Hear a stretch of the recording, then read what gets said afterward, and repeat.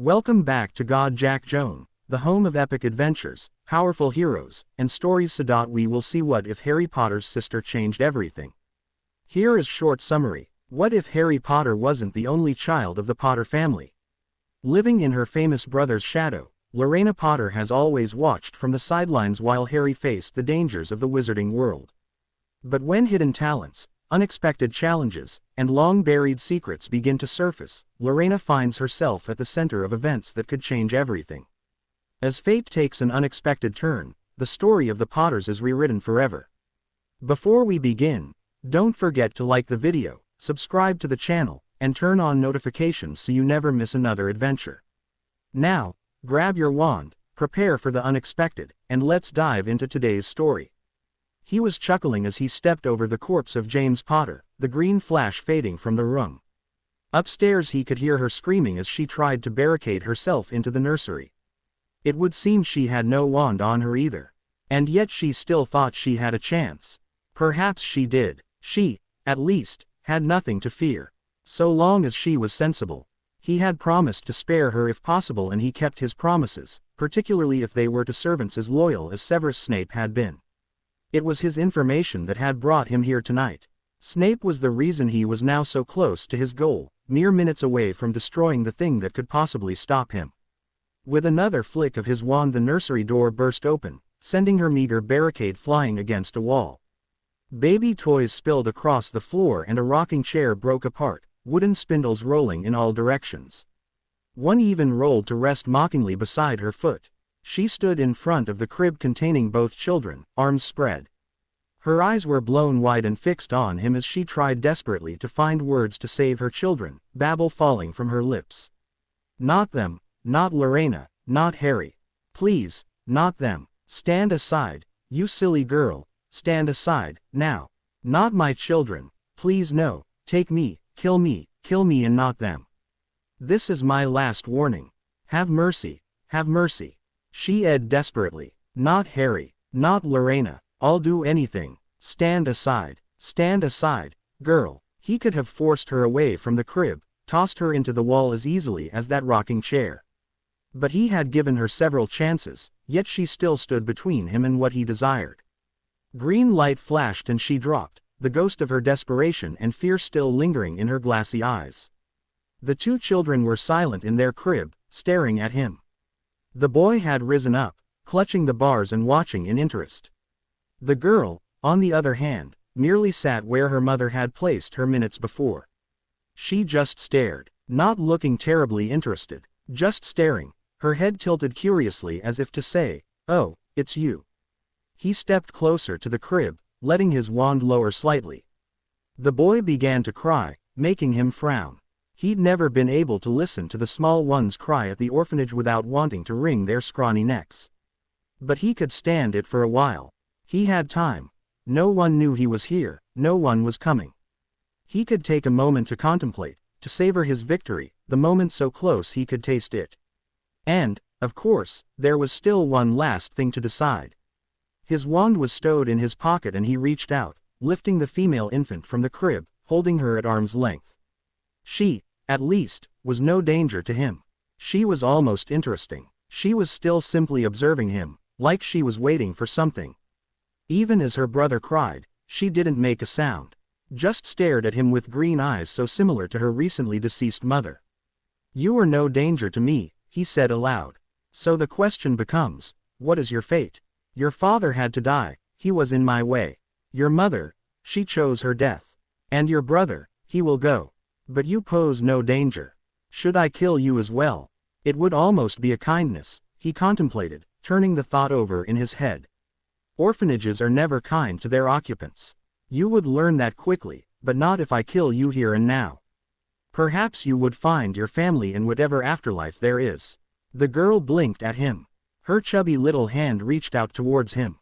He reared back, surprised. But the girl just continued to stare at him, hands stretched out. Slowly, cautiously, he drew her closer, watching with some sort of fascination to see what she would do.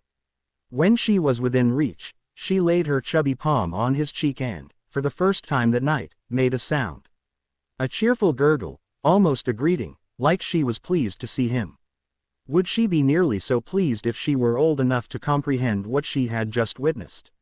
Would she reach out of the man who would murdered her family if she knew that he had just stepped over her father's corpse and left him to cool downstairs?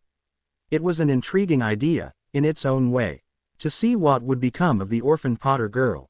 The one who, but by an accident of birth, might have been untouched by him. But now she would grow up steeped in the legend that he would become the sister of the one who would have destroyed him if he hadn't killed the boy first. She could become a trophy of sorts. He had always been fond of trophies. The girl whose life he had ruined, who he could perhaps have his servants raised to stand by his side. What a sight that would be, the daughter of the self-righteous Potters at his side. If that wouldn't crush the morale of those who would oppose him, nothing would. But she could not escape tonight unscathed, no. Mother, father, brother dead and she without a mark on her. No, that wouldn't do.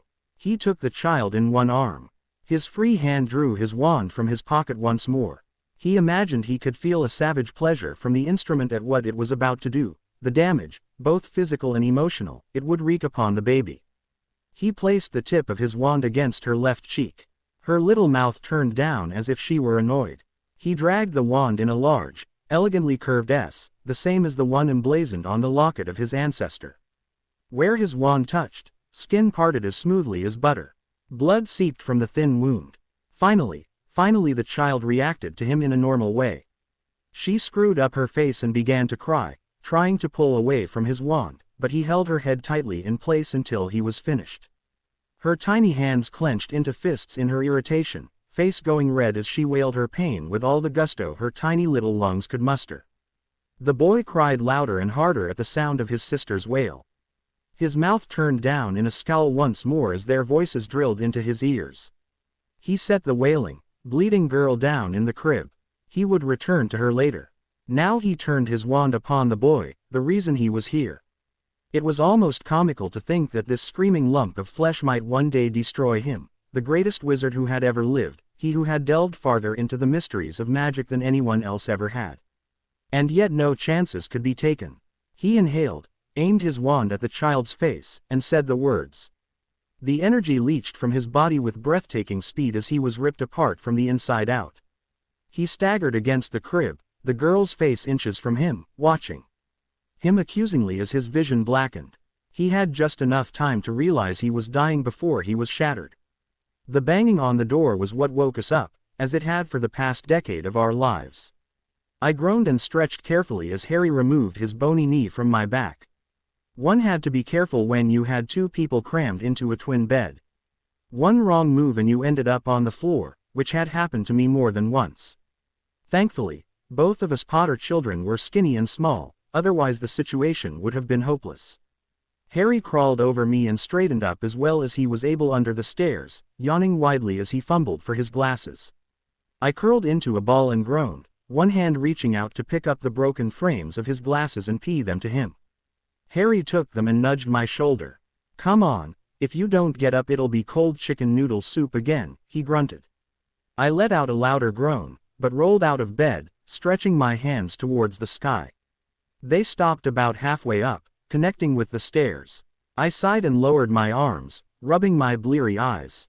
The blurry image of thin frames appeared in front of my eyes and I took my own glasses from Harry, sliding them onto my face. Like my twin, they were thin wire frames, but his were round and mine were thin rectangles. In fact, aside from the different hair colors and genders we could have been the same person. Harry's hair was a solid, deep black, and mine was a thick, dark red. We even had the same cowlick that made our hair extremely messy. I moved to the cracked mirror hanging on the wall. Aunt Petunia had given it to us years ago, probably in a desperate hope that we would put a little more effort into managing our hair, but it didn't work. Harry's simply couldn't be contained. I only put in enough effort to run my fingers through my long locks a couple of times in the morning. Which was actually quite a bit of effort. My hair was waist length. Harry's hair was cut whenever it began to get long, simply because it wouldn't do for him to run around looking like, as Uncle Vernon put it, some beatnik hippie asking for spare change. Because I was a girl, and long hair was therefore acceptable for me, I never got the luxury of haircuts. Apparently they were far too expensive, and despite the fact that my hair was long enough to get in the way, I'd never quite gotten up the courage to take the kitchen scissors and whack it short. I gave up hope of making my hair neat and just arranged it with a large chuck hanging over the left side of my face, covering it almost entirely. It made Aunt Petunia furious, but at the same time, the Dursleys could never quite figure out which was worse, me having my hair in my face, or exposing the S-shaped scar on my cheek. Usually I'd get away with it, but every now and then Uncle Vernon would go on a kick and start making me pull my hair back. Then someone would ask about my scar and I'd be allowed to cover me face again. I cast a jealous look at Harry's bangs. If my scar was on my forehead, life would be so much simpler. Harry reached for a too-big sweatshirt courtesy of Dudley and tried to tug it on. His head and shoulders were swamped in the excess fabric and he flailed around, staggering into the bed. I sighed and took advantage of his confusion to grab my own pair of huge jeans, belting them tightly at my hips to keep them from dropping to the ground. I tucked in the too long camisole I'd been sleeping in and buttoned up a stretched-out lavender cardigan of Aunt Petunia's over it. Harry had managed to fight his way free of the sweatshirt and get it on right and was trying to buckle his belt, fighting his way through the extra fabric to get at the buckle. I snorted as he got it fastened and the sweatshirt dropped to his knees, his sleeves dangling over his hands. "Nice sweater," Harry retorted, and I scowled, my one visible eye glaring. I swatted at Harry as I went past and opened the door. We scuttled out of the cupboard under the stairs, sliding into the kitchen and trying to make our entrance subtle enough not to attract attention. Aunt Petunia passed the bacon off to Harry before thumping a cookbook down in front of me and opening it to a bookmarked page. On it was a picture of a moist, triple-layer chocolate cake with chocolate frosting, chocolate shavings, rosettes of whipped cream, and maraschino cherries. I got a toothache just looking at the cake, but my mouth also watered at the sight of it. I scoffed to myself, like I'd be allowed a piece. "My Dudders has decided that he wants this cake for his birthday," Aunt Petunia hissed to me. "You're going to make it, and it's going to look just like the picture, or you can both forget meals for the next week." "Yes, Aunt Petunia," I said, already scanning the recipe. My eyes widened at the amount of sugar in the recipe, but then, I shouldn't be surprised. Dudley liked anything that was bad for you, the more sugary the better. It was the main reason why he was roughly the size of a young killer whale. "Good," Aunt Petunia said, stepping away from the counter, already totally focused on Dudley, who was plowing his way through a pile of pancakes that could have fed a small African country. "Everything's going to be perfect for my Dudley's special day," she cooed, pinching Dudley's cheek fondly. He smacked his mother's hand away, shins wobbling as he continued to eat. "I wanna open my presents," Dudley announced loudly, "and I want more bacon." "Of course, Dudley," Aunt Petunia simpered, but her beady little eyes were glaring at Harry, snapping at him furiously and pointing to Dudley's plate. Harry hustled over to the table with the bacon he'd just finished and deposited it onto Dudley's plate. He hurried back into the kitchen, whispering to me as he passed, "Have you seen the pile?" No, I hadn't, because if I looked, then I'd be even more bitter about the toothpicks I got for my birthday last year. Sure enough, when I turned around, there was a huge pile dominating the corner by the fireplace. Boxes, some of them as big as me, covered most of the room, piled on top of each other in neatly wrapped bows and gleaming wrapping paper. I eyed the pile in wonderment, trying to tally up in my head what each gift might be and how much each one cost. I was getting into a truly alarming number of zeros when Dudley demanded, "How many are there?" 36. "Counted them myself," Uncle Vernon said smugly, like his counting to 36 was some big accomplishment. 36, Dudley whined. "But last year there were 37. Aunt Petunia had developed this kind of sixth sense. I would have actually been kind of impressed by it if its necessity wasn't completely stupid. She could tell when Dudley was about to throw a mother of a tantrum and sweep in with just the right thing to say. "Yes, but here's what we're going to do," she said, kneeling down beside Dudley's chair. "When we go out, we're going to buy you 2 new presents, isn't that lovely?" Dudley screwed up his face. Then I'll have 30, 38, I filled in without thinking. Dudley whipped around, glaring at me with his piggy little eyes. "Who asked you?" he demanded. I quickly pretended to be absorbed in scrubbing the breakfast pans, knowing better than to talk back to Dudley. That always ended in me taping my glasses back together and sneaking out of the cupboard in the night to ice whatever bruises I had. Besides, we were running low on tape. Little Tyke wants his money's worth, Uncle Vernon announced proudly, just like his father. Good boy, Dudley. Aunt Petunia made an escape when the phone rang, hustling out into the hallway to answer it. I tried to sidle closer to the doorway, ears pricked to listen. Uncle Vernon saw and gave me a dirty look. I hastily scuttled back towards the sink, where Harry had taken over the scrubbing and took up a dish rag, drying the pans. So can you make the cake? Harry whispered to me softly. I nodded and worked my dish rag into a thin glass, wiping out the inside and setting it aside. Nothing too complicated, except for the decorating, I replied. Harry shook his head. I don't know why they trust you to bake and not me. It's because I've never set the toaster on fire, I expect, I said. I still vividly remembered the time Harry had attempted to make us Pop-Tarts at midnight to sell at our birthday one year. He put them in the toaster. The filling leaked out and caught fire. Needless to say, when the fire alarm started blaring and the Dudleys came down to find us frantically trying to put out the toaster, they weren't pleased.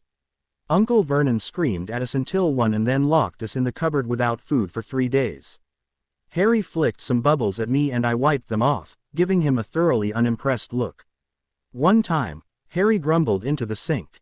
Aunt Petunia ventured back into the kitchen, looking a bit unsteady on her feet. Who was that? Uncle Vernon asked, looking up from his paper. Mrs. Fig, Aunt Petunia began weakly. She's broken her leg. She says she can't take them. Harry and I both froze, hardly daring to breathe. We simultaneously pricked our ears up to listen and kept our heads down so as not to look hopeful. That was a surefire way to get our dreams crushed. Anything would be better than going to Mrs. Fig's. She was nice enough, but there were only so many stories you could tell about your cats before it started to get a little sad. What? Dudley was clearly on the verge of exploding, his wide face going red in his anger. They can't come, he wailed. We can leave them at home, Aunt Petunia attempted. I'm not leaving them home alone, Uncle Vernon said sharply. We'll come back to the house blown up. We wouldn't blow up the house.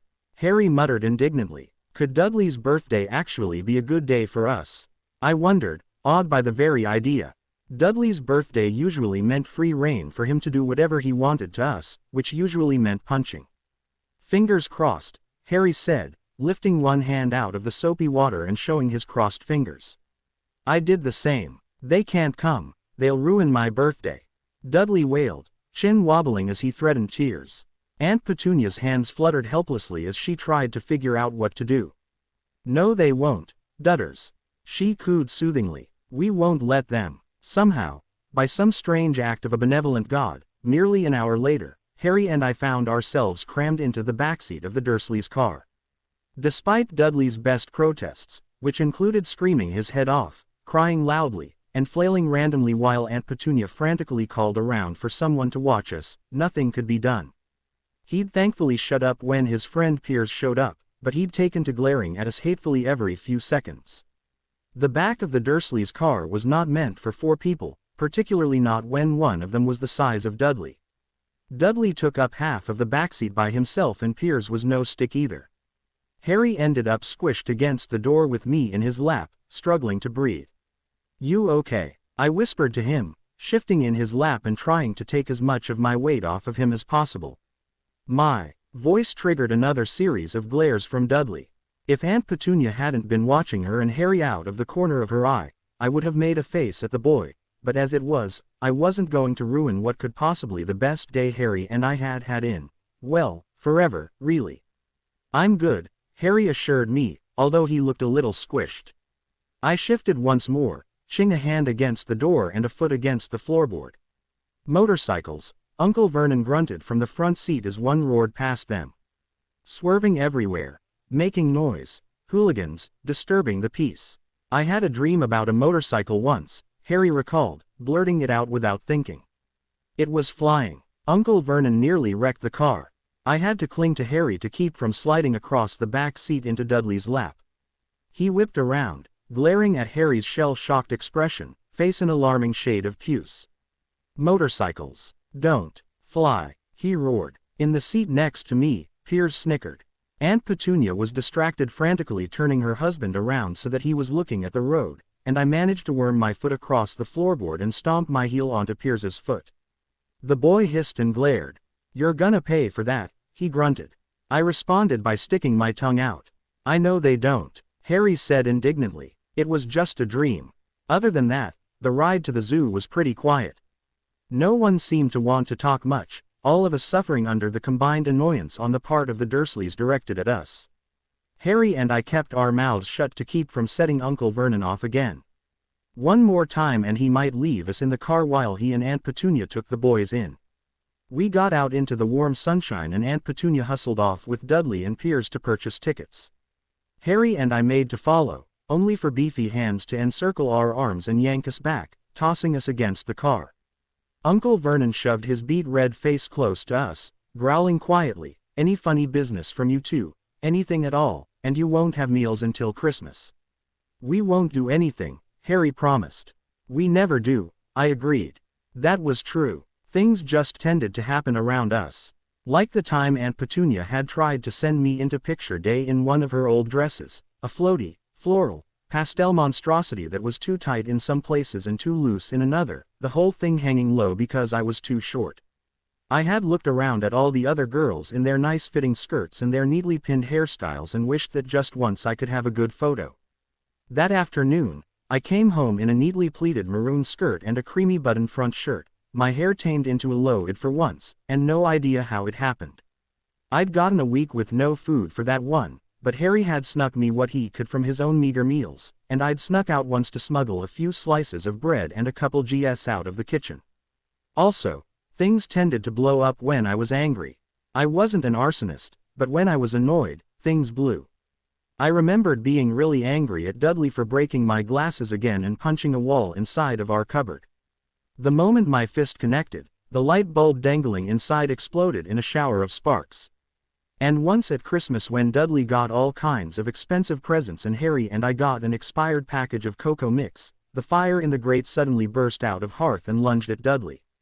But even if something did happen and we ended up starving in the cupboard, Harry and I were determined to enjoy our day as much as physically possible, and it started out really well.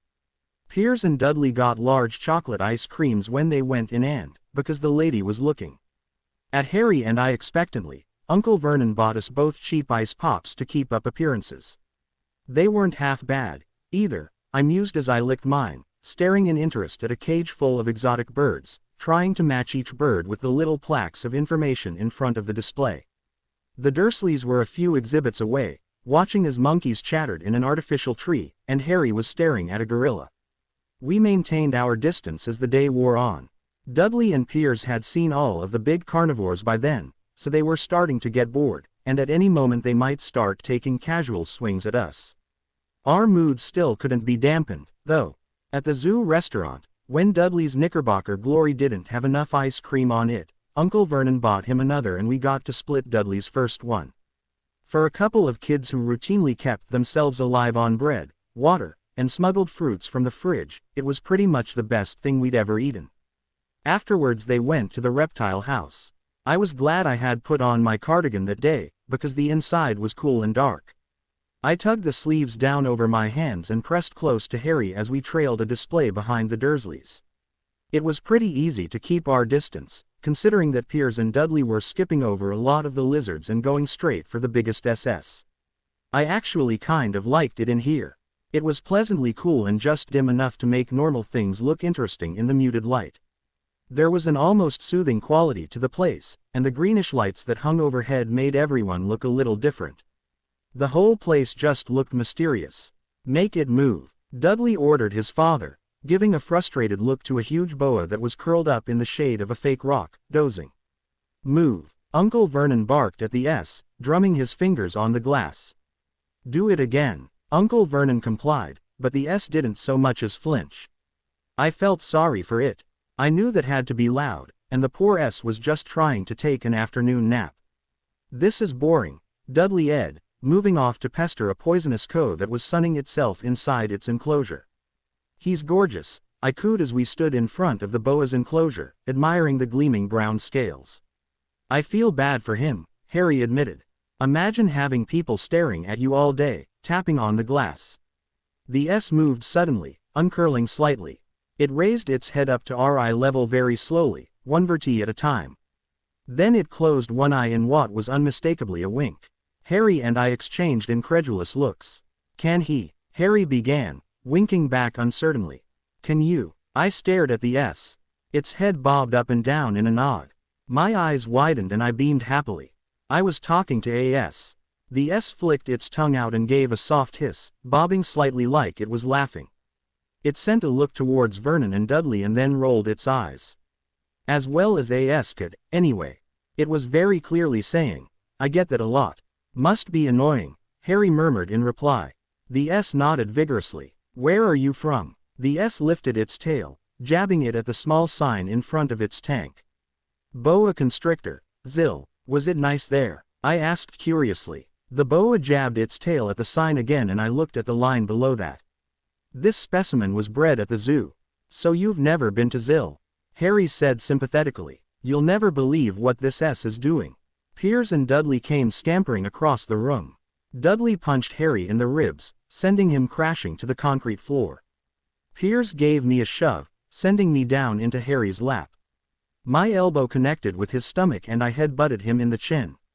He let out a Sorry, I murmured, pulling back and glaring over my shoulder at Piers and Dudley, who had pressed their faces and hands up against the glass, staring at the S who was back to looking bored. It happened without any kind of warning. No bang, no puff of smoke, no flash of light. Just 1 second the GLWAS there and then the next second it wasn't. Dudley and Piers howled and recoiled as the S uncoiled itself. The thick S dragged itself out of the cage, slithering along the floor and sending people screaming for the exits. It nipped playfully at Piers and Dudley as it passed them. Zill, here I come, the S hissed as it passed us. Thanks amigos. I smiled at the S, and Harry gaped. No problem, he stammered. I stretched out a hand, letting the smooth, dry scales slide under my fingers as the boa wormed its way to freedom. The zoo, of course, was terribly apologetic about what had happened. The director himself made us all tea in his office while Piers and Dudley jabbered, blabbering about how the S tried to bite them and crush them. Privately, I figured that our new snaky friend probably had better taste than to take a bite out of something as ugly as Dudley, but they wouldn't be swayed. The worst bit was when Piers calmed down enough to say, they were talking to it, weren't they? And Dudley nodded along with him. For the sake of their reputation, Uncle Vernon waited until Piers had been picked up by his mother, which, going by the shade of red his face was, had been quite difficult for him.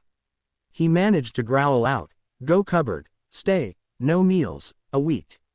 He toppled backwards into a chair, and I had to actively restrain myself from yelling, "Timber!" as Aunt Petunia rushed off to get him a &D.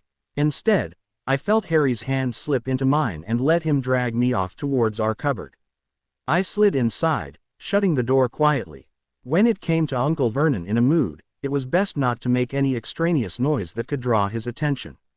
I sagged backwards onto our bed, letting my legs trail off the edge. I kicked them lightly. "Well, that went downhill fast," I announced as Harry lay down next to me, shoulder pressed against mine. I rolled onto my side and curled into a ball, wrapping an arm around Harry's scrawny ribs and burrowing my face into his arm. Harry patted my arm comfortingly, staring at the ceiling disinterestedly. I mumbled something and Harry looked down at me. "What?" I lifted my face out of his sleeve long enough to repeat, "You think the S is okay?" Before nuzzling back into his shoulder. Harry snorted. "Rena, I'm pretty sure that thing could eat a bus." "It's fine," he swore. We lay on the bed, muttering back and forth as the night dragged on. Harry kept checking his watch with the cracked face to see if it was late enough to go sneak food. "Think it's late enough?" he asked for the 4th time a little after 11, offering his wrist to me. "I'm going for it," I said, standing up. "Wait here." I crept from the cupboard and tiptoed into the kitchen in my socks. I had learned over the years that the key was to get in and get out as quickly and quietly as possible. I could move almost silently in the shadows. In under 2 minutes I had snagged an apple from the fruit bowl, grabbed a few granola bars from a forgotten package in the back of the cupboard, and snagged 2 cans of soup from the cabinet with pull tops. After adding a water bottle to the pile, I wrapped it up in my cardigan and crept back into the cupboard. "What did you get?" Harry asked, sitting up interestedly as I returned, shutting the door quietly behind herself. He had changed into the too big t-shirt he usually slept in. I set down my bundle and opened it up. "I figured this way we can get through tomorrow," I said, lifting the water bottle and taking a drink. We split the water and the apple, ate a granola bar each, and then stored the rest in a little cubby behind our bed frame. I quickly stripped down to my stretched-out camisole and underwear and slid under the covers with Harry. There was no heat under the stairs, so it tended to get pretty cold at night. Harry placed our glasses on the tiny table next to our bed and then huddled closer to me in a knot of limbs for the sake of warmth. Our blanket had passed threadbare 2 years ago. "Do you think it'll be like this forever?" Harry asked softly. I snuggled my head into his bony shoulder and hummed noncommittally. "Well, it can't get any worse," I said optimistically. Truthfully, it probably could. They could take the bed we had away. They could start feeding us nothing but bread and water. They could pull us out of school. They could beat us regularly instead of just when we did something really bad. Usually accidentally. If it wasn't accidental, it was usually me. I hated it here, and I loathed the Dursleys for all they'd put us through. For the time we'd had to sneak a look at the computer in Dudley's room to figure out how to set a broken nose after Dudley's gang had gotten a hold of Harry when we were 5. For the time Aunt Petunia had beaten me with a wooden spoon when she found me sneaking food in the middle of the night. For the time Uncle Vernon locked me in the tiny upstairs linen closet for 2 days with no food or water after I lost it and hit Dudley back one day. There was some little bitter part of me that wanted to get up one night, grab a knife out of the kitchen, and make them feel a little bit of the fear they'd inflicted on us. There was no reason we should worry about where our next meal was coming from. There was no reason our clothes didn't fit. There was no reason Harry and I had to routinely mop each other up after Dudley laid into us, other than that the Dursleys didn't care about us. It was a horrible feeling, knowing your own family didn't care. Opening parenthesis closing parenthesis opening parenthesis closing parenthesis opening parenthesis closing parenthesis opening parenthesis closing parenthesis opening parenthesis closing parenthesis opening parenthesis opening parenthesis closing parenthesis. It was thanks to Aunt Petunia and Uncle Vernon heading into town for a function at his company that Harry and I were able to steal a few moments of freedom in the midst of our punishment. Dudley was out with his friends, which gave us the house to ourselves. However, after spending nearly 2 weeks shut in the house, Harry and I weren't exactly keen to stay inside. "I want to run," I announced as Harry and I entered the park. I was bouncing with pent-up energy at this point. "Go ahead," Harry said, moving to the one swing that still hung properly. It was the only one Dudley and his friends hadn't managed to break yet. "I'm going to sit for a while." I nodded. Harry moved to the swing and I took off running around the track that circled the whole of the park. It wasn't a particularly large track, but it was big enough that I would be out of Harry's view for part of the time, which was the reason I'd told him where I was going before taking off. I wasn't much of a runner, to be honest. But after spending so many days staring at the same walls I just wanted to move. So I took off sprinting as fast as I could around the track, my 2 big sneakers making me slip a couple of times. By the time I'd done one lap, waving to Harry as I passed, I was winded and there was the beginning of a stitch in my side. I wasn't willing to stop yet though, particularly when I knew I was going to be locked back up once we left. I decided I'd take a brief rest in the few yards of trees that concealed a bit of the track. I'd rest against one of the trunks and breathe for a few seconds, stretch my legs a bit, and then keep going. I made it to the trees all right, and settled on one with a particularly wide trunk. Perfect for leaning against. I ran towards it, a foot thrust out across the track. I yelped as I hit it. I tripped and went flying, trying to catch myself. The grit ripped into my palms. My elbow gave out and I hit the ground hard, scraping my chin and knees. I let out as everything gave a synchronized throb. The cuts on my palms, knees, and chin were stinging and I knew I was screwed. The Dursleys would notice. They'd ask how I'd managed to see myself up so badly if I had stayed in the house like I was supposed to. But there was still one question left. Who tripped me? The laughter coming from behind me was familiar, and the huge shadow falling over me clinched it. I knew at once that it was Dudley and his stupid friends. That skinny leg that tripped me probably belonged to Piers. I flipped over onto my back, hissing when I CED myself with one hand against the ground. Sure enough, Dudley was looming overhead. Piers was snickering next to him, and the pair of them were flanked by Dennis, Malcolm, and Gordon. "Watch where you're going, orphan." Piers sneered down at me. "My apologies," I grunted, starting to get up. Dennis stepped forwards, grabbing me and wrenching my arms behind my back. I snarled over my shoulder at him as Dudley came forwards. "I know it was you," he scowled, his many chins wobbling as he glared. "What did you do to the the zoo?" I scoffed. "I didn't do anything, it just wasn't there anymore." I was well aware that, while it was true, it wasn't going to matter to Dudley. He'd made up his mind that I was the one who'd set the boa loose, so he was going to make me pay for it in the way he knew best, by beating me up. And he'd brought his friends along to cheer him on. Sure enough, a meaty fist slammed into my stomach. I grunted as the breath was blasted out of me. I felt disgusted at myself as I dangled limply in Dennis's grip, panting frantically to try and get air back in my lungs. "Piers was there. He knows you did it too." Yeah, Piers wasn't willing to get within arm's reach of me, apparently. He stretched out his foot and kicked me in the knee. His shoe SCD painfully across my already existing cuts. I swallowed a whimper. I wasn't going to give these idiots the satisfaction. "What did you do, freak?" "I did nothing," I spat back, glaring at the lot of them from behind my hair. "You're lying." Piers was getting veer, apparently. He stepped forwards and punched me across the cheek.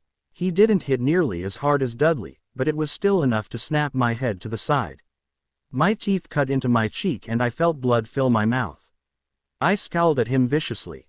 "Tell the truth." "That is the truth, you stupid weasel," I growled out. Dennis yanked my arms painfully, digging the tips of his fingers in maliciously. There would be bruises there too. Lovely. By the time I got out of this not a bit of me would still be skin-colored. And then, horror of horrors, Harry came venturing up the track, calling out curiously, "Rena, are you back here?" "Harry, run," I shouted desperately. I was fine, I'd take my beating and get on with my life as usual. As of right now, Dudley seemed content to take his frustrations out on only me, but if Harry was around, he'd get the same. I wanted to spare him that, if possible. Harry rounded the trees and saw me sagging in Dennis's grasp, bleeding and bruised, with Dudley and his friends surrounding me. "Run, you idiot," I shrieked at him. Harry hesitated, looking like he desperately wanted to help me, even though we both knew he couldn't. "Get him," Dudley ordered. Harry's reluctance to leave me to them cost him. He'd only taken a few uncertain steps away when Malcolm leapt on him, dragging his skinny, struggling self over to the rest of us. "Was it you?" Dudley demanded, getting in his face. "Did you set that S on us?" Harry's eyes clearly betrayed how afraid he was, but he managed to set his jaw and say, "I didn't do anything, and neither did Lorena." "Now let us go." "Let us go." Dudley laughed. His cronies were quick to cackle along with him. "Let us go," he says. "We're not gonna let you go until you apologize for setting that S on us." "Teach him a lesson," Piers goaded. Dudley swaggered forwards and slugged Harry right in the nose. His glasses broke, or rather, they popped free of the tape that held the two broken halves together and dangled limply from his ears. His nose spurted blood, dripping down into his mouth. That reminded me of the blood filling my own mouth. I turned and spat it at Piers furiously. He recoiled and gave me a disgusted look. "She spit at me," he exclaimed indignantly, like he didn't deserve that and worse. "Did you see that? She spit at me." Piers kicked me again, followed by a backhand to one cheek. "Stop!" Harry didn't even get his whole protest out before Dudley buried his fist into his stomach twice in rapid succession. Harry doubled over, wheezing for air. "Let him go," I shouted. Dudley whipped around to look at me. I straightened up as well as I was able to and glared at him thunderously. "Let him go. He didn't do it, I did." "Rena." "No," Harry panted, but he didn't have enough oxygen back to really protest. "See," Dudley said triumphantly, staring around at his gang. "I told you she did it. Now, you've gotta apologize." I gritted my teeth at him and spat another globule of blood onto his shirt. "Like hell I will," I growled. "You deserved it." The sight of Harry panting, nose bloody, glasses destroyed, fed my rage. That was why I'd spoken up, even though I had no idea what had happened to the glass. I certainly hadn't done anything, but if Dudley wanted to believe it was me, then fine, I'd let him if it would get him away from my brother. I was starting to mildly regret my decision, however, when Gordon got in his first hit, slugging me. My head snapped to the side again.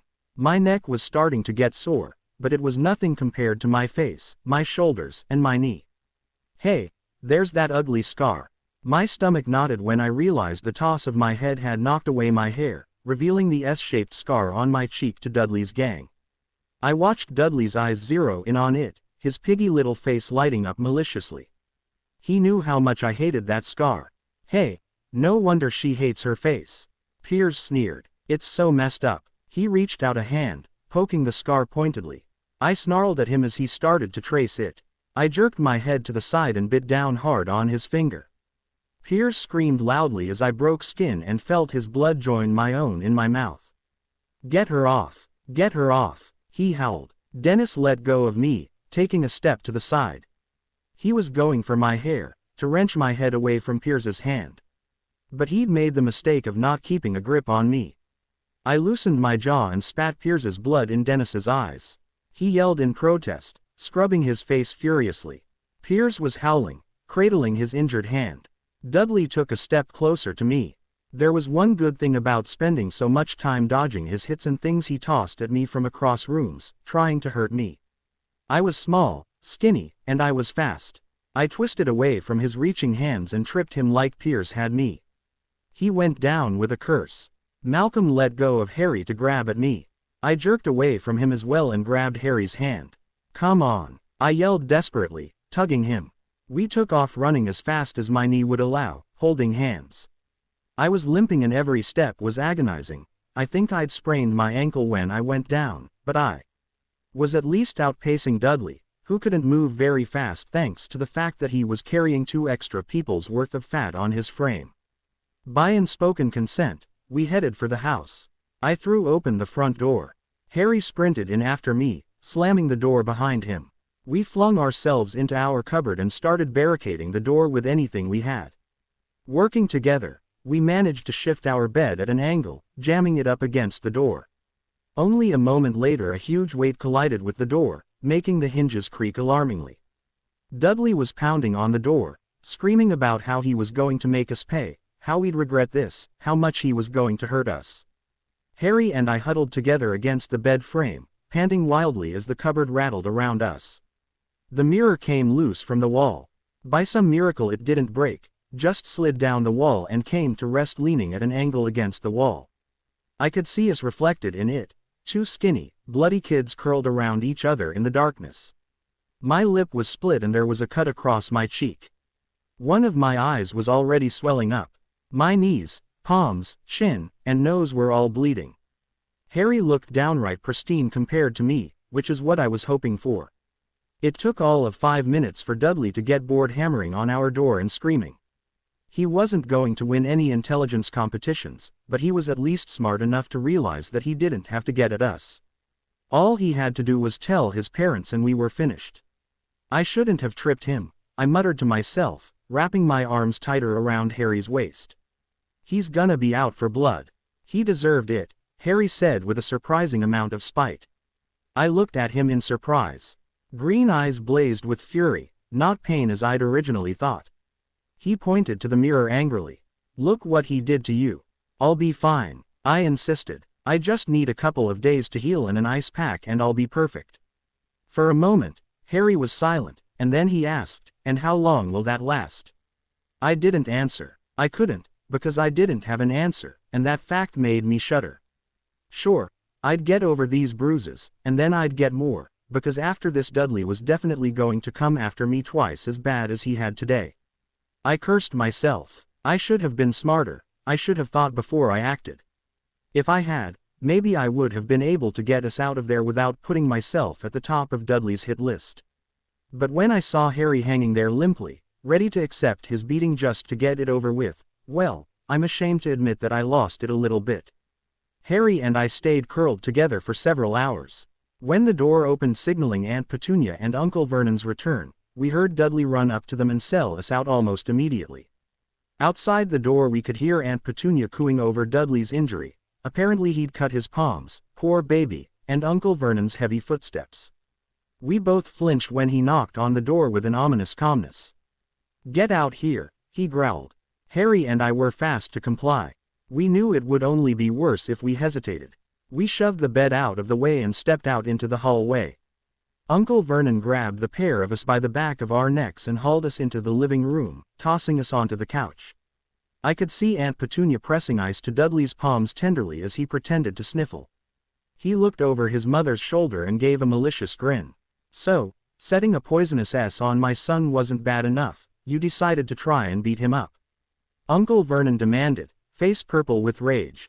I couldn't help but be incredulous. Harry and I were both bleeding down our fronts and he was mad at us for what happened to Dudley. Of course, I wasn't surprised at all. Uncle Vernon would likely be more concerned about a paper cut on Dudley than if Harry and I were bleeding out on the floor. "What happened, Diddy Dinkydums?" Aunt Petunia cooed at Dudley. "Yes, son. Tell us exactly what happened," Uncle Vernon ordered, giving Harry and I a triumphant glare as if to say, "Here comes the evidence." "Here, sit down Diddums," Aunt Petunia said, helping him into a squishy armchair across from me. Dudley kept up his fake sniffling.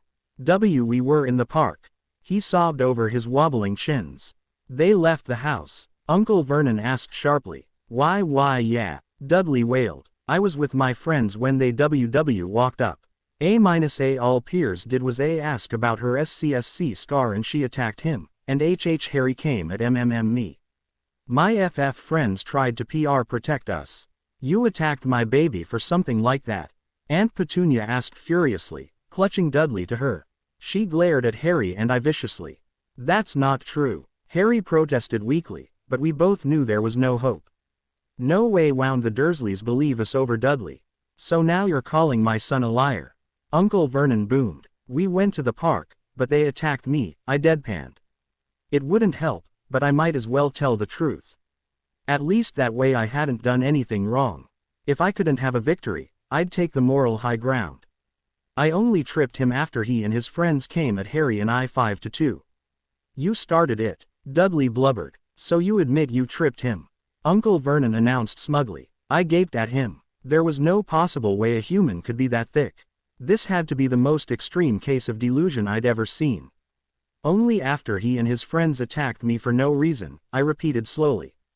Not true," Dudley howled, throwing his act to new heights. "Harry hit me first." I snarled at him, "As if you'd feel Harry hitting you under all that fat, you stupid, malicious tub of lard." Mummy," Dudley screamed. Shush, she insulted me. Like you insulted my scar." I shot back. "Shut up." Harry hissed at me warningly, but I was having none of it.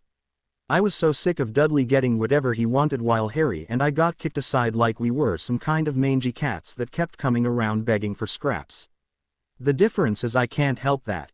You can help the fact that you're roughly the size of a killer whale, but for some reason you can't stop stuffing your face long enough to look in a mirror and realize how disgusting you are. "Enough," Uncle Vernon roared. "Another 2 weeks for you both.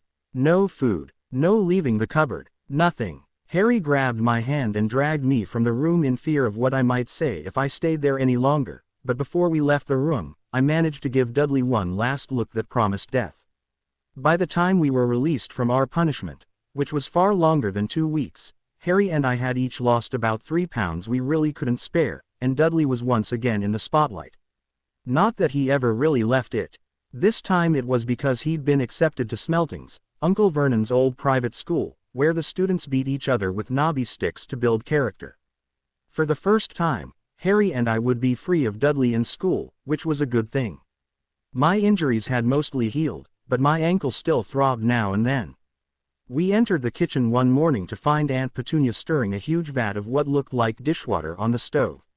"What's that?" I demanded before I could stop myself, repulsed. Aunt Petunia gave me a dark look. "I'm dyeing some old things gray from your uniforms. It'll look like everyone else's." "Doubt it," I muttered as Harry brushed past me to start on breakfast. "What was that?" "Thank you," I hastily corrected before making my escape to the juicer, preparing the orange juice. Uncle Vernon and Dudley seemed about as thrilled with the smell coming from the uniforms as Harry and I were when they came in. They took seats at the table and Harry hastily supplied them with scrambled eggs and sliced fruits before starting on his own plate. He and I ate in the kitchen, sneaking bites as we manned the stove, scrambling more eggs when Dudley inevitably asked for seconds. There was a sharp snap from the front door, signaling the arrival of the mail. "Mail's here," Aunt Petunia announced unnecessarily. "Get the mail, Dudley. Make Harry get it. Get the mail, Harry. Make Dudley do it. Whack him with your smelting stick, Dudley." Harry dodged a swipe from the stick as he passed the table, heading for the front door. I watched him go and then turned back to the eggs, swirling them half-heartedly in the pan. I was surprised when, moments later, Harry returned to my side and dropped a letter onto the counter next to me. A letter addressed to me. Miss L. Potter, The Cupboard Under the Stairs, 4 Privet Drive, Little Whinging, Surrey. That was me. I looked from it to him incredulously and noticed that Harry had his own letter clutched firmly in his hand, staring at it in awe. I snatched my own up greedily. The envelope was made of thick yellowish parchment that felt creamy in my fingers when I ran them over the green ink of the address. I flipped it over in trembling hands to see a purple wax seal holding it closed. It was a coat of arms with a lion, a badger, and an eagle around a large, ornate H. I dimly heard Uncle Vernon say something as I slit the wax seal with a finger and tugged the actual letter free. I set the envelope aside and was about to unfold the parchment when Dudley yelled, Dad, they've got something." In a surprising feat for someone so large, he'd managed to creep up behind us, probably because we were both so focused on the letters in our hands. He wrenched us around and snatched the letters from our hands, holding them over his head triumphantly as he waddled back towards the kitchen table. "That's mine," we protested in sync as Dudley proudly presented the letters to Uncle Vernon. "Who'd be writing to you?" Uncle Vernon sneered, flipping one letter open. He froze, his face going from green to red to gray in the space of a few seconds. "P.P. Petunia," he gasped. Dudley tried to snatch the letter from his father's hand, but Vernon held one out of his reach while passing the other to Petunia. She paled and grabbed onto the cabinet like she needed support. "Vernon! Oh my goodness, Vernon!" she gasped. They seemed to have forgotten that there were other people in the world, just staring at each other in horror. Dudley whacked his father with his smelting stick and whined, "I want to read it." "Seeing as there are letters," I began, narrowing my eyes dangerously. "We want to read them," Harry finished furiously. Uncle Vernon stuffed the letters back into the envelope. "Get out, all of you," he ordered. "Let me see it," Dudley protested. "Give us our letters," I shrieked. I felt something rise up in me and burst out. There was a hissing pop and one of the bulbs in the chandelier over the table exploded, raining down Glinto the breakfast below. Aunt Petunia screamed and sagged against the wall, sliding down it weakly. Uncle Vernon looked like someone had just presented him with a dead animal. "Out!" Uncle Vernon roared. He shot to his feet and seized Harry and Dudley by the backs of their necks, shoving them to the door. While he struggled with them, I grabbed the envelope and shoved it down my shirt. Then Uncle Vernon turned back for me. I CED myself by the stove as he came at me. "Who's writing us?" I demanded. "No one. It was a mistake," Uncle Vernon snarled, reaching for my arm. I yanked it back, reaching behind me for something to fend him off with. I screamed as I inadvertently placed my hand down on the burner that had been used to make the bacon. It was still burning hot. I ripped my hand free and clutched it to my eyes watering. Uncle Vernon took that opportunity to grab me by the hair and haul me towards the door, hurling me out into the hallway. So much for not being injured anymore. I smacked into Harry and we rammed into the wall. I gave a sob as my injured hand connected with the corner of a table. By the time we'd righted ourselves, Dudley had claimed the keyhole, so we were reduced to crouching on the floor listening at the gap below the door, with me still clutching my hand to mine and trying to hold back whimpers. I was in pain, but no way was I missing out on this. "Vernon," Aunt Petunia asked shakily. "Look at the address. How do they know where he sleeps?" "Spying. Watching the house. Maybe following us," Uncle Vernon mumbled in response. "Should we write back, tell them we don't want?" "No, we won't do anything. Just ignore them, that's best. Yeah, leave them alone." Aunt Petunia didn't sound convinced. "But," I'm not having two in the house. Didn't we swore when we took them in that we'd put a stop to that nonsense? Uncle Vernon's shoes came closer to the door. Harry and I wisely fled into our cupboard. In the hallway, they could hear Dudley demanding to read the letter while Uncle Vernon told him to be quiet. I hate Dudley, Harry muttered spitefully, glaring at the floor as he stood in darkness. I tugged on the string of the little bare bulb that lit our cupboard with my good hand and flung myself down onto the bed, digging down my shirt with the same hand. What are you doing? Harry asked, confused. I lifted up the envelope triumphantly. Harry grabbed at it desperately, looking it over. It's got our cupboard on it. I know, I nodded. Someone knows where we are. Someone wants to talk to us. Harry held out the envelope to me. Do you recognize this coat of arms? He asked, pointing to the seal. I shook my head helplessly. I've got nothing. Without thinking, I put my hand palm down on the sheets. Immediately I let out a whine and tugged it back, clutching my wrist in my free hand and looking at the pink skin in distaste. Lorena, Harry exclaimed. He tossed the envelope onto the bed carelessly and sat down next to me on the sheets. He gingerly tugged my hand towards him. I'm fine, I assured him. No, you're not, he disagreed. You need some aloe or something. Right, like they'll let me get some, I scoffed. Harry shook his head. Wait here, he said, and headed for the door. Harry, I hissed at him. It was stupid to try something when the Dursleys were already mad. But he was already gone. Not 2 minutes later he came back, holding a wad of toilet paper slathered in aloe gel and a bit of gauze. They'll see the gauze, I hissed at him. Are you stupid? I'm mad, he countered, green eyes flashing behind his glasses. He sat down next to me again and took my hand, laying it in his lap. He was careful as he gently wiped it with the aloe. I sighed in relief at the pleasant cooling feeling. Feels amazing, I ed. Right, Harry said, staring at the long length of gauze he'd smuggled out. Let's see. In the end he wrapped my burned fingers individually and then my palm, knotting the ends behind my hand. It looked pretty clumsy, but for a couple of 10-year-olds it was a pretty decent patch job.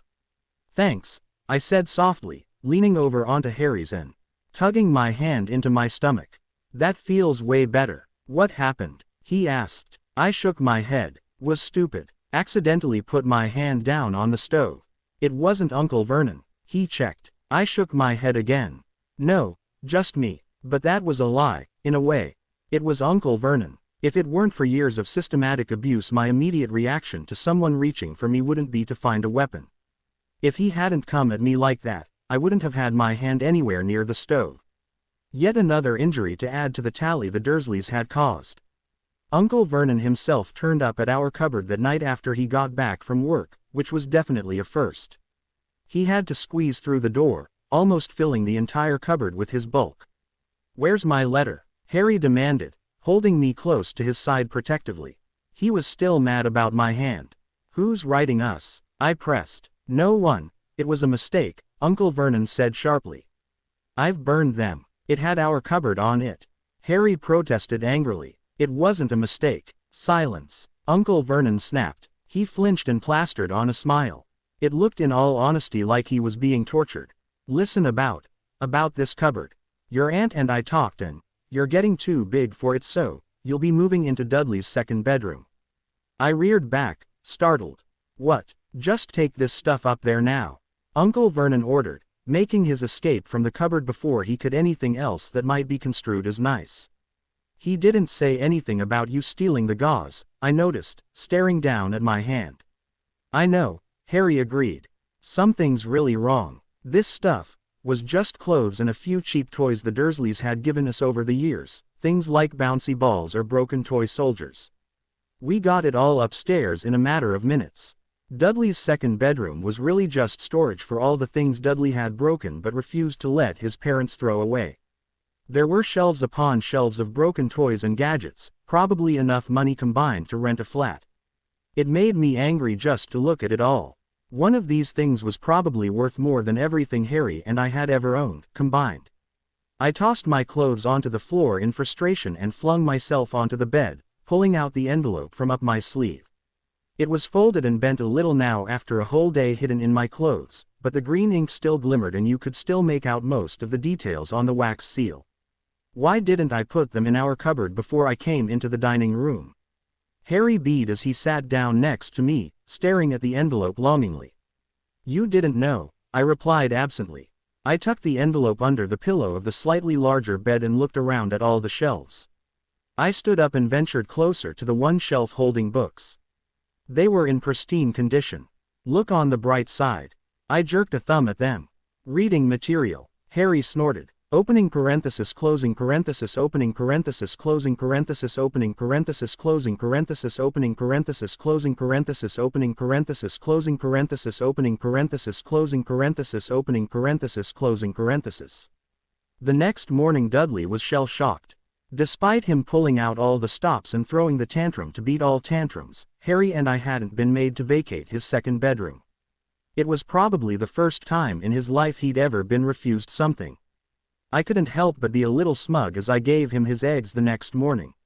I slept really well last night, I announced. Dudley glared up at me and tried to whack me across the shins with his smelting stick. I leapt over it lightly and sashayed back to the kitchen. That's nice, Uncle Vernon said, sounding as if he thought the exact opposite.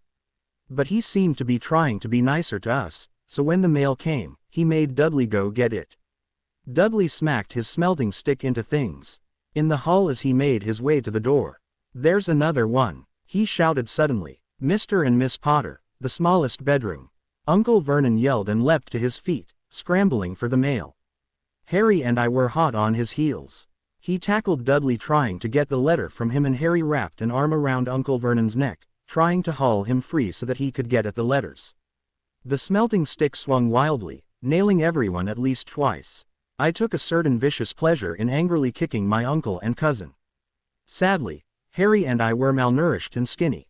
We didn't stand a chance. Uncle Vernon emerged victorious, holding the letters above all of us. Potters, to your cupboard.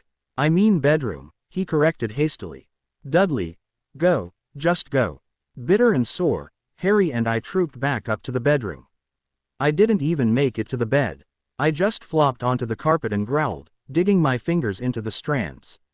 What could be so bad? I hissed. What don't they want us to know? Harry slowly sat down on the edge of the bed, box springs creaking slightly. You don't think? He began slowly, then shook his head. Nothing. Never mind. What? I pressed, rising up on my elbows to look at him. What are you thinking? Harry was biting his lip, green eyes lowing behind his glasses. Could it be Dad's family maybe?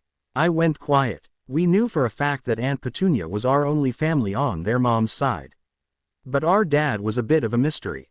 I could count on one hand the number of times the Dursleys had mentioned him, and it had always been to insult him, not to impart any kind of useful information.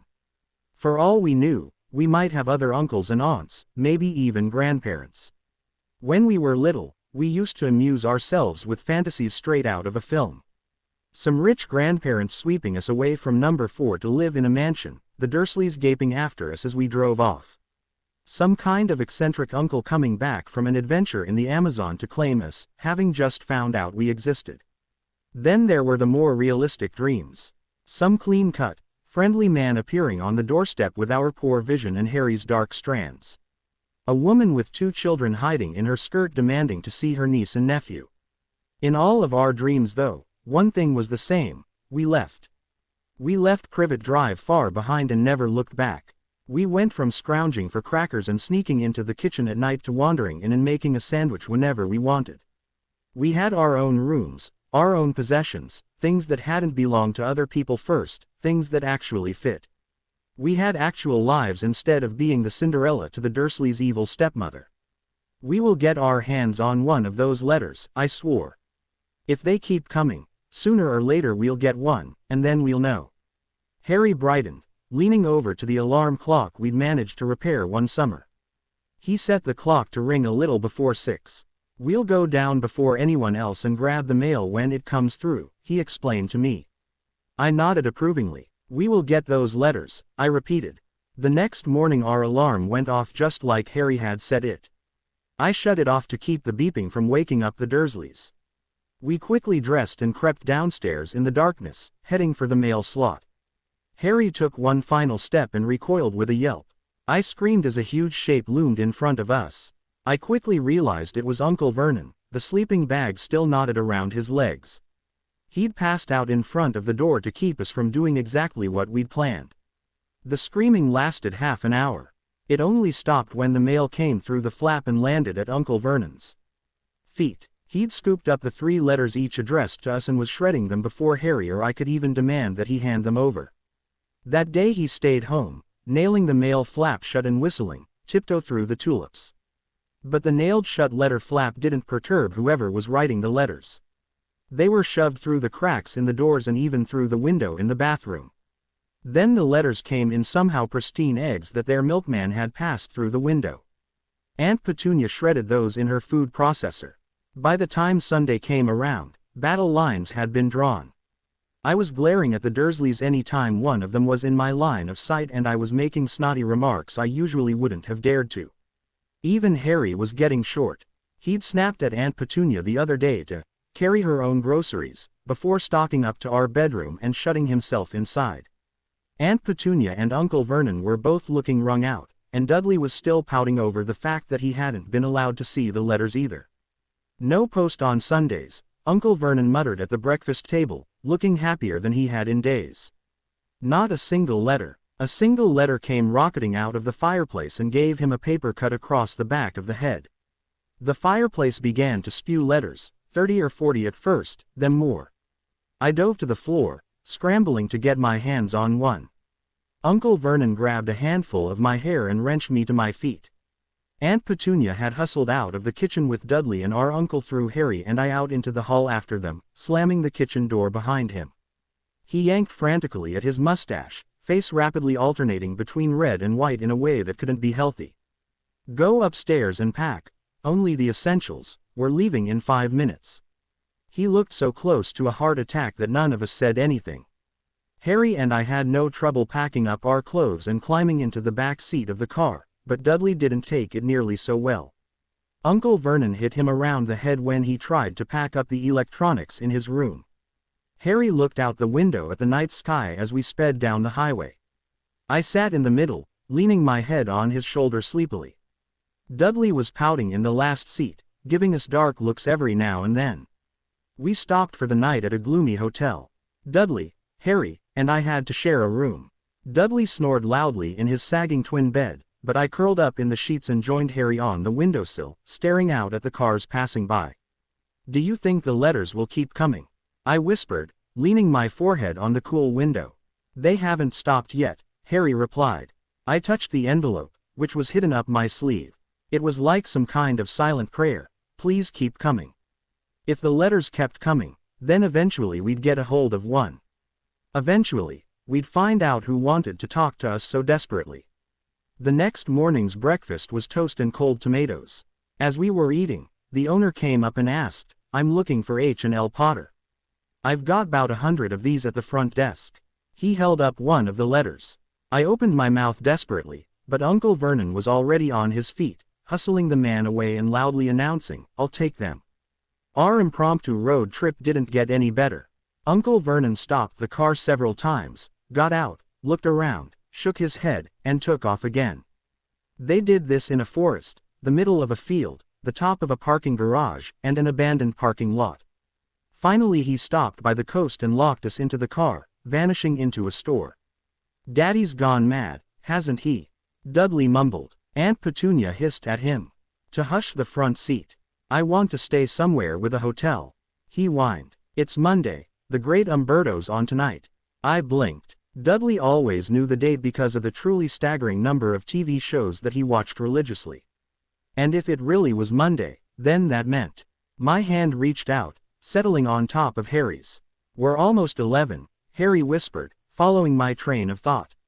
"Tomorrow," I agreed. Our birthdays were never fun.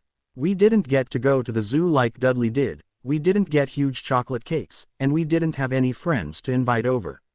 Last year on our birthday, Harry had gotten a travel package of tissues and I received a pair of Aunt Petunia's old stockings full of holes. This year we definitely wouldn't get anything, even something that bad. But still, at least we'd gotten to go somewhere, I mused. It may not have been fun sitting in the awkward silence of the Dursleys' car as Uncle Vernon drove frantically and muttered, "Shake 'em off," but I had Harry and there was some pretty countryside to see every now and then, so all in all, it wasn't the worst birthday we'd ever had. Uncle Vernon returned then, and this time he was smiling widely and holding a long, thin package and a grocery bag. I couldn't decide if the smile was a good sign or a bad one. "Found a place for us to stay tonight," he announced, thrusting a finger proudly towards a rock way out to sea with a broken-down old shack on it. "And this fellow," he gestured to the toothless old man who had followed him to the car, "has agreed to let us use his boat." The sea spray dampened our clothes as we rowed out to the rock, making the wind that whipped around us seem even colder. Harry and I were made to take point, so we took most of the spray. We huddled together desperately for warmth, but it didn't help much. By the time we arrived at the rock, we were shuddering with cold. The shack itself wasn't anything special, and it definitely didn't have a television. In fact, it didn't even have electricity. There were only 2 rooms and a fireplace to provide warmth. The cracks in the walls rendered a fire pretty much useless though. The whole place reeked of seaweed and old fish. The grocery bag held a bag of chips each and 4 bananas. We ate quietly, turning over our chip bags when we'd finished to Uncle Vernon, who tried to use them to start a fire.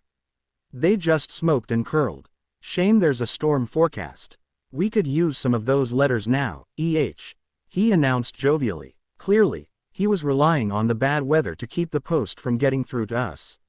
I narrowed my eyes at him angrily and raised my banana peel. Harry caught my wrist hastily and yanked the peel away from me. "I wasn't gonna actually throw it," I mumbled, glaring at my uncle. "Can never tell with you," Harry countered. We bedded down that night in some moldy blankets that Aunt Petunia found in the second room. It was a bedroom, which she and Uncle Vernon claimed. Dudley took the couch, burrowed under thick blankets. Of course Harry and I were left with a thin, ragged sheet and a patch of floor for our beds. We curled up together in a corner that was mostly free of holes to try and preserve as much warmth as possible. That night the storm came. Between the wind whistling through the cracks in the walls and rattling the windows, the thunder that rolled in around 10, and Dudley's snoring that could have woken the dead, there was no way we were getting any sleep. I muttered, draping one leg over Harry's side and scooting closer, trying to fight off the shivers that had started up again. "Think if I grabbed one of Dudley's blankets he'd notice." "Uncle Vernon would in the morning," Harry pointed out. I huffed, then did it again when my breath warmed up my fingers. "Right," I grumbled. I sent a glance over my shoulder towards Dudley. "But if we freeze to death it won't matter," I pointed out, emerging from the sheets. I shuddered as the parts of me that I'd managed to keep warm immediately froze in the cold air.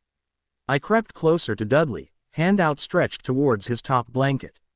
"Lorena, don't," Harry hissed. "I've got it," I snapped back, taking the top of the blanket and pulling it down slowly. Dudley grunted in his sleep and grabbed the blanket away from me, clutching it to his. "Greedy pig," I growled, thwarted. I glanced down at the hand holding the blankets, wondering if I could work them free of his sausage-like fingers. "We're 11 in 10 minutes, I commented. "Great, now get back here," Harry said, lifting the sheet up. I hustled back to our corner and joined him under our ratty blanket, tucking the end under my side so that my back wasn't exposed. Harry wrapped his arms around me protectively and I cuddled into his skinny. "Do think they'll even remember?" I mused aloud, absently twisting a bit of my red hair around a finger. "Doubt it," Harry murmured back. "I didn't see anything else in the grocery bag." I snorted. "I'm sure they're just holding out to surprise us," I chirped sarcastically. "Right," Harry scoffed. We were silent for a moment, and then he asked, "Do you think the letters ever stopped shooting out of the fireplace?" I giggled. "Maybe when we open the door we'll get drowned in letters. We could definitely get a hold of one then." I fingered the envelope, which was tucked into the waistband of my pants for safekeeping. "Please don't stop," I silently begged. I flinched, turning, my head towards the door. "What is it?" Harry asked. I could have sworn there was again the crunch of gravel outside, and a slapping sound. "Listen," I hissed, sitting up. Harry sat up as well, both of us staring at the door and trying to hear over the sound of the storm and our cousin. Boom. The knock on the door rattled the whole cottage. Harry and I curled into balls in our corner, trying to make ourselves as small as possible. Boom. It came again. Whatever was outside wanted in. Boom. Dudley jerked awake, muttering stupidly, "Where's the cannon?" Uncle Vernon burst out of the bedroom with a rifle held in his hand. The mysterious package explained, and Petunia huddled behind his bulk. "I warn you, I'm armed," he yelled towards the door. His voice had gone about 2 octaves higher than normal. There was a pause, and then, smash! The door flew off its hinges and crashed against the floor, sending up a cloud of dust. In the empty frame loomed a giant of a man with wild, curly hair and beard, glittering beetle black eyes, and hands like shovels. With surprising gentleness, he eased his bulk through the entrance. When he straightened up, he was even taller than the door frame. "Couldn't make a cuppa, could ye? It's not been an easy journey," he announced, like he'd been expected. His eyes settled on the couch. "Budge up," he requested. Dudley gave a squeak of fear and tumbled off the couch, sprinting to take cover behind Uncle Vernon as fast as he was able. "And there's the twins." The giant beamed at us, huddled in our corner. My eyes widened. This man knew us. I snatched Harry's hand for support as he continued. "Last time I saw ye you were both just babies. Spit an image o' James and Lily, you are, but with Lily's eyes. I demand that you leave at once," Uncle Vernon ordered, swelling up with indignation and endishing his gun threateningly. "You were breaking and entering. Dry up Dursley, ye great prune," the man scoffed, reaching over the back of the couch to snatch the rifle away from Uncle Vernon. With a screech of metal he bent the barrel into an L and tossed it into a corner. Uncle Vernon squeaked. I gaped in awe. "Got summit for you," the giant continued, nodding to Harry and I. "My, be a bye, squished, be you, it should taste all right." He dug into his black overcoat and tugged out a white box that was indeed slightly squished. He offered it to us. Slowly, I got to my feet, the sheet falling around my ankles. I felt Harry stand up next to me and take a few steps out of the corner. I followed him as Harry stretched out a hand and took the box. He held it out for me to see. Curious despite years of being told not to accept gifts from stranger, I peeked into the box as Harry opened it. Inside was a large, sticky chocolate cake with oddly chunky green icing that read "Happy Birthday Harry and Lorena." I choked on my breath in surprise. The Dursleys probably didn't even know it was our birthday, so how did this man that we'd never met before? Why did he care enough about us to go through the trouble of baking a cake? He even iced our names on it, for God's sake. "Who are you?" Harry breathed, sounding as startled as I was. I took the box from him and closed it, setting it on a nearby windowsill. "We'd come back to it later." The man chuckled good-naturedly. "True, I haven't introduced myself yet. Rubius Hagrid, keeper of keys and grounds at Hogwarts." He reached out and clasped both of our hands between his ginormous mitts, pumping them up and down enthusiastically. "Now, how about that tea?" he boomed. "I wouldn't say no to summit stronger if y'ave got it, mind." He looked at the fireplace and snorted at the shriveled chip bags. He was tall enough that he only needed to lean forwards to reach the hearth. His bulk concealed whatever he was doing, but when he leaned back, there was a fire blazing in the grate. Warmth filled the room and I sighed in relief as my shivers finally abated. The giant began to dig in his huge coat again. He pulled out a teapot and tea bags, a package of sausages, a kettle, a couple of mugs, and a poker. He set about making tea and put the sausages onto the pokers. Soon the sound of sizzling and the smell of cooked meats filled the shack, and it didn't seem quite so dreary. Dudley whimpered as Hagrid tested one of the sausages and, finding it fully cooked, plucked it free. "Don't take anything he gives you, Dudley," Uncle Vernon snapped. Hagrid snorted. Son Dosen. Need any more fattening up, Dursley," he scoffed, and passed the sausage to Harry. I eagerly took the one he handed me and bit into it, whimpering happily. We rarely got hot food unless we snuck it while cooking, and I was hungry enough that the sausage tasted like heaven, even if it was hot enough to singe my fingers a little. "Sorry," Harry finally said, "but I don't really know who you are." I nodded in agreement. "Call me Hagrid, everyone does," Hagrid invited. "And like I said, I'm the keeper of keys and grounds at Hogwarts." "Ye'll know all aboo Hogwarts." Harry and I exchanged looks. For the life of me, I couldn't figure out what Hogwarts might be, nor why it had enough keys that they required a keeper. Harry shook his head and I shrugged apologetically. Sorry. No. Hagrid bristled angrily. Sorry. It's them that should be sorry. He rounded on the Dursleys, who cowered back into the corner Harry and I had recently vacated. I smiled slightly at the abject fear on Aunt Petunia's face and Dudley's continued whimpers. I knew ye weren't getting letters, but I didn't know ye didn't know about Hogwarts. Did ye never wonder where Mum and Dad learnt it all? He asked. I stared at him blankly. All what? Harry asked. All what? Hagrid thundered incredulously. Ye mean tell me that these kids, Don. No nothin' Aboo, nothin'. Hold on. Harry protested indignantly. We can read and do math and all that. Hagrid waved that away like it was nothing. I mean about our world. World. My world. Parents' world. What world? I demanded, frustrated with the fact that we were making so little progress. I wished Hagrid would just come out and say what he was dancing around instead of asking what we didn't know. That was apparently the wrong thing to say. Hagrid swelled up with rage and roared, Dursley. Uncle Vernon said something very close to Mimblewimble. Hagrid looked at us earnestly. Ye must know Aboo. Mum and Dad, I mean, they're famous. Famous. Harry blinked incredulously, and I was right there with him. When Aunt Petunia spoke about her sister, she always talked like Lily Evans had run off with a bum to live some subpar life. And this man said they were famous. Our parents were famous. Harry asked blankly. Ye don't know. Hagrid seemed bewildered. He just stared at us, finally asking, Ye don't know what ye are. Uncle Vernon finally found his voice. Stop it, he commanded. I forbid you to tell them anything. Hagrid gave him a look that would have made a vain man cry for his mummy. Ye never told him what was in the letter Dumbledore left all those years ago. I was there, I saw him leave it. And you've kept it from them all these years. I leaned forwards, clenching Harry's arm in a vice grip. He didn't seem to care, eagerly asking, kept what from us? I forbid you, Uncle Vernon shouted desperately. Go boil heads, Hagrid scoffed. Harry, Lorena, magic. Silence, and then I repeated faintly, magic. A witch and wizard, Hagrid nodded. And, thumpin' good'uns I'd wager, once y'ave been trained up a bit. Anyway I reckon it's about time ye read letters. He reached into his coat again and pulled out 2 parchment envelopes identical to the one I had hidden in my pants. He offered them to us, and we stepped forwards and snatched them up eagerly. I stared at the address. Miss L. Potter, the floor, hut on the rock, the sea. I couldn't help but smile at the address for a second before I ripped the envelope open and tugged the parchment free. I held my breath as I finally opened the letter.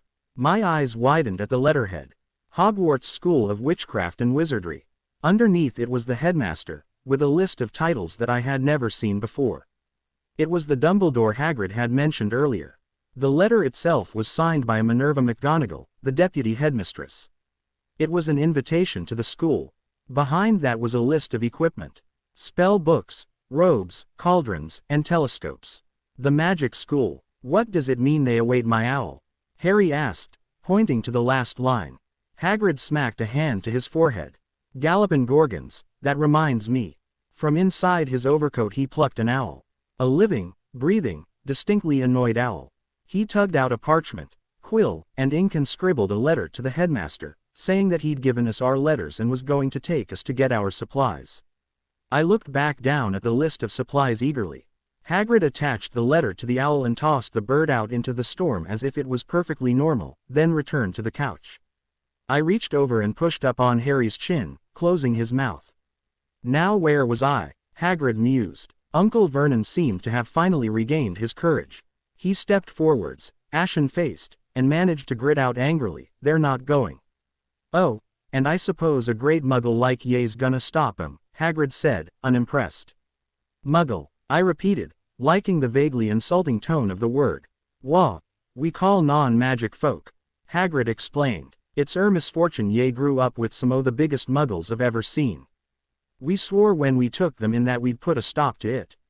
Uncle Vernon bellowed. "We swore. Magic indeed." I rounded on our aunt and uncle as Harry demanded, "You knew?" "Knew. Aunt Petunia shrieked. Of course we knew. How could you not be, my dratted sister being what she was? She got the same letter and ran off to that school. She'd come back over the summer with frog spawn in her pockets, turning rats into teacups. Our parents were so proud. It was always Lily this and Lily that. Aunt Petunia heaved a breath, like she'd been bottling that up for years, and continued. And then she met that Potter at school. They got married and had you, and I knew you'd both be just as strange, just as abnormal. And then, if you please, she went and got herself blown up, and we got landed with you too. Blown up? I demanded. You said our parents died in a car crash. A car crash? Hagrid demanded. A car crash. Kill Lily and James Potter. It's an outrage. A scandal. Harry and Lorena Potter not knowing their own story when every child in our world knows their names. But why? Harry pressed. What happened? Hagrid now seemed to deflate from angry to concerned. I never expected this. When Dumbledore said there might be some trouble getting a hold of Ye, I never realized how much Ye didn't know. I don't know if I'm the right person to tell Ye, but someone's gotta. Ye can't go off to Hogwarts not knowing. He gave a dirty look to the Dursleys before staring into the fire. It's best Ye know as much as I can tell Ye. Mind Ye, I can tell Ye everything. It's still a great mystery, parts of it. It starts, I suppose, with a man called, but I can't believe Ye don't know his name. Everyone knows. Who? I pressed. I don't like saying his name if I can help it, Hagrid admitted. No one does. Why? Harry asked. Gallopin' gargoyles, people are still scared. Blimey, this is difficult. See, there was a wizard who went bad. Bad as Ye can go. Worse than worse. His name was, Hagrid gulped, like the word was stuck in his throat. You could write it down, Harry suggested. Nah, can't spell it. Hagrid shook his head. He took a great breath, steeling himself, and then whispered, all right, Voldemort. Hagrid shuddered violently, making the couch shake with him. Don't make me say it again. Anyway, this wizard, about 20 years, he went looking fair power. Got it too. Started gathering followers. Some wanted power, some were afraid. It was dark times, Ye understand, dark times. Ye didn't know who to trust. People were vanishing and turning up dead. He was talking over. Course, some stood up to him. And he killed 'em. Horribly. Only safe place was Hogwarts. I reckon it's because he was always scared o' Dumbledore. Now, mum and dad were as good a witch and wizard as they come. Head boy and girl at Hogwarts in their day. I suppose the mystery is why he didn't try to get them on his side. Probably know they were too close to Dumbledore to get them on his side. All anyone knows fair sure is that he turned up in the village Ye were livin' in 10 years ago. Ye were only a year old. Maybe he wanted them out o' the way. Maybe he just liked killin', by that point, but Hagrid suddenly tugged a huge handkerchief from inside his pocket and blew his nose like a trumpet. I flinched at the sudden loud noise after Hagrid's hushed voice. Sorry, it's just that sad, he apologized. I knew mum and dad, and nicer people Ye couldn't find. Anyway, he killed, and then, and this is the real mystery, he tried to kill Ye. Hagrid nodded at Harry. Maybe he wanted to make a clean slate of it, maybe he was just in a mood. But a scar like that, he thrust a finger at the scar on Harry's forehead, only comes from being touched by a powerful curse, an evil one. That spell took care o' both o' her parents, house even, but for some reason, he couldn't kill Ye. Only a baby, and he couldn't kill Ye. No one lived after he decided to kill him, no one, except you. I closed my eyes and let out a long breath. Behind my eyes flashed a brilliant green light. I could hear a high, cold voice laughing, hear it whispering softly in my ear. The words were indistinguishable, but the malice in them, it drove the warmth from my bones and chilled me to the core. Pain suddenly lanced through my left cheek.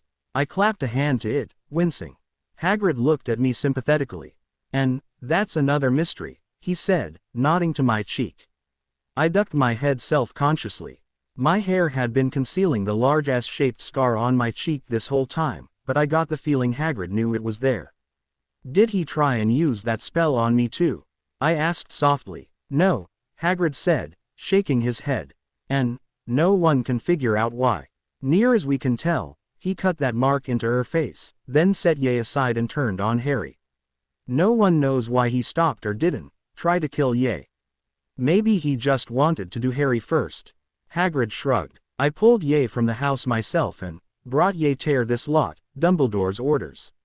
Load of old tosh. Once again, Uncle Vernon had gathered enough courage to speak up. Now, it seemed, he had a good head of steam up, because he started ranting. You listen here, T.S. I admit there's something off about you, probably nothing a good beating wouldn't have fixed. But as for your parents, well, they were weirdos, no denying, the world's better without them in it. They deserved what they got, getting mixed up with those wizarding types. Just as I expected, always thought they'd meet a sticky end. Hagrid lunged to his feet, dishing his pink umbrella like a broadsword, but I beat him to it. I stepped forwards now, glaring hatefully at Uncle Vernon as my anger surged. I felt heat bathe my back and heard the crackle of flames as the fire blazed higher behind me. Shut up, I hissed. You shut your fat face, you ass. Uncle Vernon swelled with rage, but before he could say anything, I swept a hand through the air angrily. I felt the fire behind me shift, lunging in the direction I'd pointed, and he immediately backed down, eyes widening in fear. Those are my parents you're talking about, and I don't care what they did, wizards or not, they have to be better than you. All my life you treated me, like there was something wrong with us, like we were something shameful. Now I see though, every time I blew a light bulb, every time you tried to cut Harry's hair and it grew back, you knew what was going on. You knew we were doing magic. You beat us down because you were afraid of us. Of what we might do to you. Behind me, I heard Hagrid chortling. This the way it usually is with muggles, scared o' what we magical folk could do. I was panting heavily and glaring at the Dursleys. I paused as a fragile hand slid into mine and squeezed. Lorena, Harry murmured. I slumped, exhausted by my rant and the emotional roller coaster the night had turned into.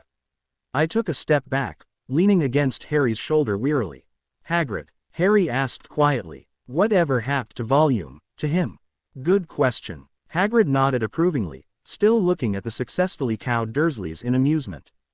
Disappeared. Vanished. Same night he tried tear kill Ye. Same night he tried tear kill Ye. It's part o' why famous. Somethin' about Ye finished him. Some say he died. Codswallop in my opinion. Don't know if he had enough human left in him to die. Most of us reckon he's out there still, lost his powers too weak to carry on. Somethin' happened that night.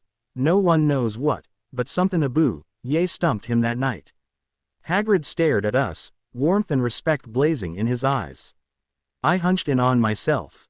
I didn't feel like I deserved any of it. Whatever had made that Voldemort tuck tail and run, it was Harry who'd done it, not me. What had I managed that night? Getting my face sliced open. It was hardly something to be proud of. Just Ye wait, Hagrid said proudly. Ye'll be famous at Hogwarts. Uncle Vernon put in a last stand. Haven't I told you? He growled. They're going to Stonewall High and be grateful for it. I've seen the things they need. Cauldrons. Spell books. Nonsense. If they want to go, Hagrid said slowly, a great muggle like you won. Stop 'em. Lillian, James's kids not go to Hogwarts. They'll be goin' to the finest school of witchcraft and wizardry in the world. 7 years therein. They won't know themselves.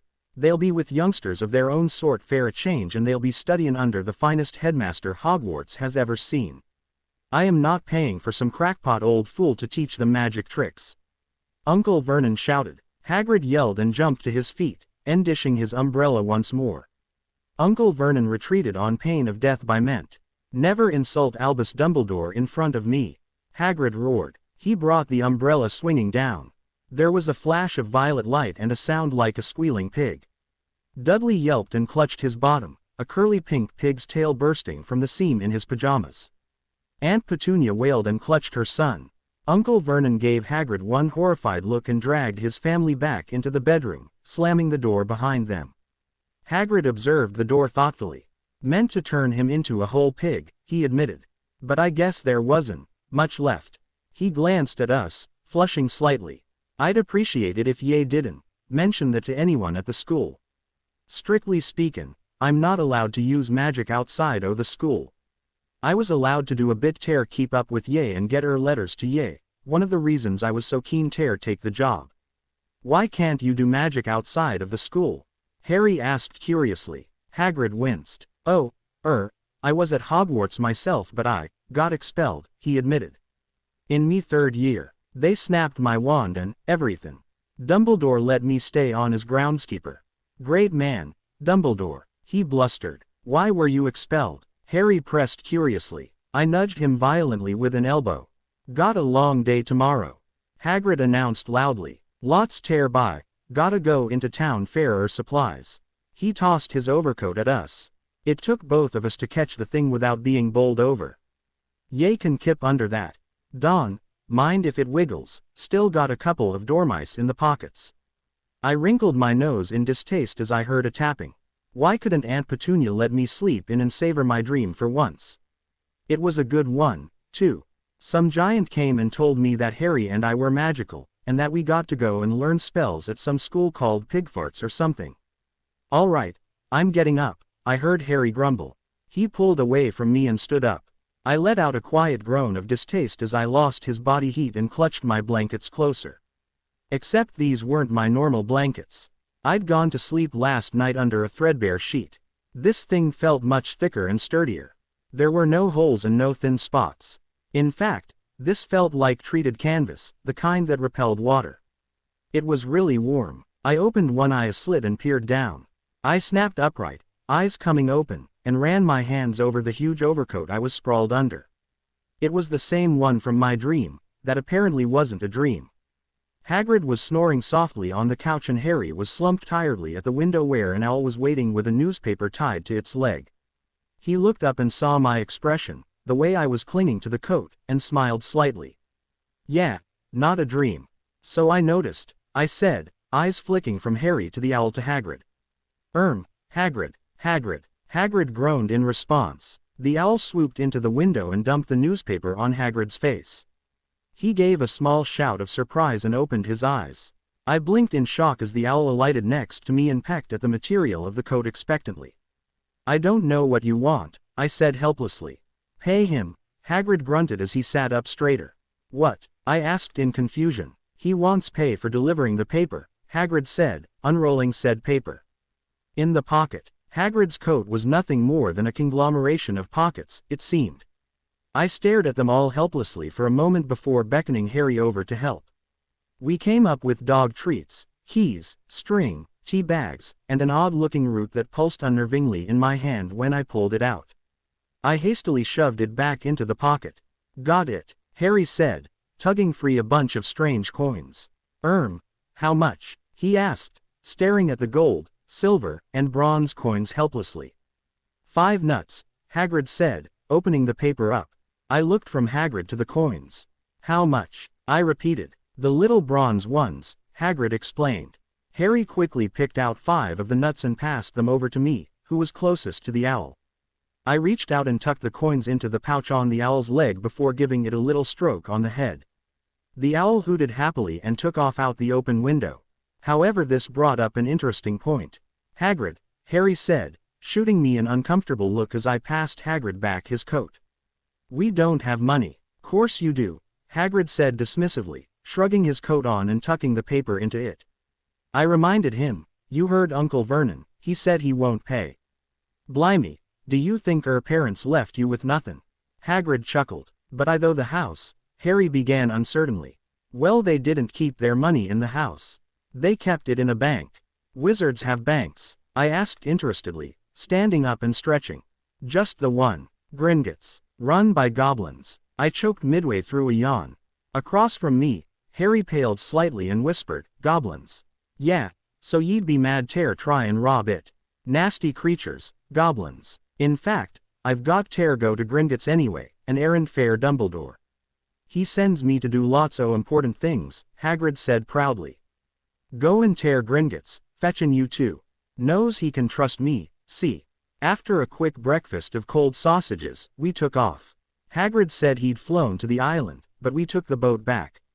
Hagrid magicked it to row itself along while he read the paper and Harry and I clustered together, eyes bright with interest while he explained a few random things about the magical world to them.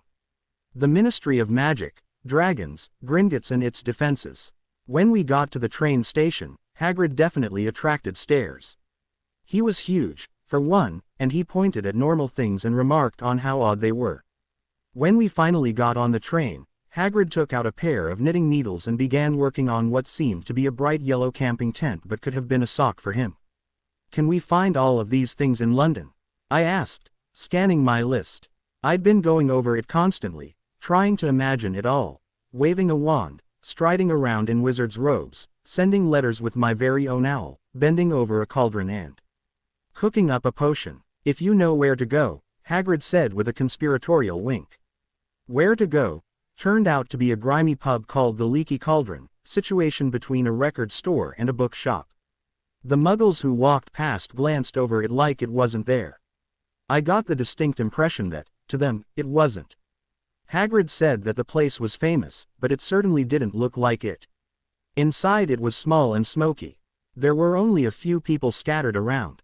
Some witches with their shopping, a twitchy young man, a guy with a top hat, and a wrinkled, toothless old bartender. Everyone looked up and waved when Hagrid entered. "The usual, Hagrid," the bartender called in a friendly way, reaching for a glass. "Can't Tom. Official Hogwarts business," Hagrid said proudly. He pushed Harry and I forwards so that Tom could get a better look at us. The old man's mouth dropped open. "That can't be," Tom gasped. The bar went still and silent as everyone turned to look at us. I shifted uncomfortably and we pressed closer, a solid front. "Harry and Lorena Potter," the bartender whispered. I flinched. Hagrid had said that we would be famous, but I wasn't sure how I felt having some random old man I'd never met greeting me by name. I was sure, however, that I didn't appreciate the flood of clients who rushed forwards to greet us. "Doris Crockford, such a pleasure to meet you. Welcome back." I found my hands scooped up and shaken enthusiastically. The man in the top hat bowed and his hat fell off. My eyes widened as it triggered a memory. "You bowed to us in a shop once," Harry exclaimed, surprised. He'd clearly remembered the same thing. The man in the top hat grinned so wide it looked like his face might split. "He remembers me, you hear, he remembers me." I didn't much like the attention, the way all these wizards and witches were beaming at us like we were particularly adorable kittens Hagrid had just brought in. But I did notice that most of them contented themselves with a brief greeting and a handshake when it came to me. Doris Crockford kept coming back to shake Harry's hand and people seemed much more interested in speaking to him than me. I smiled slightly and hugged myself. Well, I didn't defeat the biggest bad the wizarding world had faced in the last century, did I? That was true for most people. Not the twitchy young man though. LL Lorena P.P.P. Potter, such a pleasure. He announced. I plastered on a smile. It wouldn't do to be impolite, and offered him my hand. He recoiled as if I'd just tried to stab him, giving a weak smile. "Aha, I'm not much for shaking hands," he explained. "Professor," Hagrid greeted jovially. I didn't see ye there. "Harry, Lorena, this is Professor Quirrell. He'll be teaching ye defense against the dark arts." Fascinating subject, Quirrell stammered, though he looked like he would have rather said, frightening. Not that you need it, Hagrid let the other patrons have us for a few more minutes before whisking us off into the back alley behind the pub. Trash littered the area. Hagrid pulled us to a stop in front of a brick wall. "Told ye," he said pointedly, tugging out his umbrella. Famous. Even Professor Quirrell was tremblin' to meet ye. Mind ye, he's usually tremblin'. Does he need some kind of medication?" I asked. Hagrid explained something about him getting in trouble with some vampires while on a sabbatical, but I pretty much tuned him out after the word vampire, taking the chance to process it. When I stopped imagining a Dracula monster sinking its fangs into my neck, I looked up to find Hagrid tapping his umbrella against the bricks on the wall. My eyes widened as they began to spin around each other, pulling back to reveal. "Welcome to Diagon Alley," Hagrid said grandly. Witches and wizards bustled everywhere, some tugging children along. Some seemed eager to get on with tier shopping, but some were lingering and chatting happily. A cluster of young witches were gathered around a clothing store, cooing over some glistening black beaded robes. A young boy was pointing at a sweet shop hopefully. A few old men were gathered in the shade of a patio outside of a little cafe, talking about the ministry. A couple of guys in their mid-20s clustered in front of a shop, staring at a gorgeous, streamlined broomstick in awe. It was like a normal street, but magical. Vapors and sparks drifted from the doors of some of the shops. Owls fluttered overhead, lighting on lamp posts. Some of the shops had floating signs outside that repainted themselves with sales every few seconds. The people were walking around in robes and pointed hats, a few even twirling wand absently as they walked. It was gorgeous. And so was Gringotts, I mused as Hagrid guided us towards it. It was made of snow-white marble with a pair of bronze doors, people filtering in and out casually. Past the bronze doors was a set of silver ones with a poetic warning against thievery. Basically steal anything and we kill you, I observed, and standing beside those doors in a red and gold uniform was. Yeah, there's a goblin, Hagrid confirmed. The goblin had a pointed beard and a clever face. It was a head shorter than I was and it had very long fingers and feet. It seemed oddly disproportioned, I mused, and I vaguely wondered how he kept balanced. Past the silver doors were more goblins. Some tottered around under piles of records as large as they were. A few were dealing with customers. Some were weighing coins and gemstones carefully against a series of weights, and my eyes widened at a pile of rubies the size of her fist. Still more goblins bent over thick ledgers, making notes every now and then with quill pens. Hagrid approached one of the free goblins and cleared his throat. The goblin looked a little irked as he set aside his quill and asked, "Yes. The Potter children wish to make a withdrawal," Hagrid explained. The goblin leaned over his counter, looking at us calculatingly. "And do they have their key?" he asked as he sat back, sounding unimpressed. "Oh, Hagrid fumbled in his pockets. He pulled out a live dormice and some dog treats before finally plucking out a golden key. He held it up triumphantly, stuffing the dormice back where it came from. The goblin took the key and examined it, looking infinitely pleased as Hagrid removed the dog treats from where he'd dropped them on the counter. "And I've got a letter from Dumbledore about the thing in Vault 713, Hagrid added, thrusting out his importantly as he offered the letter to the goblin. He scanned the letter through, nodding to himself before passing it back. "Everything seems to be in order," the goblin said. "I'll have a goblin take you to both vaults." Griphook. Another goblin ventured forwards and gestured for us to follow him. "What's in Vault 713? Harry asked curiously. "Can't tell ye," Hagrid said mysteriously. "Hogwarts business, very secret. Dumbledore trusted me with it. More in my job's worth tear tell ye." I had expected to be led into a labyrinth holding rows and rows of vaults. Instead, we entered a cavernous chamber that dropped away under my feet, going so far down that if it weren't for the torches running down the walls at varying depths, I wouldn't have even been able to see all of the way down. Minecart tracks ran around the place wildly, like some kind of ride at a theme park. Dimly, I thought I could hear water rushing. "Get in," Griphook ordered as a minecart rolled up to us. Hagrid looked a little green as he crammed himself into the back.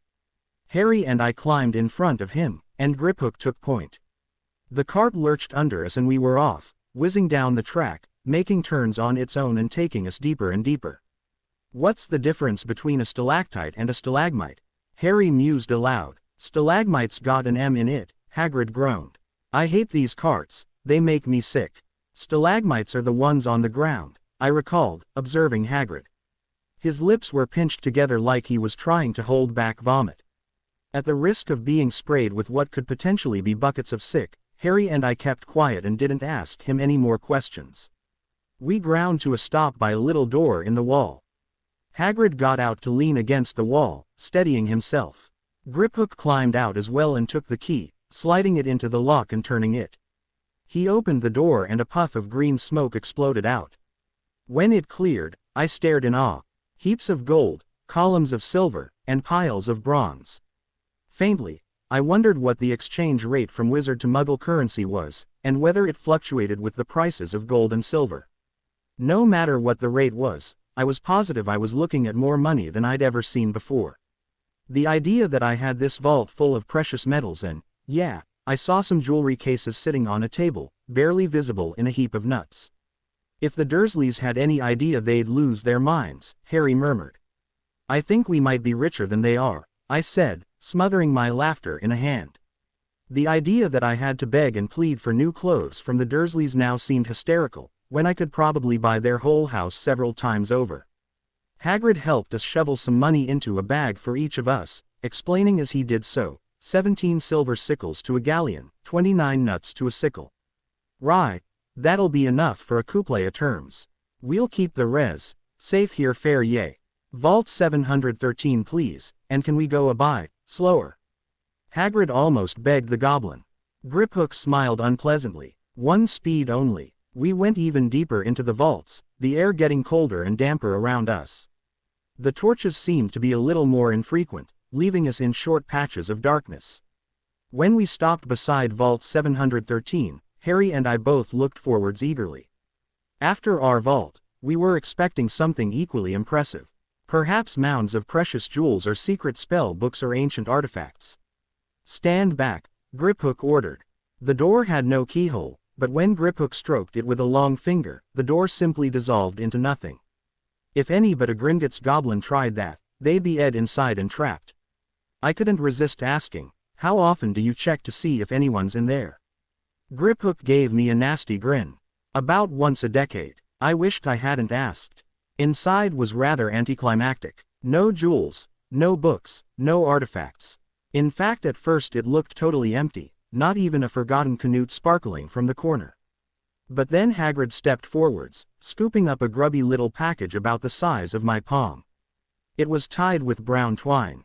Hagrid shoved it into his pocket before we could really notice anything else beyond that. Bess's not mention this to anyone at the school, Hagrid advised. Now come on, back in the bloody cart, and Don, talk to me on the way back. I think I might vomit. When we emerged into the sunlight, I felt a bit of sensory overload. After the dark vaults, the bright sunlight and bustling noise of the street was a little dizzying. The pouch of money was heavy in my hands and I was debating about where to run first. There were so many things I wanted to look at. A little junk shop nearby with a lovely chest set in the window, a shop sporting brooms in its display case, a pet store that let off growls, howls, chirps, and hisses every few seconds. Might as well get her robes first, Hagrid said, pointing to a nearby store, Madame Malkin's robes for all occasions. Ye mind if I pop off to the Leaky Cauldron for a pick-me-up? I hate those Gringotts carts. Harry and I exchanged glances. We would have preferred to have Hagrid go with us on our first errand, but we could both tell that he still wasn't feeling exactly fresh. His skin was no longer green, but it was a lot grayer than normal, and his eyes were slightly glazed. Besides, we wouldn't exactly be alone, either. Go ahead, I approved, squaring my shoulders. Hagrid gave a grateful smile and hustled off towards the pub. I reached over for Harry's hand. It's just clothes shopping, I assured myself. Should be boring, right? Magical clothes, Harry pointed out. They might, I dunno, try and strangle us or something. I scowled at him. Thank you, Harry Potter. I was thinking more about getting stuck with pins, but now I'm worried about homicidal jumpers too. Sorry, Harry apologized as we stepped inside. A squat, smiling witch dressed in mauve hustled up to us, presumably Madame Malkin. Hogwarts, dears, she guessed before we could say anything. I've got the lot here, another young man being fitted just now, in fact. Standing in the back of the shop was a pale, pointy-faced boy, a second witch hemming up the robes he was dressed in. Madame Malkin ushered us towards two other footstools and helped us up. A witch bustled out with two sets of black robes in her hands. Madame Malkin took one, unfolded it with a grand flip, and slid it over Harry's head. The witch tugged another set over my head and set about pinning it up properly. Hogwarts? The boy asked. He had a drawling kind of voice. Yeah, Harry said. I just nodded, observing my reflection. The robes would definitely take some getting used to, but I actually quite liked the breezy way they fell around my wrists and ankles. And besides, anything was better than the ill-fitting second-hand stuff Aunt Petunia usually gave me. Me too, the boy said. My father's next door getting my textbooks and my mother's looking at wands. Then I think I'll drag them off to look at racing brooms. I think it's so unfair that first years aren't allowed to have them. I think I'll bully father into buying me one and smuggle it in anyway.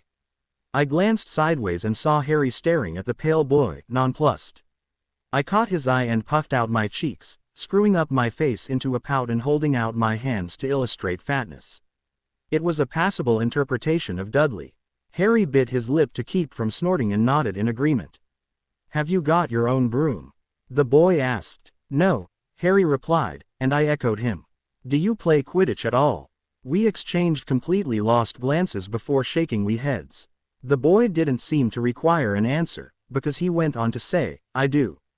Father says it's a crime if I'm not picked to play for the house team, and I must say I agree." "Know what house you'll be in yet?" "No," Harry said, and by now I was feeling like I was listening to the pale boy speak French. Although, judging by the snooty way he talked, he might very well know some French too. The wizarding world apparently had its own terms that I was completely ignorant of. Like Quidditch. It sounded like a sport. I gathered it was played on brooms, but personally I thought it sounded more like an uncomfortable sort of rash. "Well, no one really knows until they get there, obviously," the boy said, although there was nothing obvious about it. "But I'm sure I'll be in Slytherin. All my family have been." "Imagine being in Hufflepuff," he scoffed. "I think I'd leave, wouldn't you?" Harry said noncommittally. I amused myself with imagining what Slytherin and Hufflepuff sounded like they could be. I'd just settled on Slytherin as a mouthwash and Hufflepuff as a children's toy company when the boy suddenly announced, "I say, look at that man." I turned to see Hagrid smiling at us through the window, waving and pointing at 3 ice creams held in his hands to show why he didn't come in. "That's Hagrid," Harry said, smiling back at the gamekeeper. "He works at Hogwarts." "Oh, I've heard of him," the boy sneered, turning up his nose. "He's like a servant, isn't he?" "He's the keeper of keys and grounds," I corrected, speaking out loud for the first time. "Yes, exactly," the boy nodded. "I heard he's sort of savage. Lives in a hut on the edge of the Forbidden Forest and every now and then he gets drunk and sets fire to his bed." "He's great," I said sharply, narrowing my eyes at the boy. He turned to look at me and narrowed his eyes condescendingly. "Why is he with you? Where are your parents?" "They're dead," Harry said shortly. "Oh, sorry," the boy said dispassionately. "But they were our kind, right?" "They were a witch and wizard, if that's what you mean," I snapped, getting increasingly annoyed. I wondered if there was a spell that would set the boy's robes on fire. Or maybe not on fire, maybe just make them smoke a little. Or if I could just levitate a pin from the cushion on Madame Malkin's wrist and make it stab him right in the rear. I really don't think they should let the other sort in. They're just not the same, they haven't been brought up to understand our ways. Some haven't even heard of Hogwarts until they get their letters, I imagine. I think they should keep it in the old wizarding families. What's your surname, anyway? Are you two related?" Harry opened his mouth. I opened mine, too, intent on giving the boy a verbal thrashing. I may not have understood half of what he was saying, but I understood condescension very well, having been on the receiving end for a lot of my life. "That's you done, dear," Madame Malkin said to Harry, and the witch working on my robes patted my leg and told me I could get down too. I obliged, saving the boy from diatribe that likely wouldn't have been very polite. "See you at Hogwarts," the boy said as we moved off. Madame Malkin made the necessary adjustments to our robes and wrapped up a few spares as well before passing them over. We paid for our purchases and headed for the door. Harry quickly exited, claiming his ice cream from Hagrid and frowning to himself. I had no doubt he was deep in thought about what the boy had said. He seemed like the smug sort that had been raised to think that because he could trace his family back a couple of centuries people should bow at his feet. But I also had an ace up my sleeve. I was a Potter. My father and mother were James and Lily Potter, who from what Hagrid had said were both very impressive. My bother defeated the big bad you-know-who, and even I'd faced him down and lived to tell about it. "Hey, you," I called back to the boy as he hopped off the footstool. He looked a little nonplussed at being called you, but he straightened up and asked, "What?" "To answer your question," I began. "We're siblings. Twins, actually. And our surname, it's Potter." I took a moment to delight in his gobsmacked face before sweeping from Madame Malkin's, feeling rather smug. We took shelter in the outside patio of a small cafe. Hagrid distributed our ice creams. I took mine happily, looking around the cafe with interest. There was a sign advertising a butterbeer latte and fire whiskey chocolates sold. Inside, Harry bit into his chocolate and raspberry ice cream with nuts, giving out a loud crunch. Hagrid had already polished off his triple scoop of chocolate and I was quite happily lapping at my own cookie dough ice cream. Hagrid, Harry asked suddenly, "What's Quidditch?" "It sounds like a rash," I added absently. "Blimey, I keep forgettin' how much ye don." "No," Hagrid exclaimed, "not knowin' about Quidditch. You're not helping," I pointed out. Harry explained to him about the pale boy from Madame Malkin's and all that he'd said, ending with his opinion on kids from Muggle families. "You're not from a Muggle family," Hagrid corrected. "If he'd known who ye were, he'll have grown up here in name if his parents are wizardin' folk. Look at how people were like in the Leaky Cauldron. Anyway, what does he know? Some o' the best witches and wizards came from Muggle families. Look at mom and what she had for a sister." Harry nodded, looking a little happier. I was privately smirking to myself, reveling once again in the look on the pale boy's face when I told him who we were. Oh yes, he knew who we were. "So what is Quidditch?" Harry asked again. "It's our sport, played on brooms up in the air. It's like soccer, everyone follows it." "And what are Slytherin and Hufflepuff?" Harry pressed. "Sounds like mouthwash and a toy company," I said, sharing my thoughts from earlier. Harry snorted into his ice cream and Hagrid smiled. "School houses," he explained. "There's 4. Everyone says Hufflepuffs are a bunch o' duffers." "Bet I'm a Hufflepuff," Harry said glumly. "Now, we will be in the most awesome house," I said, licking my ice cream and looking down my nose in mock superiority. "Our presence will make it so." Harry gave me a look and I snickered into my ice cream, breaking the act. "Better a Hufflepuff than a Slytherin," Hagrid said darkly. "Not a witch or wizard who went bad who wasn't in Slytherin. You know who was one. Volume sorry, you know who was at Hogwarts." Harry corrected himself quickly. "Years ago, yeah." After we finished their ice cream, we headed into a shop called Flourish and Blots. I gaped. I loved to read, but I never got to unless I got books from the school Leary, and Dudley's gang usually stole them before I got to finish them. I'd learn to read very fast if I wanted to get through them. Like a kid in a candy store, I stared at the different books bound in exotic silks and colored leathers, some with runes or gems embedded in the covers. Harry and I ventured through the shelves and around other students shopping, collecting their textbooks. I stared down at the titles happily. I supplemented it with a few titles I saw that looked interesting. Things like Beginner's Magizoology, How Not to Kill Yourself with Herbs, Wand Care and Maintenance, Sears Through History, Basic Metawizardry for the Accident-Prone, and Wand Lore for the Curious were added to my pile, despite the fact that I could barely support the large stack of books. It was definitely more than I should have spent, but could I really be blamed for wanting to read up on things that looked interesting? I was trying to figure out how to curse Dudley. I looked up from a copy of Hogwarts, a history and found Hagrid escorting Harry down the aisle. "I'm no sayin' this not a good idea, but not allowed to do magic in the Muggle world except in very special circumstances," Hagrid warned. "'Sides, it'll be a while before we're ready for spells like that." Harry looked a little disappointed, and then his eyes landed on me and my pile of books. By this point, it was about half as tall as I was. "Are you buying the whole shop?" he demanded pointedly. I glared, smacking the book in my hand down on top of the pile. Pointedly, "I wanted to do some background reading," I said loftily. "Can you even pick all of those up?" Harry asked skeptically. I frowned and bent down. After some awkward maneuvering, I managed to worm my fingers under the bottom of the stack and pick it up. My arms trembled and I had to tuck the top under my chin, but I was holding it.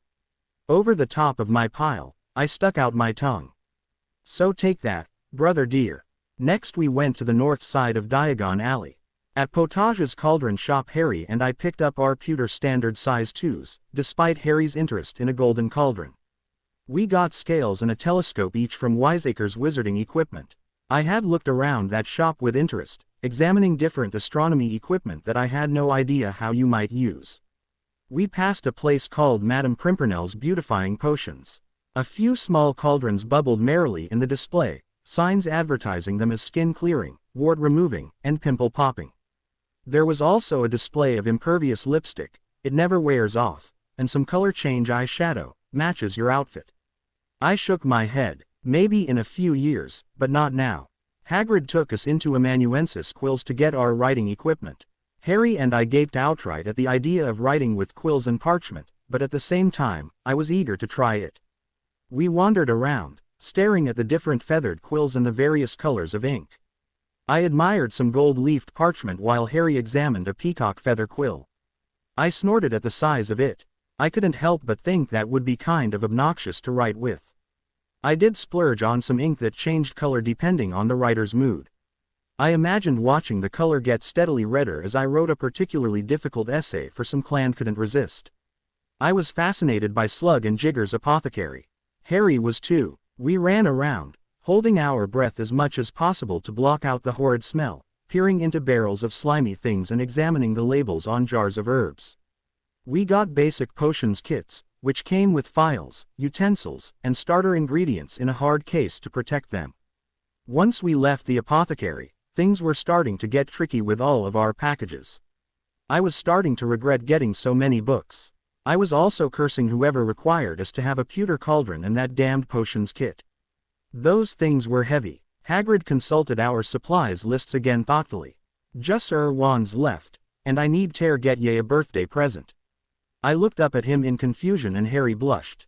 You don't have to, Harry assured him. Yeah, the cake was amazing enough, I added. It's better than anything the Dursleys have gotten us. There's not sayin' much, Hagrid snorted. I know I don't have to.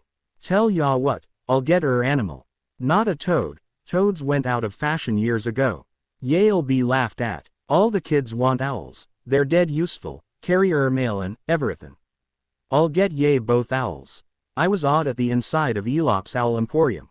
It was full of glistening eyes and fluttering feathers. I'd stared in awe at all the different kinds of owls and the different things that went along with them. Bronze cages, owl treats, claw care products, and little pouches for holding small objects. When we left, Harry and I were stammering our odd thanks, gaping at our new owls. Harry had picked a gorgeous snowy owl with an imperious gaze. I had selected an elegant barn owl with black eyes, and was busy trying to figure out what to name her.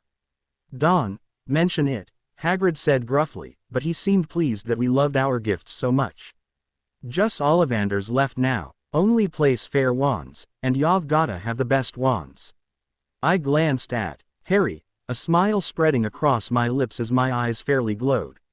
This was what I'd been waiting for, a magic wand. My mind kept alternating between the classic black and white one used by stage magicians and the elaborate carved stick you saw in fantasy movies. I tried to imagine what my wand would be like. Ollivander's was fairly unassuming. It was narrow and shabby, with peeling gold letters over the door reading Ollivander's, makers of fine wands since 382 BC. Displayed in the front window was a single wand on a dusty cushion of purple velvet. I stared at it curiously and wondered why it was the only one sitting out. A bell tinkled and they stepped inside. My breath caught the rows and rows of long, thin boxes. Dusty floated in the air. The whole place had a sort of quiet energy, like a leery. Something about it made me soften my steps like I would if I were trying to sneak food from the kitchen during a punishment. Good afternoon, said a quiet voice. Harry whipped around and I let out a soft yelp of surprise. From one of the stacks emerged a hunched old man with big, silvery eyes. I watched in slight awe as he easily maneuvered around the piles of wands on the floor. He looked like he was either blind or close to it. Hello, Harry said awkwardly. I gave a small, awkward incline of my head in greeting. Ah yes, the man said quietly. Yes, I knew I'd be seeing you both sometime soon, Harry and Lorena Potter. Lorena, the spitting image of your mother, and Harry, you with her eyes. I seems like only yesterday she was here buying her first wand. 10¼ inches long, swishy, made of willow. Good for charms work. He stepped closer, observing us carefully. Your father, on the other hand, favored a mahogany wand.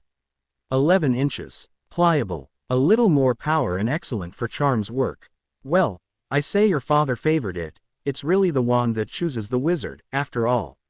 Mr. Ollivander was close enough that I could feel his breath on my left cheek. It stirred the hair that was always pulled forwards to cover the scar. Mr. Ollivander raised his hands. One pressed against Harry's forehead over his scar, flicking his bangs aside to get at it. The other crept under my red locks, finding the pale, slightly raised S carved into my cheek. I hated my scar. It set me apart, drew eyes. For as long as I could remember, I'd worn my hair with at least half of it falling over my left shoulder. Usually it covered the left half of my face from the middle over. I could see through the strands, but no one else could. Occasionally I'd pull it all over my shoulder and it or put it in a ponytail starting at my chin, but my cheek was always covered. I'm sorry to say I sold the wand that did it, Mr. Ollivander mused. You, 13.5 inches. Powerful, very powerful. If I'd known what that wand would go out into the world to do. He shook his head, catching sight of Hagrid, who was seated very gingerly on a spindly-legged chair in the corner. Ah, Rubeus Hagris. Oak, 16 inches, rather bendy, wasn't it? It was, sir, Hagrid nodded. Good wand, that one. But I supposed they snapped it in half when you were expelled. Ollivander seemed more present in the conversation than he had thus far, as if the very idea of destroying a wand was a personal affront. Then again, he seemed to see people as the wands he'd made, the wands that chose them, so maybe it was. Yes they did, Hagrid admitted. But I've still got the pieces, he added brightly. Ollivander's eyes sharpened. But you don't use them. Oh, no sir, Hagrid said, tugging his flowery umbrella closer. I narrowed my eyes at the umbrella. That would explain why he'd dished it when threatening Uncle Vernon and why he used it to tap the bricks behind the leaky cauldron. I was pretty sure that the pieces of his wand were in that umbrella. Ollivander didn't look convinced either, but he turned back to Harry, tugging a long tape measure with silver markings from his pocket. You first, I think. Which is your wand hand? I'm right-handed, Harry said, holding up the hand uncertainly. Ollivander went to work, measuring him from wrist to elbow to shoulder, knee to ground, around his head, all kind of different things that I couldn't for the life of me figure out how they might be relevant. Actually, it was more accurate to say that the tape measured him, because Ollivander had moved off into the shelves, mumbling to himself. Every Ollivander wand has a core of a powerful magical substance, he explained. We use unicorn hairs, phoenix tail feathers, and the heartstrings of dragons.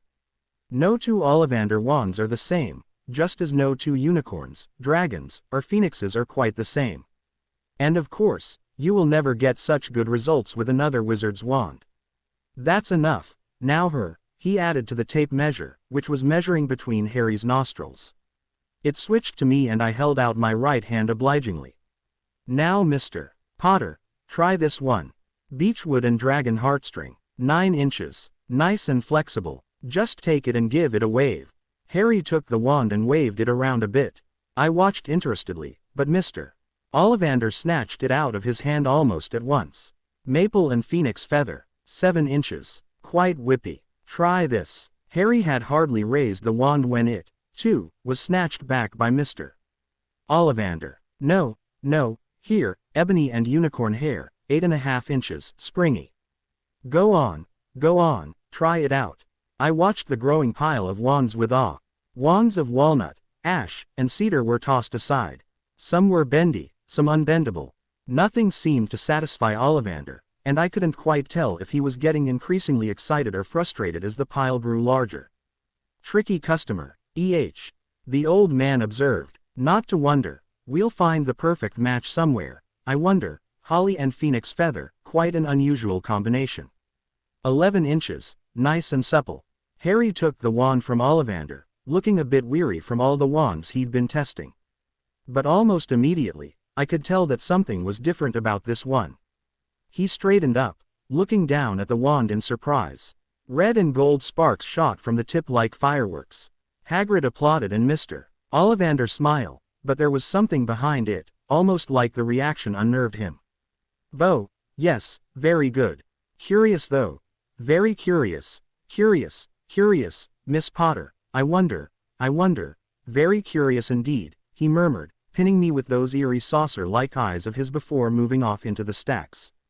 Instead of combing the shelves, he went straight for one box, plucking it from its resting place and opening it up. Mr. Ollivander returned to the front and offered the box to me. I looked inside, curious and also slightly wary.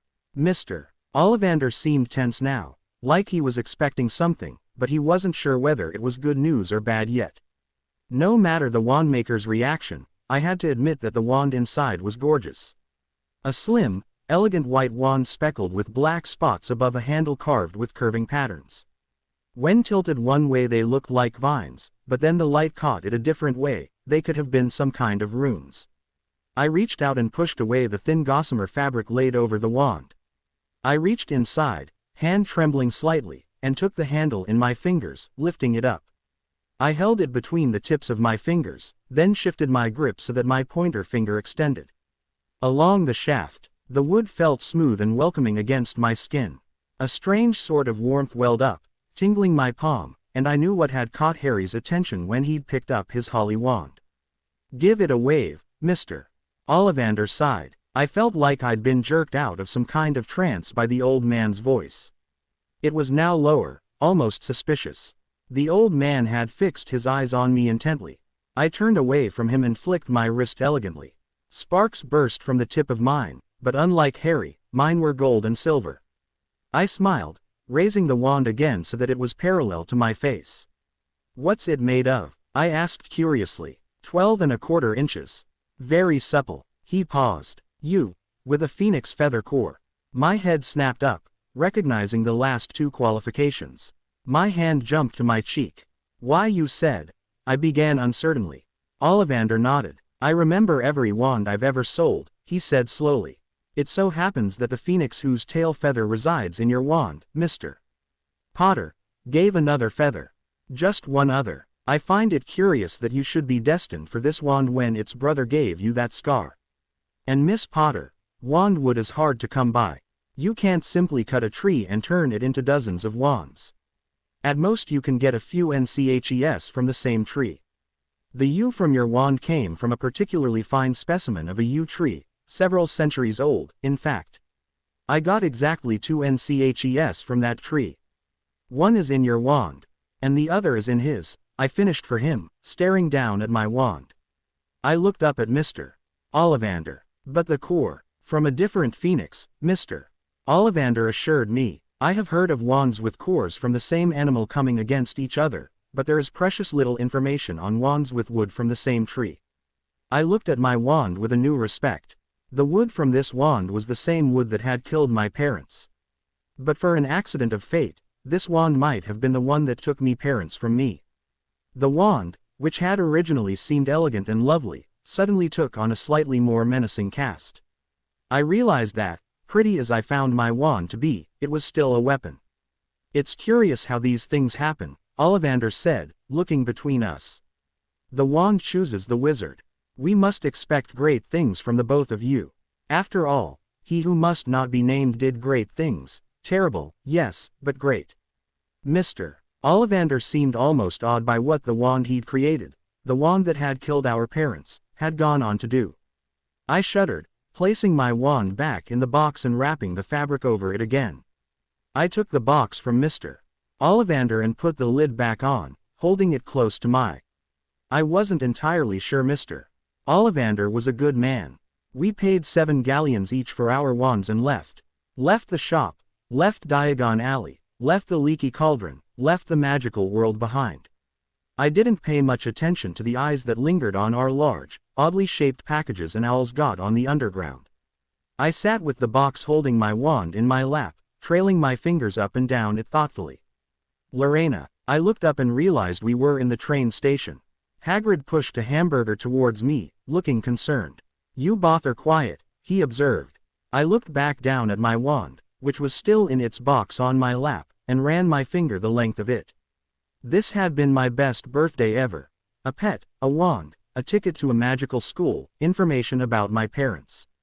So much that I hadn't realized how desperately I wanted until I had it. And yet there was the matter of my wand. Mine, Harry's, and Voldemort's. The way Ollivander spoke of wands was almost like a proud grandfather cooing over his many grandchildren. He talked like they were alive, like they had their own distinct personalities and quirks. And while that may be true, what did it mean that our 3 wands were all connected? It had to mean something. It was too much of a coincidence not to, and I couldn't come up with a positive spin to it. The idea of having a connection to the man who'd taken my parents from me and almost taken my brother. He'd already carved a sign of his presence into my flesh, and now the instrument of my magic had a touch of him to it as well. And yet I couldn't bring myself to hate the wand. I almost felt defensive of it. Such a beautiful wand, and such beautiful magic I'd done with it too. I could still see those silver and gold sparks dancing behind my eyelids, lighting up the shop and making the dust motes in the air gleam like drop of ichor. It didn't deserve to be tainted by the ugly reputation of Voldemort's wand. And suddenly it clicked. I wouldn't allow it to be. This wand may have a connection to Voldemort, but it was mine. I would direct in it and tell it what to do. This wand would bring me power, but not through murder. It would make me strong in a different way, whatever way I saw fit. Everyone thinks we're special, Harry said suddenly. I tugged myself from my thoughts, removing my hand from the box. All those people at the Leaky Cauldron, Professor Quirrell, Mr. Ollivander, but I don't know anything about magic. We're famous for something we can't remember. I don't know what happened that night, I don't know what I did. How can they expect great things from either of us? Hagrid smiled kindly. Don't worry, Harry. You'll learn fast enough. Everyone starts at the beginning at Hogwarts. Just be yourself. You've both been singled out, and that's hard. You'll have a great time at Hogwarts. I did, still do, smatter o' fact. Hagrid escorted us to the train that would take us back to the Dursleys. Before we parted, he handed us each an envelope. Ticket fare Hogwarts, 1st of September, King's Cross Station, it's all in there, Hagrid explained. If you've any trouble with the Dursleys, send her Owl, she'll know how to find me. He bid us adieu. I looked down at the wand in my lap once more, and when I looked out the window next, Hagrid was gone. I reached over to Harry and he took my hand willingly, holding them locked together on his lap. We'll be okay, I whispered. We will. Harry sat in the living room, absently staring at the television. The Dursleys had stopped telling us off for joining them to watch the evening news. In fact, they'd stopped talking to us altogether unless absolutely necessary. This is depressing, Harry muttered to me. We were both sitting in a wide armchair. The Dursleys had taken up residence on the couch and were determinedly staring at the television screen, despite the fact that it was currently showing an ad for a fruit slicer. Dudley shot us fearful glances every now and then. I think it's great, I whispered back. The Dursleys had been too afraid of Harry and I to punish me for my outburst back at the hut.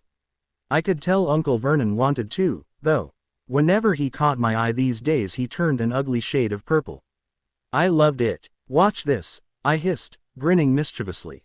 Harry took in my expression, narrowed eyes and a wicked smile. He blanched. Whatever it is, don't do it, he cautioned. I won't do anything, Harry, I said soothingly, but it had the opposite effect. Harry sat up straighter. My face must not have looked quite as innocent as I hoped. Be right back. I slipped out of my chair and from the living room. Moments later I was back, holding my wand in one hand and a book tucked under my arm. Harry shook his head frantically, but I ignored him, reclaiming my seat and opening the book to a random page. Hey Harry, I said at normal volume. Aunt Petunia twitched violently. Did you know that sometimes residual magic can build up in your wand and discharge at odd times? Uncle Vernon's face was slowly going red, which I watched delightedly. Dudley squeaked and pressed up against Aunt Petunia, as if she was going to protect him. He glanced over his shoulder at me and gave a yelp as he saw that I actually had my wand in my hands, twirling it absently around my fingers.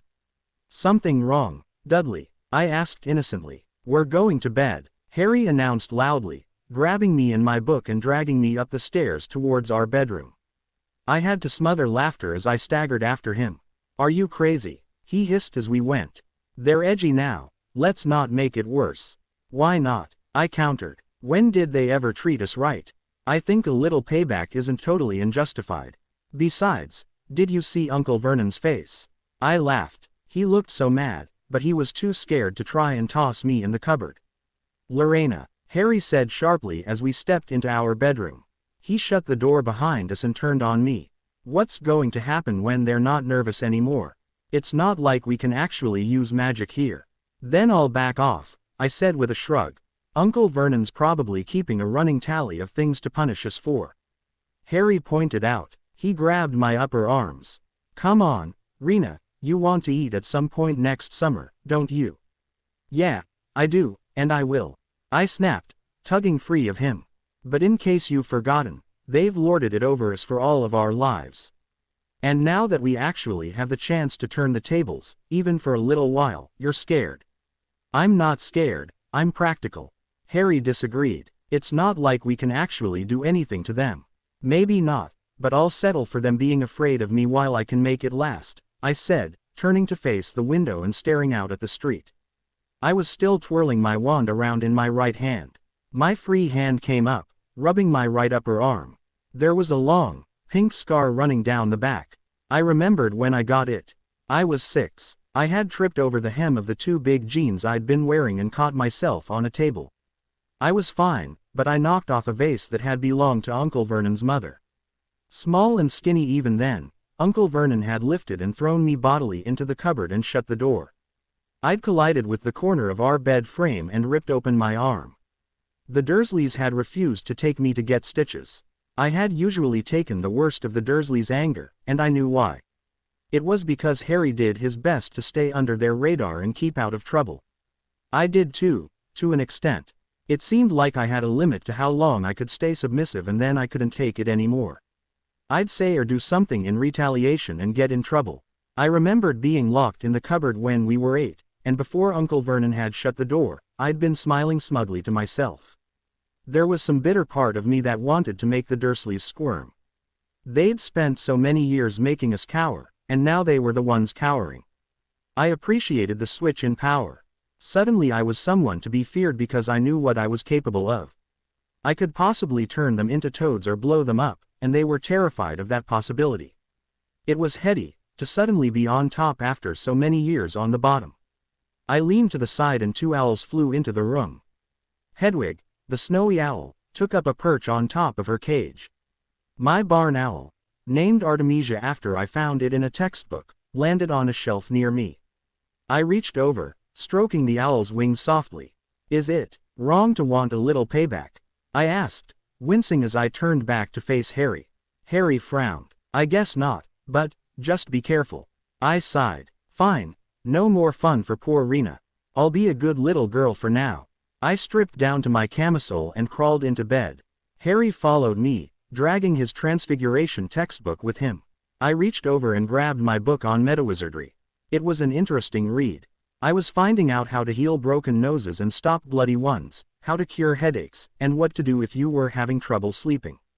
What's that? Harry asked, realizing that I wasn't reading one of our textbooks. I lifted the book to show him the title. He cocked his head curiously. Why'd you get that? I figured it would be something good to know, I said with a shrug. I grinned, nudging him in the ribs. After all, you tend to get yourself hurt. I'm not the only one. Touché, brother dear. Opening parenthesis closing parenthesis opening parenthesis closing parenthesis opening parenthesis closing parenthesis opening parenthesis closing parenthesis opening parenthesis closing parenthesis opening parenthesis closing parenthesis opening parenthesis closing parenthesis. The day before we had to be at King's Cross, Harry and I ventured into the living room to talk to the Dursleys about getting to the station. Harry cleared his throat to get their attention, making Dudley scream and run from the room. I smothered my smile as I watched him waddle towards the door. Uncle Vernon, he grunted in response, not looking away from the quiz show on the television. We need to be at King's Cross tomorrow to go to Hogwarts. Uncle Vernon grunted again. I rolled my eyes and nudged Harry. We need a lift, I said bluntly. Uncle Vernon grunted again, which we supposed counted as a yes. Thank you, Harry said hastily. We headed towards the stairs, pausing when Uncle Vernon actually spoke. Funny way to get to a wizard's school, the train. Magic carpets all got punctures, have they? I smirked. Because flying carpets are banned in Britain. Uncle Vernon looked like he would have dearly loved to throttle me, but instead he said, where is this school, anyway? I don't know, Harry admitted, and pulled the ticket Hagrid had given him out of his pocket. We just take the train from platform 9 3/4 at 11 o'clock, he read. Our aunt and uncle stared. Platform what? 9 3/4, I repeated firmly, crossing my arms. I knew it didn't make any sense, but after seeing Hagrid pull a whole alley out of a wall by tapping some bricks, I was willing to have a little faith. Don't talk rubbish, snapped Uncle Vernon. There is no platform 9 3/4. It's on my ticket, Harry said, holding the ticket up. Barking, said Uncle Vernon, howling mad, the lot of them. You'll see, you just wait. All right, we'll take you to King's Cross. We're going up to London tomorrow anyway, or I wouldn't bother. Why are you going to London? Harry asked. Taking Dudley to the hospital, growled Uncle Vernon. Got to have that ruddy tail removed before he goes to Smeltings. Harry decided that was our cue to make our escape. He tugged me towards the stairs, but I paused at the base, calling out, "Oh, and by the way, just because platform 9 3/4 isn't real for Muggles, doesn't mean it's the same for us." Harry and I were up at the crack of dawn the next day, packing all of the things we'd bought into our heavy trunks. We had to coax Artemisia into her cage with owl treats. We dressed in normal Muggle clothes, robes on top of our trunks so that we could easily change on the train. Dudley had to be coaxed into sitting with us in the backseat. Thankfully, it didn't last long. By 10:30 we were at King's Cross. Aunt Petunia waited in the car with Dudley while Uncle Vernon dumped our trunks onto a cart and wheeled them into the station. "Well, there you are," Uncle Vernon said smugly, pointing at the large plastic signs for platforms 9 and 10. "Your platform should be somewhere in the middle, but they don't seem to have built it yet, do they?" He gave a nasty grin, dumped our trunks, and said, "Have a good term." Harry and I found ourselves abandoned, lost, and attracting attention. Our owls kept drawing people's eyes as passers-by gave the two skinny kids toting wildlife aside looks. "What do we do?" Harry asked faintly. "We've only got 10 minutes, I said, giving a clock overhead a very stressed look. "Packed with Muggles, same every year." We both whipped around. If someone was talking about Muggles, then they had to be magical. They would at least have some idea of how to get onto the platform, right? The speaker was a plump red-haired woman. With her were 4 boys with the same flaming red hair. They all had trunks with them, and one had an owl in a cage balanced on top. A red-haired girl was holding her mother's hand, whining, "Can't I go?" "You're not old enough, Ginny." "Hush," he mother scolded. "Now, Percy, you first." The boy who seemed to be the oldest took his cart and lined up with the divider between the two platforms. We exchanged expectant looks, watching the boy as he pushed his cart forwards briskly. At the exact wrong moment, a group of tourists walked in front of him. By the time they were gone, the boy had vanished. "Come on," I grumbled, seriously. "Fred, you next," the woman said, addressing one of a pair of twins. The boy scowled. "I'm not Fred, I'm George." "Honestly, woman, you call yourself our mother." The woman looked flustered. "Sorry, George." She waved him forwards. The boy grinned. "Only joking, I am Fred." His mother scowled, aiming a swat at his shoulder when he passed. His twin yelled at him to hurry up, and the next moment, George was gone. "What are they doing?" Harry said incredulously. "Let's find out," I said, taking a breath to steady myself and pushing our cart towards the woman. "Excuse me," I called over the noise of the trains. The woman turned to face me, surprised.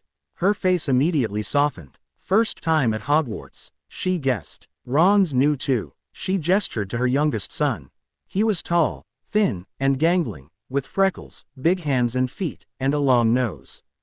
"Thing is, we don't know how to get to the train," I explained, gesturing between myself and Harry. "Could you please tell us?" I asked politely. "Of course," the woman nodded. She took my shoulders in her hands and pointed me towards the divider, explaining kindly, "Walk straight at the wall between the platforms. Don't stop, and don't be nervous, or you'll crash, that's key. Best do it at a bit of a run, if you're nervous. Go on." Before Ron. She ushered us forwards. We looked from the brick wall to each other edgily. I gave a little shrug. "Hey, magic." Harry nodded, and we turned back to the wall. Taking a deep breath together, we hustled at the wall. My feet slid and I was pretty sure I accidentally elbowed a passing businessman in the ribs. Out of the corner of my eyes I saw Harry close his and wince, ready for the hit. But we didn't hit. We kept going, through the barrier, and suddenly we were standing on a platform next to a gorgeous steam engine. I gaped. "Harry," I whispered, reaching over and tapping his shoulder. Harry opened his eyes and looked around. He stared at the train in awe as well. In sync, our faces split into wide grins. "Let's go," I said, bouncing in excitement. We took off down the platform, passing a dreadlocked boy with what seemed to be a tarantula in a box and a pudgy boy with a rogue toad. The first few compartments were already filled, so we kept going to the end, avoiding the cats that darted here and there around people's ankles. Working together, Harry and I managed to get our trunks off the cart. I carried Hedwig and Artemisia aboard and tucked them safely away, then I came back for the trunks. "I'll take this end," Harry suggested, shoving his trunk along the platform so that it lined up with the door. "Right, and I'll lift," I said, standing in the doorway. I gripped my side and grunted, "Push." The trunk skidded wildly. I could barely make it budge. "Gah, stop, stop." Harry stopped pushing and we stared at the trunk helplessly. "Need help?" We looked up to see one of the twins from the platform. I sighed in relief. "Are you a guardian angel?" I asked. He grinned widely. "Hey, I like that. Oi, Fred, come here and be angelic with me." The other twin emerged from the crowd and looked at his brother. "Be angelic? What are we doing? Feeding widows and orphans? Helping firsties with their trunks?" "Ah yes, St. George and Fred of the luggage," the other twin said dramatically. "All right, let's go." With the twins helping, Harry and I managed to get our trunks put up and secured without too much fuss, but by the end we were both sweating. Wandering around during the summer meant that our legs were pretty strong, but our arms were pretty much noodles. I collapsed back against the seat with a sigh. Harry reached up, ruffling his sweaty bangs. The twins paused, staring at him in awe. "Blimey, are you?" It's him." "Him who?" Harry asked, startled. "Harry Potter," the twins chorused. Harry's face fell slightly. "Oh, him. Yeah, I am. Then that means." The twins turned to face me, who gave a weary wave and greeted, "Lorena Potter, nice to meet you." The twins gaped at us. I flushed, grabbing the chunk of hair hanging over my face and tugging it tighter against my cheek. "Fred, George, are you in there?" "Coming, Mum." With a parting stare, the twins left the compartment, bounding down to the platform. We took seats on either side of the window, partially concealed as we watched the red-haired family. The mother jerked out her handkerchief. "Ron, you've got something on your nose," she said, reaching for him. Despite his struggles, she caught him and started scrubbing at his nose. "Ah, has Ickle Ronikins got something on his nosy?" One of the twins snickered. "Shut up," Ron grumbled. "Where's Percy?" their other called. The older boy came striding through the crowd, already in his Hogwarts robes. He had a silver P badge pinned to his near some kind of red and gold crest. "Can't stay long, Mum," he announced importantly. "The prefects have 2 compartments reserved up front." The twins feigned shock. "Are you a prefect, Percy? Why didn't you tell us?" "Hang on, I think I remember him saying something. Once, twice, a minute, all summer." "Shut up," Percy huffed. "How come Percy gets new robes?" One of the twins complained. "Because he's prefect," their mother cooed, ing Percy's cheek. "Have a good term, dear, send lots of owls." Percy walked off and she rounded on her twins with alarming vehemence. She seemed almost desperate as she said, "Now you two, this year, try and behave yourselves. If I get one more owl telling me you've blown up a toilet or something." "We've never blown up a toilet," one of the twins protested indignantly. "Great idea though, Mum, thanks. Not funny. And look after Ron. Ickle Ronikins is safe with us," the twins snickered. "Don't worry." "Shut up," Ron said, going a shade that matched his hair. "Hey Mum," one of the twins began. "Guess who we met on the train?" Harry and I whipped away from the window, staring at each other and listening hard. "Those kids from the platform. Know who they were." "Who?" "The Potter twins." "Mummy," Ginny begged, "I want to go on the train to see them." We winced in sync. "We're not a bloody sideshow," I grumbled to herself. "You've seen them, Ginny, and they're not animals in a zoo," their mother scolded. "Were they really?" "How do you know?" asked him. "Saw his scar. Didn't see hers, but it was like lightning." "Poor dears," the woman cooed, and I felt a surge of affection for the woman. I wondered why they were alone, and that girl seemed nice when she asked about the platform. I'm nice, I mouthed to Harry, grinning. He stuck out his tongue. She doesn't know you. Oi, I protested. Never mind that. Think they remember what you know who looks like? One of the twins asked. Their mother sounded horrified. I forbid you to ask them. As if they need to be reminded of that on their first day of school. All right, keep your hair on. The whistle sounded and the boys clambered aboard, leaning out the window to their mother goodbye. Their sister began to cry softly. Don't worry, Ginny, we'll send you lots of owls. We'll send you a Hogwarts toilet seat. Fred, only joking. The train started moving and we were off, whizzing away to who knew what. Whatever it was, it had to be better than the Dursleys' place. I wormed my fingers through the bars of Artemisia's cage and petted the owl to soothe my nerves. What do you think it'll be like? Harry asked. I grinned weakly. Magical, I'm guessing. The truth was, I was nervous. Someone recognizing who we were was exactly what I didn't need in my life right before heading off to school. At our old school, we'd been well known, but only because we were the ones Dudley's gang went after most often. We were well known for getting beat up, and that was something we could do. We'd been doing it for years. But here we were well known for surviving some big, bad master of evil, and I didn't have much experience with that. We were expected to be a great witch and wizard, and I was still trying to figure out how wizarding money worked. I already felt like a failure, a freak, a letdown. The compartment door swung open, revealing Ron. Do you mind? He asked, pointing to the seat beside me. Everywhere else is full. Harry and I exchanged glances and shook our heads. Ron took the seat. He stared at both of us briefly before looking out the window, trying to pretend he hadn't. Hey Ron. The twins entered. We're going down to the back of the train. Lee Jordan's got a giant tarantula. Right, Ron muttered. Hey, the other twin spoke up. We didn't introduce ourselves. I'm Fred and that's George, and that's our brother Ron. See you later. There was an awkward chorus of bye as the twins left. Ron stared at the pair of us once more before blurting, Are you really the Potter twins? We nodded. Oh, I thought it might have been one of Fred and George's jokes. Have you really got? He pointed between Harry's forehead and my cheek uncomfortably. Harry lifted his bangs to show the scar off. Ron stared at it in awe before turning to me, eyes fixed expectantly on my cheek. I glared at him and said shortly, Keep dreaming. She doesn't even show me, Harry explained quickly. Right, Ron nodded, looking a bit abashed. So that's where you know who? Yeah, but I can't remember, Harry said hastily. Nothing, Ron asked eagerly. Just lots of green light, Harry shrugged. I remember his voice, I blurted. My eyes widened. I'd only ever mentioned that to Harry once, when I woke up shaking and panting from a nightmare of green light and a high, cold voice. Harry looked at me, surprised I'd mentioned it. Ron stared at me in awe.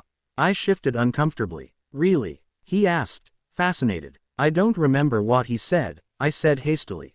Just the sound of it. Might not even be him, Wow, Ron said, leaning back against the seat. His eyes drifted between the two of us for a moment before he stared out the window, seeming to realize what he was doing. Are all your family wizards? Harry asked curiously. Ron looked a little surprised at being asked. Yeah, think so. Mum's got a cousin who's an accountant, but we don't talk about him. You must know loads of magic already then, Harry asked eagerly. Ron shifted. I heard you went to live with muggles. What were they like? He asked. Hellish, I said bluntly. At least, ours were, Harry hastily corrected. Wish I'd had 3 wizard brothers. Oi, am I not good enough for you? I protested indignantly. Harry sighed. Not what I meant, Rena. I've actually got 5, Ron said gloomily. I'm the 6th in our family to go to Hogwarts. You could say I've got a lot to live up to. Bill and Charlie have already left. Bill was head boy and Charlie was captain of Quidditch. Now Percy's a prefect. Fred and George mess around a lot, but they still get really good marks and everyone thinks they're really funny. Everyone expects me to do as well as the others, but if I do, it's no big deal, because they did it first. You never get anything new, either, with 5 brothers. I've got Bill's old robes, Charlie's old wand, and Percy's old rat. Ron reached inside his jacket and pulled out a fat gray rat, which was asleep. His name's Scabbers and he's useless, he hardly ever wakes up. Percy got an L from my dad for being made a prefect, but they couldn't I got Scabbers instead. Ron's ears went pink. Harry shrugged. The Dursleys never gave me a proper present either. Remember the clothes hanger? He asked me. And the tissues, I snorted. Up until Hagrid came to get us, we didn't know anything about any of this. Hogwarts or magic or Voldemort. Ron gaped. You said his name, he breathed. Harry blinked and shifted uncomfortably. I just never knew you shouldn't. See, I don't know anything. He looked down at his shoes gloomily. I bet I'll be the worst in our year. Ron shook his head and quickly explained, Nah, they're loads of people who come from Muggle families. We continued to talk amongst ourselves. At noon, a witch pushing a trolley of sweets came by, opening the compartment door and asking, Candy from the trolley, dears. Ron reached into his pocket, pulling out some wrapped up sandwiches. I'm all set, he said, looking at the candy longingly. I looked up at Harry, eyes lighting in pleasure. Candy was another luxury we'd been deprived of at the Dursleys, and both of us needed some meat on our bones. What better way to start? We grabbed our money bags and stepped out. I stared at the candy selection. There was not a single Hershey's in sight.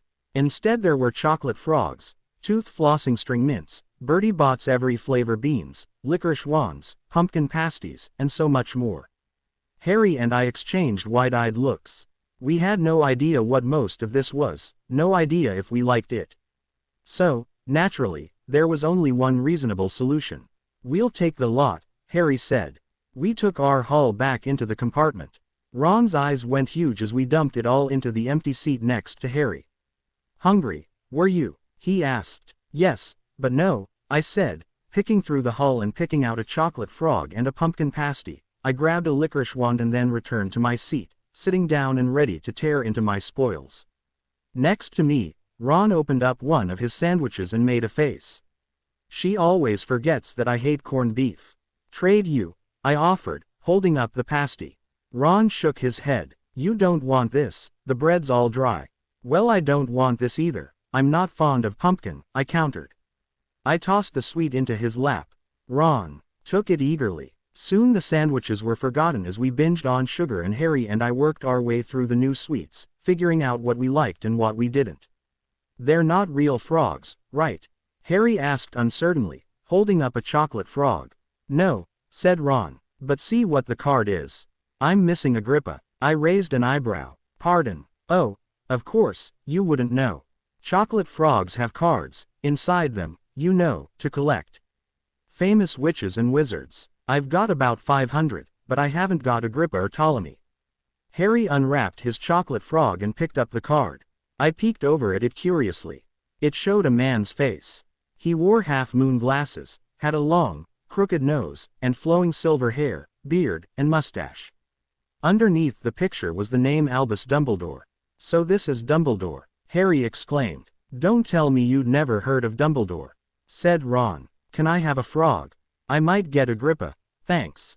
Pitch me a couple too, I said curiously, and Harry sent 3 flying my way as he read about Dumbledore. I opened mine up. There was a picture of a wizened old man with eyebrows that nearly swallowed his eyes and a staff carved like a S. I flipped it over. Apparently it was Herpo the Foul, an ancient Greek dark wizard who invented basilisks. He's gone, Harry exclaimed suddenly. I looked up and saw him staring at his picture of Dumbledore. I flipped mine back over and stared. Herpo the Foul blinked back at me, gave a sigh, and reached up to scratch his nose. I stared. You can't expect him to hang around all day, Ron said carelessly. He'll show up again. Ah, Morgana again. Want her. You can start collecting. His eyes strayed to the packages waiting to be unwrapped. We'd loaded up on those, figuring that if we didn't like anything else, chocolate was universal, magical or not. Go ahead, Harry bade. But in the Muggle world, people stay put in photos. Ran gaped. Seriously. Weird. We tore open all of the other chocolate frogs. Ron knew about most of the people featured already, but Harry and I read the little bios on the back in interest. If one of us got 2 of the same card, we passed it over to the other. By the time we'd finished them all, I had Herpo the Foul, Dumbledore, Morgana, Cassandra Vablatsky, Helga Hufflepuff, Godric Gryffindor, and Merlin. I kept glancing back at her Poe. He gave me the willies. He seemed to know it too, because every now and then he'd give me these menacing grins.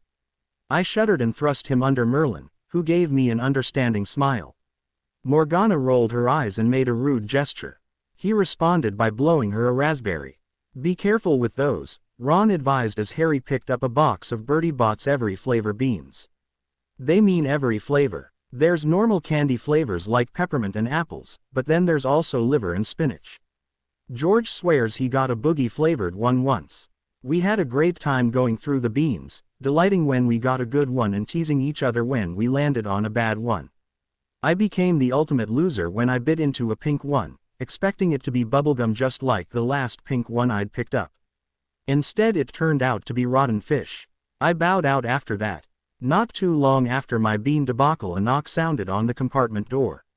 The round-faced boy from the platform who was missing his toad stepped inside and asked, "Sorry, but have you seen a toad at all?" "If there was a toad in here, Artemisia would let us know," I said, pointing to my owl. "She loves him. I've lost him," the boy wailed. Harry gave me an uncomfortable look. "He'll turn up." "I hope so," the boy said glumly, and left. Ron shook his head. "If I brought a toad I'd lose it as fast as I could. Mind you, I brought Scabbers, so I can't talk." Scabbers was still dozing in his lap. Ron looked at him in disgust. "He'd have died and you wouldn't know the difference. I tried to turn him yellow yesterday to make him more interesting, but it didn't work. Look." He drew out a battered wand, the unicorn hair poking out of one end. Ron cleared his throat. "Unicorn hairs poking out. Anyway." The toadless boy suddenly reappeared, a frizzy-haired girl on his heels. She was already in her robes. "Has anyone seen a toad?" she asked. Her voice was very bossy. "Neville's lost his." "We already told him we haven't," Ron huffed. Her eyes flicked to him and his wand. "Oh, are you doing magic?" she asked. "Let's see then." Ron blinked, clearly startled. She looked at him expectantly. He cleared his throat, pointing his wand at Scabbers. "Sunshine, daisies, buttermellow. Turn this stupid fat rat yellow." Scabbers stayed gray and asleep. "Are you sure that's a real spell?" said the girl. "Well, it's not very good, is it? I've tried a few simple spells just for practice and it's all worked for me.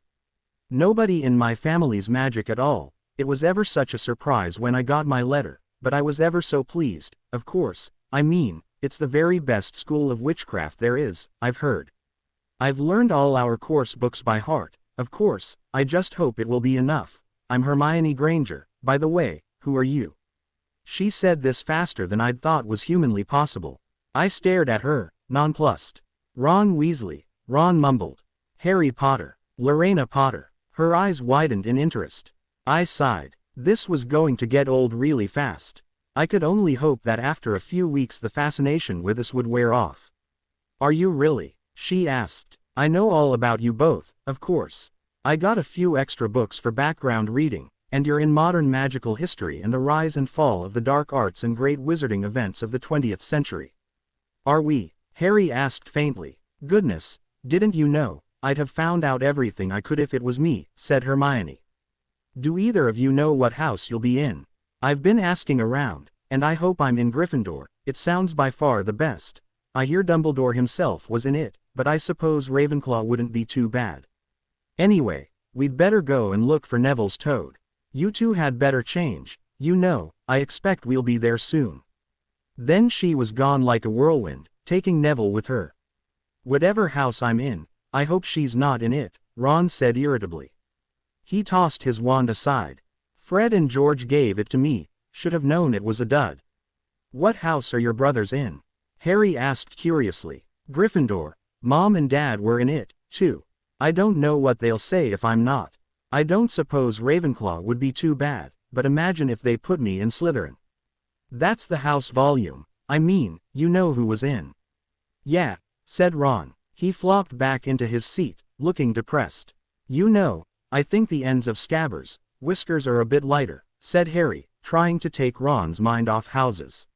"So what do your oldest brothers do now that they've left, anyway?" "Charlie's in Romania studying dragons, and Bill's in Africa doing something for Gringotts," said Ron. Did you hear about Gringotts? It's been all over the Daily Prophet, but I don't suppose you get that with the Muggles. Someone tried to rob a high-security vault. I blinked. Really? What happened to them? Going by the vivid message on the doors, I was highly skeptical that whoever it was still in one piece. Nothing. That's why it's such big news. They haven't been caught. My dad says it must have been a powerful dark wizard to get round Gringotts. But they don't think they took anything, that's what's odd. Course, everyone gets scared when something like this happens in case you know who's behind it. What's your Quidditch team? Ron asked suddenly. I don't know any, Harry admitted. Ron gaped like this was utter sacrilege. Oh you wait, it's the best game in the world. Then he was off, explaining the rules. I wasn't much for sports, so I dug out a random book from my trunk. Turned out it was my textbook for potions. At first I wasn't terribly interested, but as I read more, it began to become far more interesting. It was just like baking, it seemed like, and that was something I was really good at. With half an ear I was getting a crash course on Quidditch, but most of me was focused on the idea of potions. When I cooked for the Dursleys I was usually pretty good at figuring out which flavors would go together well and how to make sure they came out in the finished food. It seemed like potions were similar, only you had to know what effects did what, and sometimes a little of this cancelled out some of this. It was like cooking and a logic puzzle rolled together. Ron was just giving a detailed description of the different teams when the door opened again. It wasn't Neville saying he'd found his toad, and it wasn't Hermione Granger back, which was good, because Ron might have hurt someone. Worse, at least in my mind, as it was the boy from Madame Malkin's. He had two boys who looked closer to gorillas than humans flanking him. I stared at them. I'd seen this dynamic before in Dudley's Friends. They weren't there for their ins. They were there because they looked tough and thought infrequently enough that they were easy to boss around. The pale boy looked at us with a lot more interest than he had at Madame Malkin's. They're saying all down the train that the Potters are in this compartment.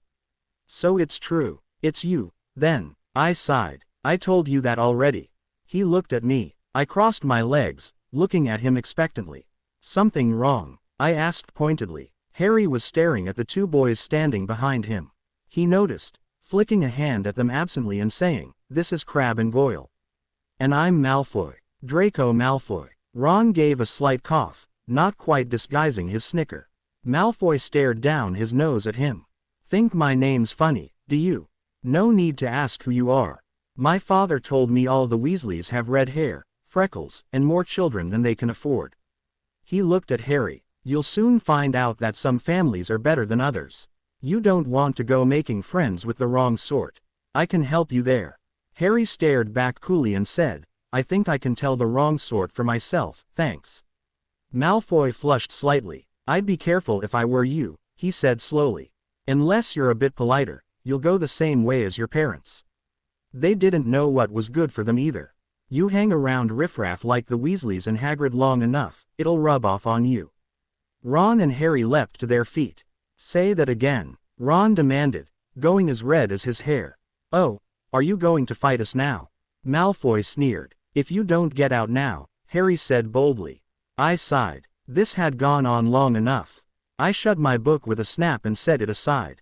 They seemed to have forgotten I was there, because everyone turned to look at me as I stood up. Ron and Harry separated wordlessly so that I could get at Malfoy. "I'm going to assume that you don't have a lot of friends, going off the fact that your opening line was to insult the parents of a couple of orphans," I began. "Because of your undoubtedly sad and lonely childhood, because of that fact, I'll ignore the fact that your people's skills." Malfoy's eyes widened. "Now, I'd say it was a pleasure to meet you, but that would be a blatant lie, so I'll simply say that it was horrible to make your acquaintance and please don't come back." I placed both hands on his and gave a hearty shove. He toppled backwards between Crabbe and Goyle, who moved to clumsily catch him before he fell down. They all staggered out of the compartment and I shut the door with a loud snap and turned to face Ron and Harry. Both of them were staring at me in awe. "That was bloody brilliant," Ron said, falling back into his seat. I smiled, pretending to curtsy a few times. Thank you, I'll be here for the next 7 years." The door behind us whipped open and Hermione Granger appeared, staring at Harry and I on our feet, and Ron collapsed bonelessly in his seat. "What's going on in here?" she demanded. Ron ignored her in favor of asking, "You've met Malfoy before?" Harry explained about our meeting in Diagon Alley. "I've heard of his family," said Ron darkly. "They were some of the first to come back to our side after you-know-who disappeared. Said they'd been bewitched. My dad doesn't believe it. He says Malfoy's father didn't need an excuse to go over to the dark side." He turned to Hermione, who was looking rather miffed. "Can we help you with something? You'd better hurry up and put your robes on. I've just been up to the front to ask the conductor, and he says we're nearly there." "You haven't been fighting, have you? You'll be in trouble before we even get there." "No one's been fighting," said Ron, scowling at her. "Would you mind leaving while we change?" "All right. I only came in here because people outside are behaving very childishly, racing up and down the corridors," Hermione huffed. "And you've got dirt on your nose, by the way, did you know?" After Hermione left, we took her advice and tugged on our robes. Mine hung loosely on my frame. As usual, you could see my ribs, so the robes, which we made to be loose, practically swallowed me. Madame Malkin's tailoring could only go so far. "We will be reaching Hogwarts in 5 minutes' time," a voice called through the train. "Please leave your luggage on the train, it will be taken to the school separately." The train slowed to a stop at the station. It was already dark out, casting everything in shadow on the platform. I plucked my wand from my trunk and slipped it into the pocket of my robe. I didn't know if it was paranoia or if it was just some kind of wizarding instinct, but I didn't want to leave it behind as we left the compartment. The platform was packed with students. Most of them were moving towards a line of carriages that seemed to pull themselves. At least I hoped they did, otherwise they weren't going anywhere, because nothing was hitched up to the front. The oldest students pushed and shoved their way through confidently, sending some of the younger students staggering. I pressed close to Harry to keep from getting trampled.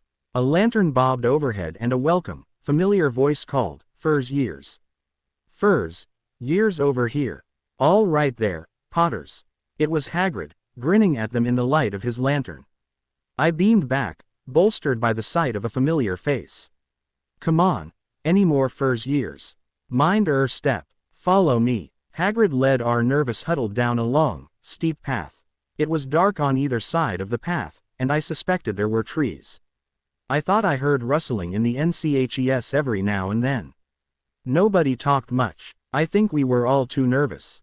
At the very least, I knew I was. Ron had explained to us all about the house system, and the different attributes each one had.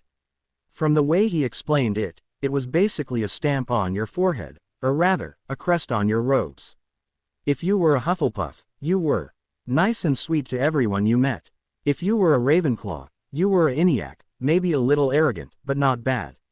If you were a Gryffindor, you were a bit assive and bold, but good. If you were a Slytherin, you were a bastard. Period. Turning it over in my head, I figured there was no way I'd be a Hufflepuff. I was nice enough, but only to select people, and never in public. I was far more likely to send you a card and a lovely gift the day after your birthday and pretend I'd forgotten than plan your surprise party.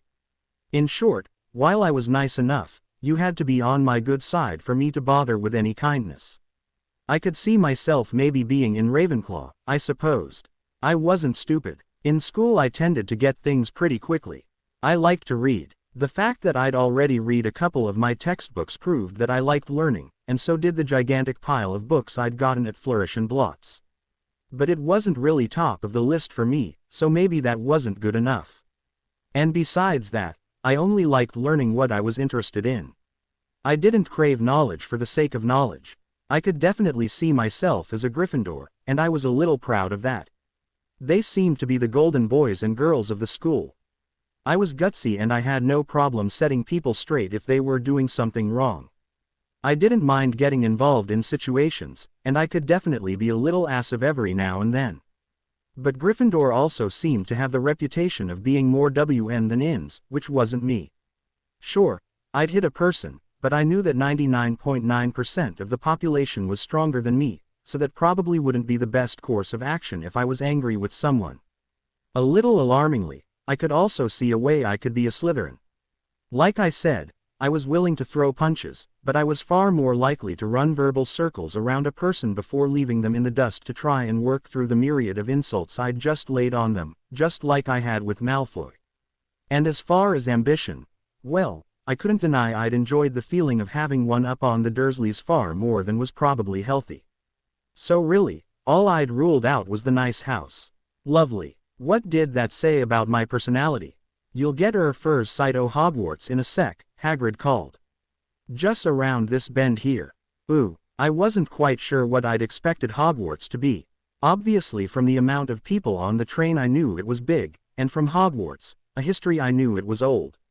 I think I'd expected more of a converted old manor house, like some kind of fancy private school. What I got was an actual castle, the whole of it blazing with welcoming firelight. The windows gleamed like stars against the dark stone. It was across a gleaming black lake, sitting proudly atop a mountain. Turrets and towers pierced the sky, soaring into the air. No more in 4 to a boat, Hagrid called, pointing to a small fleet resting on the shore. Harry, Ron, and I climbed into one boat and were followed by Neville, who was still sniffling worriedly about his toad. Everyone in. Forward. The boats took off across the lake at Hagrid's command, the castle looking over them. The boats moved along with barely a sound, cutting clean lines through the water. I reached over the side, dipping my hand in the water. It was delightfully cool. I tugged my head back into the boat and looked up. Heads down, Hagrid called just before we reached a wall of ivy. We all obliged and slid through the vines and into a wide opening in the cliff. We sailed along a dark tunnel before we reached a sort of underground harbor beneath the school. We clambered out onto a shore of pebbles. Hagrid checked boats as we climbed out of them, calling suddenly, "Oi, is this Toad?" "Trevor," Neville said delightedly, holding out his hands for the frog. Hagrid handed Trevor over before leading us out of the harbor and onto the wet grin the shade of the castle. We gathered around the huge oak doors. Hagrid looked around. "Everyone here, you still got Toad?" When Neville nodded bashfully, Hagrid turned around and knocked 3 times on the doors. They swung open, revealing a tall, black-haired witch in stunning, emerald-green robes. Her hair was pulled back into a strict bun and her face was stern. "The Furs, years, Professor McGonagall," Hagrid said grandly, gesturing to us huddled on the steps. We must have made for a pretty pathetic image, I imagined. A cluster of edgy 11-year-olds drowning in our robes, shifting uncomfortably in the cool night air.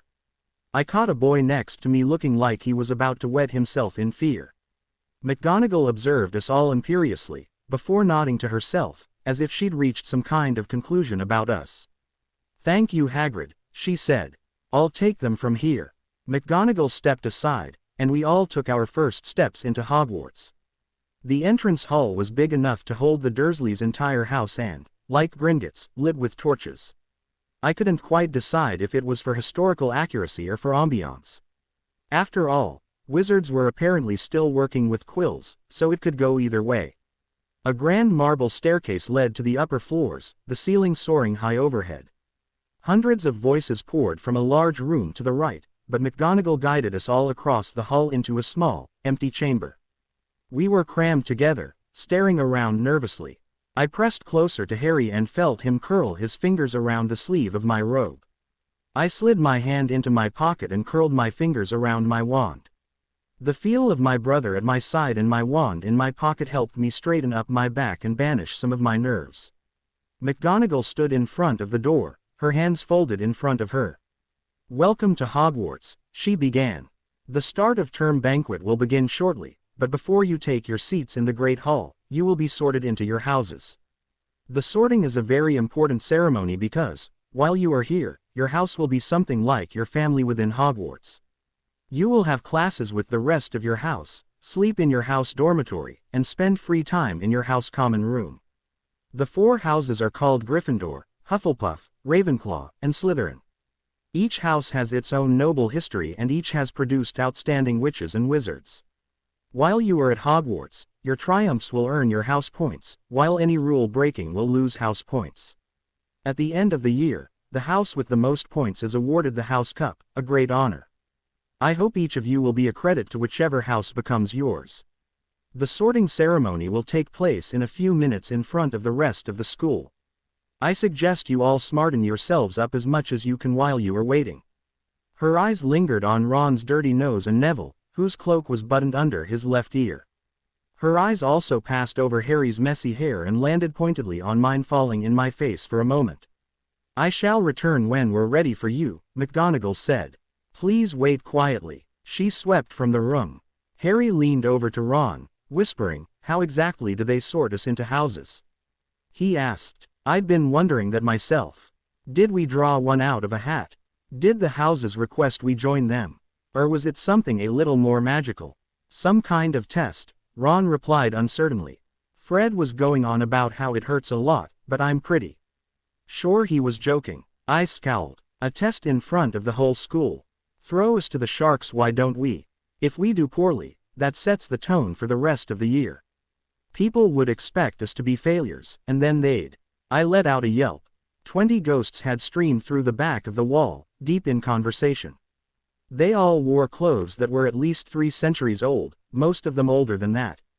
They drifted along, pearl-colored and slightly transparent. They didn't seem to take any notice of us, too involved in their argument. "Forgive and forget. I say, we should give him another chance," said a fat little monk. A man in a starched white ruff replied, "My dear friar, we've given Peeves all the chances he deserves. He gives us all a bad name, you know, and he's not even a real ghost. I say, what are you all doing here?" He finally seemed to notice us. No one responded to him though. I think we were all still too thrown by the sudden arrival of a gaggle of ghosts to really think about having a nice chat with one of them. "New students," the fat friar greeted happily. "About to be sorted." A few people nodded mutely in response, jaws slack. "Hope to see you in Hufflepuff, my old house. Move along." McGonagall had returned. "The sorting ceremony's about to start." She ordered us into a line as the ghosts drifted out of the room through a wall. Harry stood behind a sandy-haired boy and I was behind him. Ron was behind me, following closely enough that he nearly trod on the hem of my robes 3 times before we even reached the doors to the Great Hall. It was gorgeous. Thousands of candles levitated over 4 long tables where the students sat. The tables gleamed with gold place settings. At the top was another long table where the teachers sat. I recognized Dumbledore from his chocolate frog card, and there was an empty seat beside him that I assumed was McGonagall's. I also spotted Hagrid, who caught my eye and waved. Professor Quirrell was looking twitchy as ever and sporting a large purple turban. Above us, the ceiling was lost in velvety blackness dotted with stars. I remembered glancing over something about that in Hogwarts, a history. Supposedly the ceiling was enchanted to reflect the weather. I couldn't wait to see it blazing with sunlight, or maybe even gently snowing in the winter. McGonagall lined us up in front of the head table, our faces to the students. They all watched interestedly. I could see Fred and George waving at us cheerfully from a table filled with red and gold badges. Percy was pursing his lips irritably next to them and hissing at them, probably telling them to stop. I lowered my face, hiding a smile. I was suddenly incredibly glad that we'd met Fred and George at the station. Having a couple of friendly faces out in the students made it infinitely easier to stand in front of them with at least a little bit of confidence. Professor McGonagall stepped forwards again. She set a stool down in front of us, and on top of it, she placed a ripped, frayed, worn, and dirty old wizard's hat. There was a wide rip near the brim. The thing looked like it passed older than dirt 2 centuries back and was now being held together by hope and prayer. Then the rip opened up like a mouth and the hat started to sing. "Oh, you may not think I'm pretty. But don't judge on what you see. I'll eat myself if you can find a smarter hat than me. You can keep your bowlers black, your top hats sleek and tall, for I'm the Hogwarts sorting hat, and I can cap them all. There's nothing hidden in your head the sorting hat can't see. So try me on and I will tell you where you ought to be. You might belong in Gryffindor, where dwell the Vae at heart. Their daring, nerve, and chivalry set Gryffindors apart. You might belong in Hufflepuff, where they are just and loyal. Those patient Hufflepuffists are true and unafraid of toil, are yet in wise old Ravenclaw, if you've a ready mind, where those of wit and learning will always find their kind. Or perhaps in Slytherin, you'll make your real friends. Those cunning folk use any means to achieve their ends. So put me on. Don't be afraid, and don't get in a flap. You're in safe hands though I have none. For I'm a thinking cap. I'll kill Fred. I heard Ron growl as the great hall burst into applause. We just have to try on a hat. He was going on about wrestling a troll. Seemingly out of nowhere, which wouldn't be much of a surprise, really. Professor McGonagall produced a piece of parchment and moved to stand behind the stool. When I call your name, she announced, you will put on the hat and sit on the stool to be sorted. Abbott, Hannah, the girl with pigtails stumbled forwards. The hat slipped over her eyes, and after a moment, the brim opened up again and announced, Hufflepuff. Hannah took off the hat and hustled over to a table where the fat friar was waving merrily in welcome. Bones, Susan, Hufflepuff, Boot, Terry, Ravenclaw. I listened absently to the sorting. I assumed that even if I didn't know everyone's names after this, then I'd have 7 years to get to know them, so I wasn't terribly concerned about who my year mates were. What I was concerned about was where I was going to end up. And more importantly, where I was going to end up in relation to Harry. I couldn't imagine going without him for a day when we'd spent almost every minute together since before we were born. We'd gone from sharing a womb to sharing a nursery to sharing a closet. I'd never actually had to sleep in a bed by myself before, strange as it sounded, but it seemed that was over. The very idea made me nearly tremble with loneliness, and also a little bit of fear. I wasn't exactly fond of the darkness. Dim lights weren't a problem, but I was terrified by the pitch blackness of night. When I was in a lighted place staring out into darkness, it didn't bother me so much. When I had someone with me I was okay as well. That's why I'd never had much trouble sleeping before. With the comforting presence of my twin brother pressed against my back or side, it was easy. No matter what houses we ended up in, that was over and done with. Granger, Hermione. I looked up at the familiar name. With a cry of, Gryffindor. Hermione skipped off to join the Gryffindor table. Longbottom, Neville. Drew laughs when he ran off to join Hermione with the hat still on his head. He had definitely not made the best first impression when he sheepishly trooped back to the stool to replace the sorting hat. Malfoy, Draco, became a Slytherin, almost the moment the hat touched his head. Lily Moon, Theodore Nott, and Pansy Parkinson joined him. The Potter twins were up next. Parvati went to Gryffindor table and Padma joined Ravenclaw house. I bit my lip. After seeing Fred and George together in Gryffindor, I guess I had subconsciously assumed that twins stayed together, despite the fact that there was no reason that would be true. Seeing the Potter twins separated, and the uncertain looks on their faces as they went off to different tables, was like a punch of reality straight to the gut. I reached out sharply, grabbing Harry's hand in a vice grip. He looked at me, surprised, but saw the look on my face. It was a mix of fear and stoniness, I imagined. He immediately hissed, "What's wrong?" "We'll stay together no matter what happens," I whispered back vehemently. "No matter what house we go to, we'll stay twins." Harry's eyes were wide. He was clearly worried about it too. He didn't seem to have the nervous feeling of anticipation that I did curled in my gut, like something bad was about to happen. He seemed surprised by how intense I was being about this. Maybe I was getting a bit worked up, but the fact was, Harry was all I had. In my fight against the Dursleys he was my only ally. At school, he was the only one I could count on to stick up for me. And while logically I knew I'd meet other people here at Hogwarts, make enemies, make friends, I still wanted to cling to that old feeling of us against the world because I knew it. It was safe. I knew how that felt. Sally Ann Perks became a Hufflepuff. And then it was time. Potter, Harry. Whispers sprang up as Harry stepped out from the line. My fingers slid from his as he stepped towards the hat.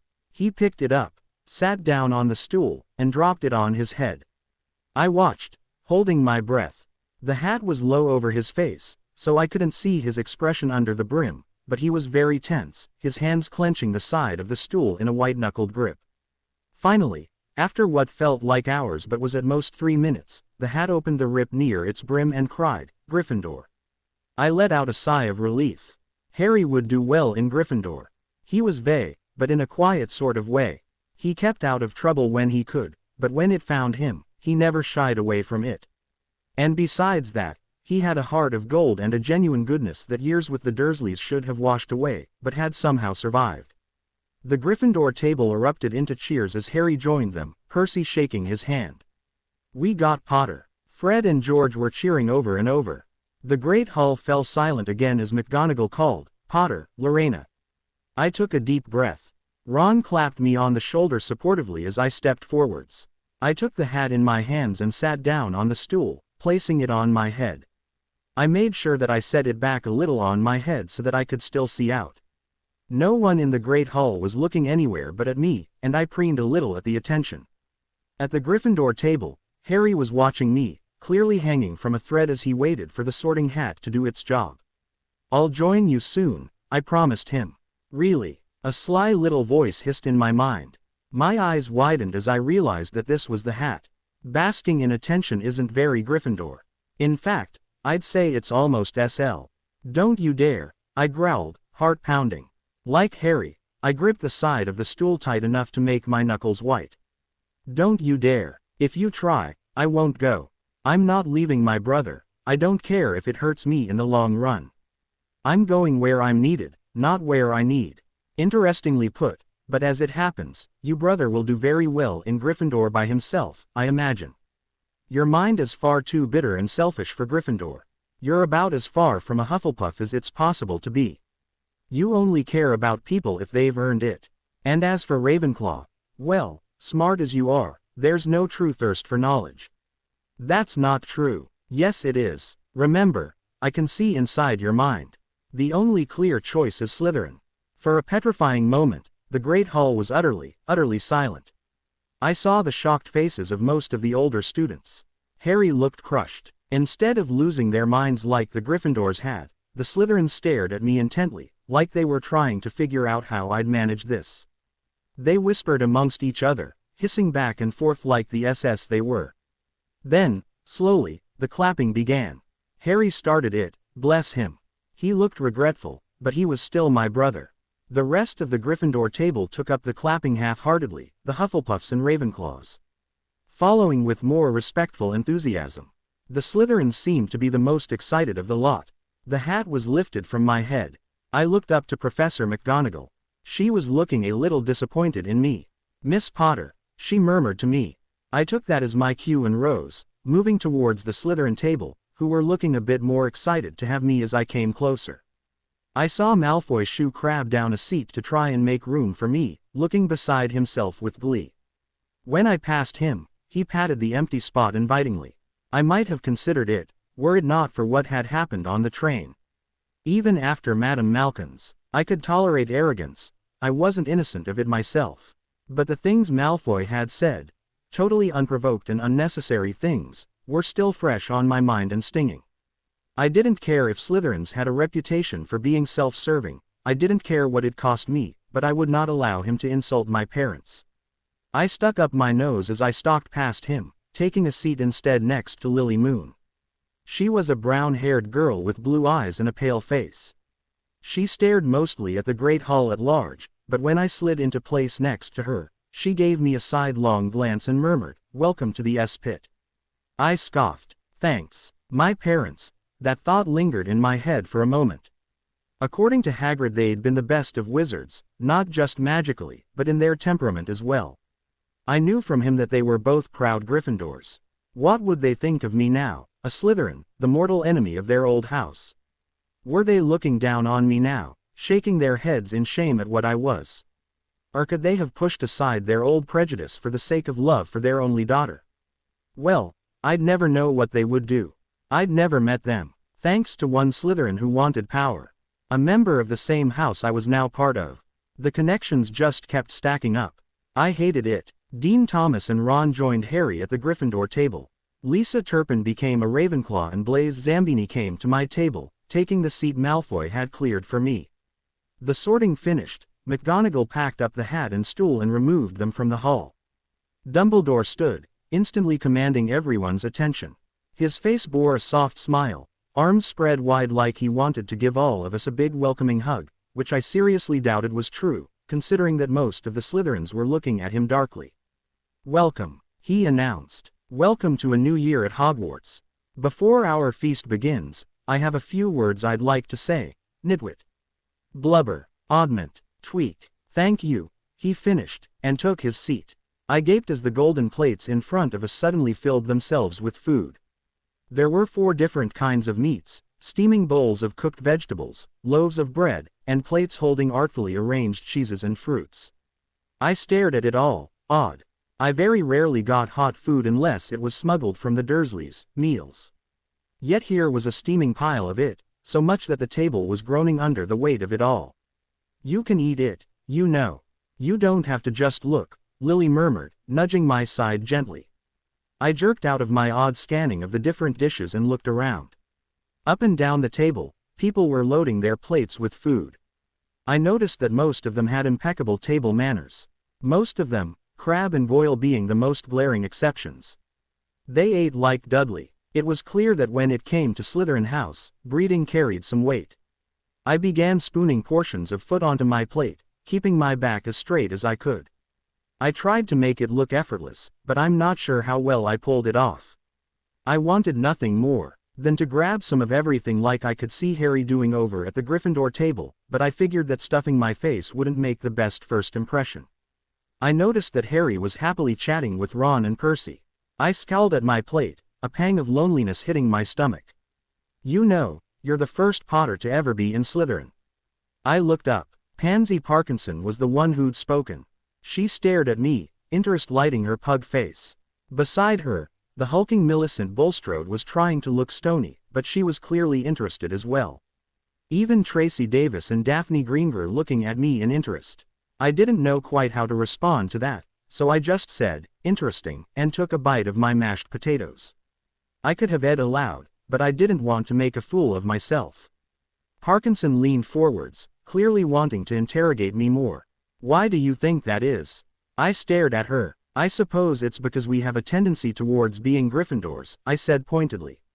Now, I didn't know for sure about anyone in my family's house except for my father, but I figured it was probably a safe bet, considering Harry had gone to the same house. He had to have gotten that Gryffindor very from Dad, and Dad had to get it from somewhere too. Tracy Davis snorted into her peas and Daphne Greengrass smirked behind her goblet. Parkinson's face went red and she withdrew, sniffing. I was just trying to make conversation. Then you should perhaps ask more interesting questions, Lily suggested innocently. Parkinson snapped. No one asked you, Halfblood. You should watch how you speak to someone with a pedigree like mine. Lily stiffened, dipping her head down to stare at her plate. She absently rolled a few GS across her plate with her fork. I blinked. I was gathering that there was some very clear enmity between Halfbloods and whatever Parkinson was. Your father's a Halfblood? I asked Lily. On the surface, it seemed like I was asking for confirmation of what Parkinson had said. Really, I was hoping for an explanation of what, exactly, a Halfblood was. My grandmother was a Muggleborn, Lily said softly, like it was something deeply shameful. I nodded in understanding. So going by what Parkinson had said, she thought she was better because she came from a long line of wizards. Lily, in contrast, had Muggle blood in her family. Wonderful, I'd joined a house of racists. Still, Lily was looking quite depressed, and she had shut Parkinson up for me a moment ago, which led to this lovely discussion of parentage. That meant if she hadn't defended me she wouldn't be going through this now. Which, in turn, meant that I owed her. I'm a Halfblood too, I commented absently, spearing a carrot on my fork and popping it in my mouth. I chewed casually and continued, my mother was Muggleborn, but from what I hear, she was an exceptional witch regardless. Parkinson flinched. She was neatly trapped. Considering how quickly she'd started questioning me, I imagined she was like Malfoy and just wanted to be friends with one of the Potter twins. Now she had a choice. She could either agree with me to keep a chance at being my friend, and therefore have to submit that there were exceptions, or she could keep her stance and offend me, possibly stomping on her chances of having a famous friend. Now came the question of what would win out. Her beliefs or her desire for whatever limelight she could get.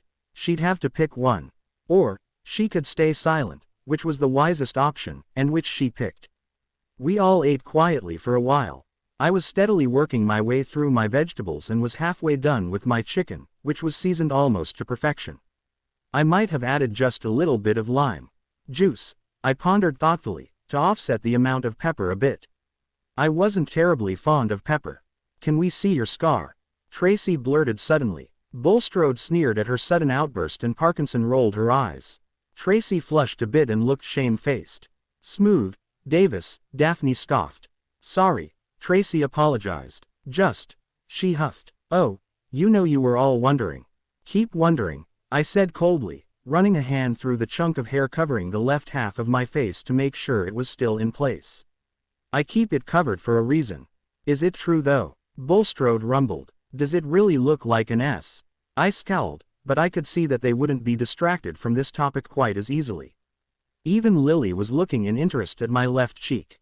And considering she was the closest to it, I wasn't sure how I felt about that.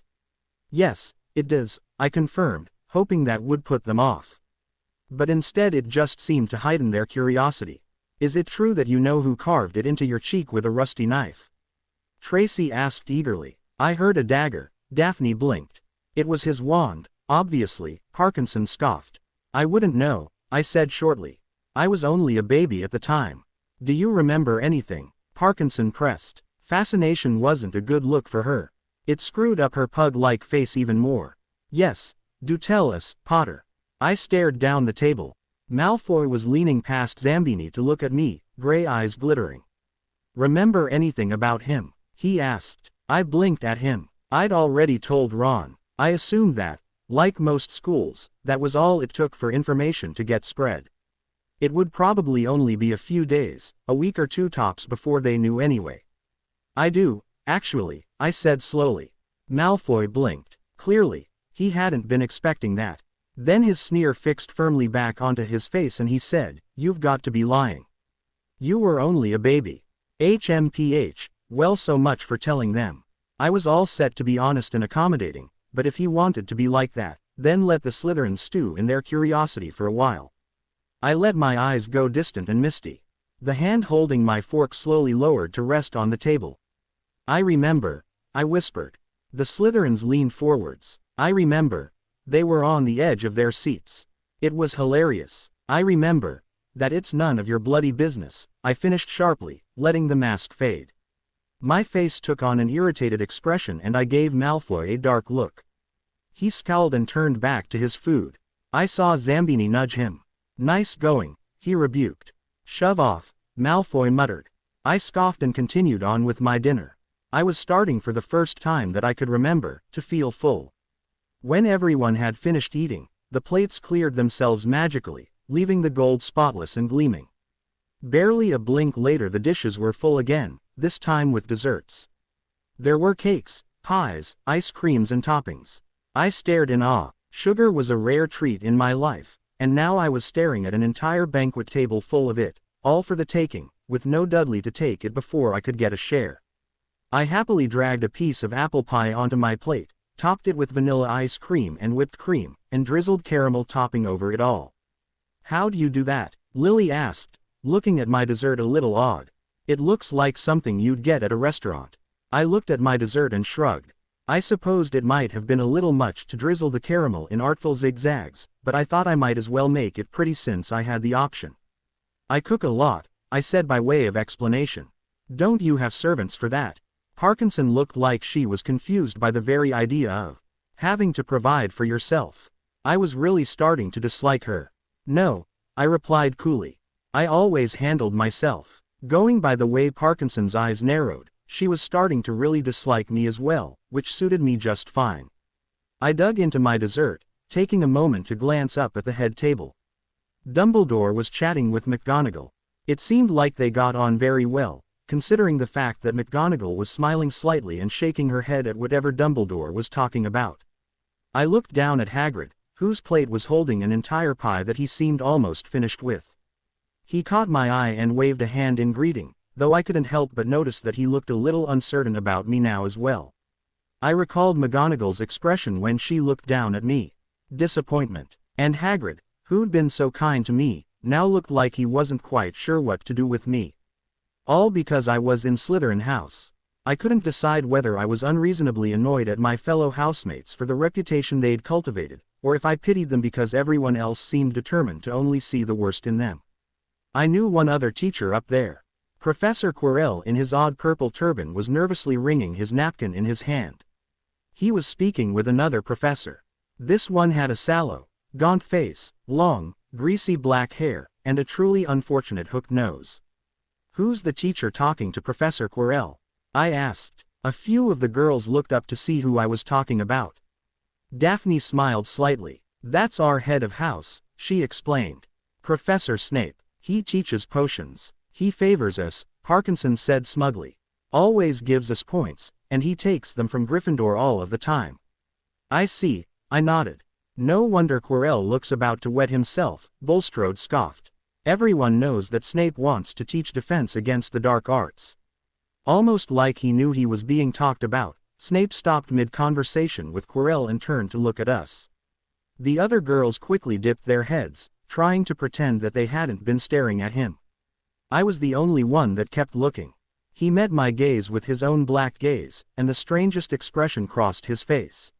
Something like bitter longing. It was gone before I'd even fully registered it, and I wasn't confident I'd seen it correctly, but there was definitely something. He kept holding my gaze, one eyebrow creeping up, daring me to look away. I didn't. His mouth curled up into what looked to be an amused sneer and he looked away from me. I followed his gaze to Harry at the Gryffindor table. Harry was looking at him too. The amusement in his sneer turned to mocking. I got the feeling that Snape had already made up his mind to hate Harry, for no reason that I could discern. Almost the moment he made eye contact I saw Harry flinch, smacking a hand to his scar. My grip on my silverware tightened in concern, but I knew I couldn't exactly just get up and wander over to ask if he had a headache.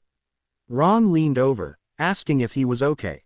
Harry said something and Ron seemed unconcerned, so I assumed all was okay. When the dessert dishes had vanished, Dumbledore got to his feet once more. Again the hall fell silent the moment he rose. Ahem. Just a few more words now that we are all fed and watered. I have a few start-of-term notices to give you. First years should note that the forest on the grounds is forbidden to all pupils. And a few of our older students would do well to remember that as well. Dumbledore's eyes lingered on the Weasley twins, which somehow didn't surprise me. I have also been asked by Mr. Filch, the caretaker, to remind you all that no magic should be used between classes in the corridors. Quidditch trials will be held in the second week of the term. Anyone interested in playing for their house teams should contact Madam Hooch. And finally, I must tell you that this year, the third-floor corridor on the right-hand side is out of bounds to everyone who does not wish to die a very painful death. I blinked. Is he serious? Daphne looked just as surprised as I was. Must be. And now, before we go to bed, let us sing the school song, cried Dumbledore. Suddenly, the teachers didn't seem quite so thrilled with the situation. Dumbledore gave his wand a little flick and a long golden ribbon flew out of it, which rose high above the tables and twisted itself into words. "Everyone pick their favorite tune," said Dumbledore, and off we go. Hogwarts, Hogwarts, Hoggy-Warty Hogwarts. Teach us something please, whether we be old and bald, or young with scabby knees. Our heads could do with filling, with some interesting stuff, for now they're bare and full of air. Dead flies and bits of fluff. So teach us things worth knowing. Bring back what we've forgot. Just do your best, we'll do the rest. And learn until our ends all rot. The Weasley twins were the last to finish the song, singing the words to a funeral dirge. Dumbledore cheerfully conducted them for the last few measures with his wand. I had settled safely on "God Save the Queen" for a tune, and by the end I was smiling. Silly as the song was, it was fun. I actually quite liked singing. It just never got to do it. I remembered when I tried to sing along to the radio one day in the kitchen. Aunt Petunia had swatted me about the head with a kitchen towel and told me to stop wailing like a dying cat. Since then I kept my singing confined to our cupboard late at night when Harry or I was having trouble sleeping or, occasionally, in the bath. "Ah, music," Dumbledore said, wiping his eyes. "A magic beyond all we do here. And now, bedtime. Off you trot." A pair of older Slytherins, probably about 15, stood up. The boy cupped his hands around his mouth and bellowed down the table, "Right, first years, follow Amelie and I. We'll take you to the common room. Pay attention, because I won't show you the way again, and I don't care if you get lost. We've lost students in the dungeon before, we'll lose them again. Our little knot of first years stood up and hastily followed Amelie and her partner from the great hall. I was full and happy, and starting to get very sleepy. I was highly anticipating collapsing into bed. However, I didn't doubt that our leaders would, in fact, leave us to fend for ourselves, so I forced myself to pay attention and watch for landmarks and turns. We descended into the dungeons, the air getting cold and damp around us. I tugged my robes more tightly around myself, but I wasn't terribly concerned. In fact, it almost reminded me of the reptile house at the zoo. It was a soothing kind of coolness, and I smiled at the memory of the I'd set free. Now I was in a house represented by SS. I wonder whatever happened to that boa. The prefect stopped in front of a section of stone wall. It looked unremarkable, except that when the light from a torch flickered just right, I saw a small, coiled S carved near the base of it. I figured the marker would be almost impossible to see if you didn't know it was there. I'd only noticed it because the light moved in the exact right way to catch in the carved lines. Amelie turned to face us.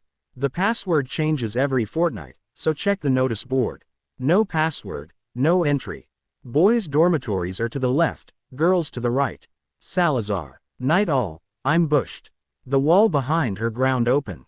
There was a short passageway that opened up into the common room.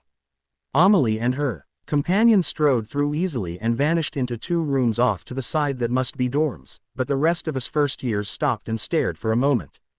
The Slytherin common room was exactly as I had expected in some ways, and completely opposite in other ways. I wasn't terribly surprised by the greenish lamps or the dark wood cabinets. The low-backed black and dark green button-tufted, leather sofas and plush green armchairs seemed to fit perfectly with what the image of Slytherin seemed to be. So did the skulls and SS carved here and there on the walls and ceiling. The whole place was grand but held the chill of the dungeons, both in temperature and atmosphere. The only warmth came from a fireplace on the opposite side of the room. What startled me the most was that it seemed to be under the lake. The windows had to be reinforced, because I could see the water lapping at them from outside. We seemed to be very far down. It was too dark to see outside, but I imagined that when it was light out you could probably make out the shapes of whatever lived in the lake. The water made the light seem slightly green, which was appropriate, considering the Slytherin colors. It's perfect, I heard Lily whisper. I nodded in agreement. The place was cold and intimidating, to be certain. But some Slytherin part of me absolutely adored the greenish filtered light and the slight bite of cold in the air. Even the sound of the water lapping at the windows was rather comforting, soothing my nerves and making me even sleepier. It was a quiet, subdued place, but it wasn't outright unfriendly. I want to see the dorms, Parkinson announced, and started off towards the door Amelie had vanished through. For once, I agreed with her, and it seemed that the rest of our year did too. Tracy, Bulstrode, Lily, Daphne and I all followed her lead. We quickly found the first-year dorms and stepped inside. Like the common room, the light that filtered through the windows was green. The domed ceiling made the sound of the water echo slightly. It was like having a white noise machine. Slytherin crests and banners hung on the walls, insulating them a little. There were 6 beds, all old 4 posters with dark wood and green hangings. Silver lanterns dangled from the ceiling on chains, swaying slightly. Their flames flickered constantly, and the rattling chains melded with the lapping water. The whole place seemed to be designed to be as soothing as possible.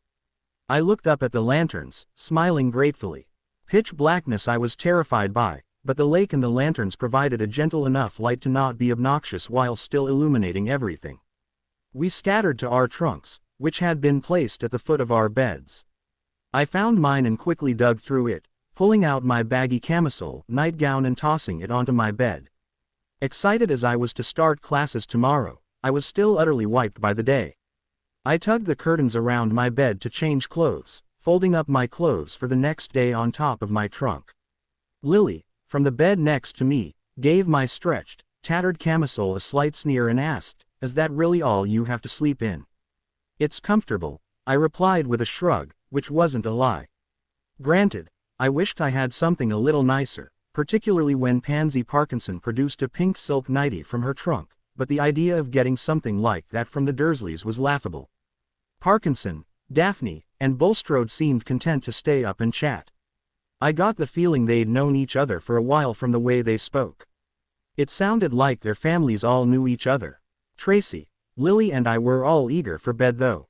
We all drew our curtains to block out their conversations as much as possible and settled in for the night. I pulled back my covers and slid into the bed, sighing happily. The sheets seemed to be charmed to keep out the chill. They were pleasantly warm when I crawled under them, not stifling, like they'd just been pulled out of the dryer. I plucked my glasses from my face and set them on the table beside my bed. Lying back, I realized how soft my bed was. It was like lying on a cloud compared to my rock-hard mattress back at Privet Drive. The sheets were silk and slid luxuriously against my skin. My pillow, I realized, was stuffed with feathers. It squished under my head nicely when I lay back, without completely flattening out. I was in heaven. I was also in hell. I'd been separated from Harry. He was in a house that seemed almost required to hate mine. In the eyes of the rest of the school, we were supposed to be mortal enemies, competing for grades and hexing each other in the hallways. It had never in my life competed with Harry for anything, except perhaps who could attract less attention from the Dursleys. I couldn't decide whether I loved or hated my house. Lily seemed nice enough, and so did Tracy. Our common room and dorms were gorgeous, and I was already regretting having to leave this pampering for Privet Drive in the summer. On the other hand, Slytherin also had Parkinson, Daphne, and Bulstrode, who I weren't quite so sure about. They seemed arrogant and disdainful, and while I'd been accused of that before, for them it seemed like a near-constant state. In fact, it seemed to be pretty common in Slytherin House. Slytherin also had Malfoy, which wasn't exactly pleasant, but he should be easy enough to avoid. I remembered the conversation at dinner. It had somehow become a test of who could talk circles around who. And much as it seemed entirely too Slytherin to admit it, I'd enjoyed it. It was fun. It was also a delight to be able to speak my mind without fear of being hit or starved or locked in a cupboard. In fact, it seemed like I was almost encouraged to try and one-up and out-talk my fellow housemates, like it was an ability to be admired instead of frowned upon. The gentle sloshing of the lake began to invade my inn until it was all that I could hear and all that I could think about. With my glasses off, the lanterns were like swaying balls of light instead of flickering flames. It was hypnotizing to watch. The combination lulled me to sleep quickly enough. I quickly learned that it was extremely lucky I was good with directions. Hogwarts seemed designed to torture those who weren't. Aside from the sheer size of the place, there were secret passages that led all over, some hidden, some not. The staircases were another hazard. Some of them moved, some of them had trick steps, and some of them led someplace different every Friday. Peeves was also a problem. We quickly learned that the Peeves we'd heard the ghosts complaining about was the castle poltergeist. He was a horror if you ran into him and you were late. He would drop trash cans, throw water balloons, and stalk you down the halls, making your life as miserable as he possibly could. Argus Filch was the caretaker, and he was just as bad. He watched us constantly, like he was certain we were breaking a rule at every moment, he just couldn't quite figure out which one. He was followed with a tabby cat with lamp-like eyes named Mrs. Norris, who I swore could peer into my soul. Thank God for the ghosts and the portraits. If you asked politely, most of them would take pity on us first years and give us directions. A couple of the paintings, however, were nowhere near so helpful. Daphne made the mistake of asking a squire for directions one day. As it turned out, that squire was a staunch Gryffindor who sent her in the exact opposite direction when he saw the Slytherin crest on her robes. I watched in awe as the older students navigated around the castle no problem, totally immersed in their conversations and not paying a bit of attention to where they were. I had to concentrate and constantly trace my path through my mental map of the castle to have a prayer of getting to Clon-time. And the classes themselves were another challenge. Professor McGonagall, as I found out, was head of Gryffindor House. She taught Transfiguration, and took it very seriously. Stern, but fair, was the best way to describe her. I was, however, a bit cross with her when she introduced us to the subject by turning her desk into a pig with a deft flick of her wand. However, then she gave us several minutes of notes and told us to turn a matchstick into a needle. It was rather underwhelming. Astronomy was rather interesting. I knew a lot of the stories of the constellations, and it was interesting to watch them move through the sky. However, it was a lot of charts, which was rather boring. Not to mention that we had to troop up to the astronomy tower at midnight, which wasn't fun and made classes the next day less than enjoyable. But by far the award for most boring CLWAS history of magic. Professor Binns was the only ghost teacher. He simply droned on, leaving us to take our notes, or, more likely, not. A lot of us used his CL to catch up on homework for other classes or to snag a quick nap in the middle of the day. I was one of the few who bothered to take notes, mostly because I knew I was horrible with dates and I didn't have a prayer of passing the cliff I didn't. Charms was all right. It was taught by Professor Flitwick, a tiny old wizard who needed a stack of books to see over the top of his desk. He was the head of Ravenclaw House. In his classes we tended not to take too many notes, in that CL, probably due at least in part to the fact that Flitwick couldn't reach his blackboard. Herbology was interesting. The magical plants we studied were like nothing I'd ever seen in the gardens of Privet Drive, which wasn't surprising. Some of them actively tried to kill us whenever we stepped into the greenhouses behind the castle. At the very least, now I knew why my supplies list said work gloves. Some plants secreted poison, some of them bit, and some of them had stinging nettles. This CLWAS taught by the head of Hufflepuff, Professor Sprout. I'd been excited for Defense Against the Dark Arts, as had the rest of my year mates. However, Quirrell turned out to be a joke. I should have guessed from his twitchy demeanor. It seemed like he was terrified of his own subject. He stammered through lectures, sometimes so badly it was hard to understand enough to take notes. Friday was our first lesson with our head of house. As we had breakfast, we discussed what his CL might be like. My cousin told me that so long as you at least make an effort, he'll give us passing grades. Parkinson smiled. She cast a superior glance towards the Gryffindor table. They shared the double period with us this morning. Bulstrode followed her gaze and gave a savage smile. Wonder how many points they'll lose before the period's over. If Snape's as horrible as I've heard. All of them, I said. Lily chuckled and Tracy laughed into her porridge. Even Parkinson cracked a smile. Daphne nodded in satisfaction. Good, they're already beating us by a few points. It's your brother's fault, she added to me. Favoritism for the boy who lived, Parkinson sneered. I shrugged. I didn't defeat Voldemort. They all looked at me in awe. I quickly rewound what I'd said and realized I'd used his name. You said it, Tracy said, looking vaguely odd. I did, I nodded. I gave a shrug. I hadn't even heard the name until a few months before I started. My aunt and uncle lied about how my parents died. They said it was a car crash. Parkinson snorted. What a muggle way to die. I snorted. I'm pretty sure a car crash would kill you too, Parkinson, which or not. Just then, he-mail flooded in. The arrival of hundreds of owls the first day had made me flinch and recoil, but now I was used to it. Artemisia came down every now and then for a scratch behind the wings and a crust of toast or a bit of sausage, but this was the first time she'd actually had a letter for me. I couldn't for the life of me figure out who might be writing me. I plucked the small piece of parchment from her leg. I unfolded the note and absently offered her a sausage link. Artemisia took it with a thankful hoot. As it turned out, the letter was from Hagrid. He wanted to know if I'd want to come for tea at 3.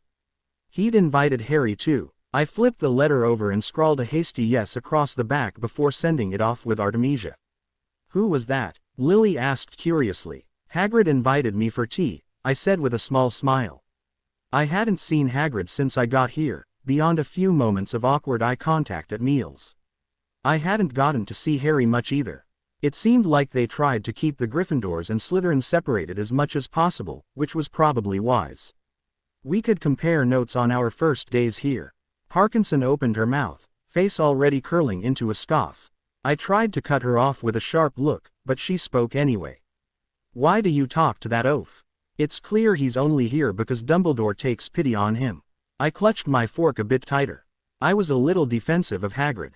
It was becoming clear very quickly that he was a joke to my fellow Slytherins. They seemed to have this picture of him as a lumbering idiot.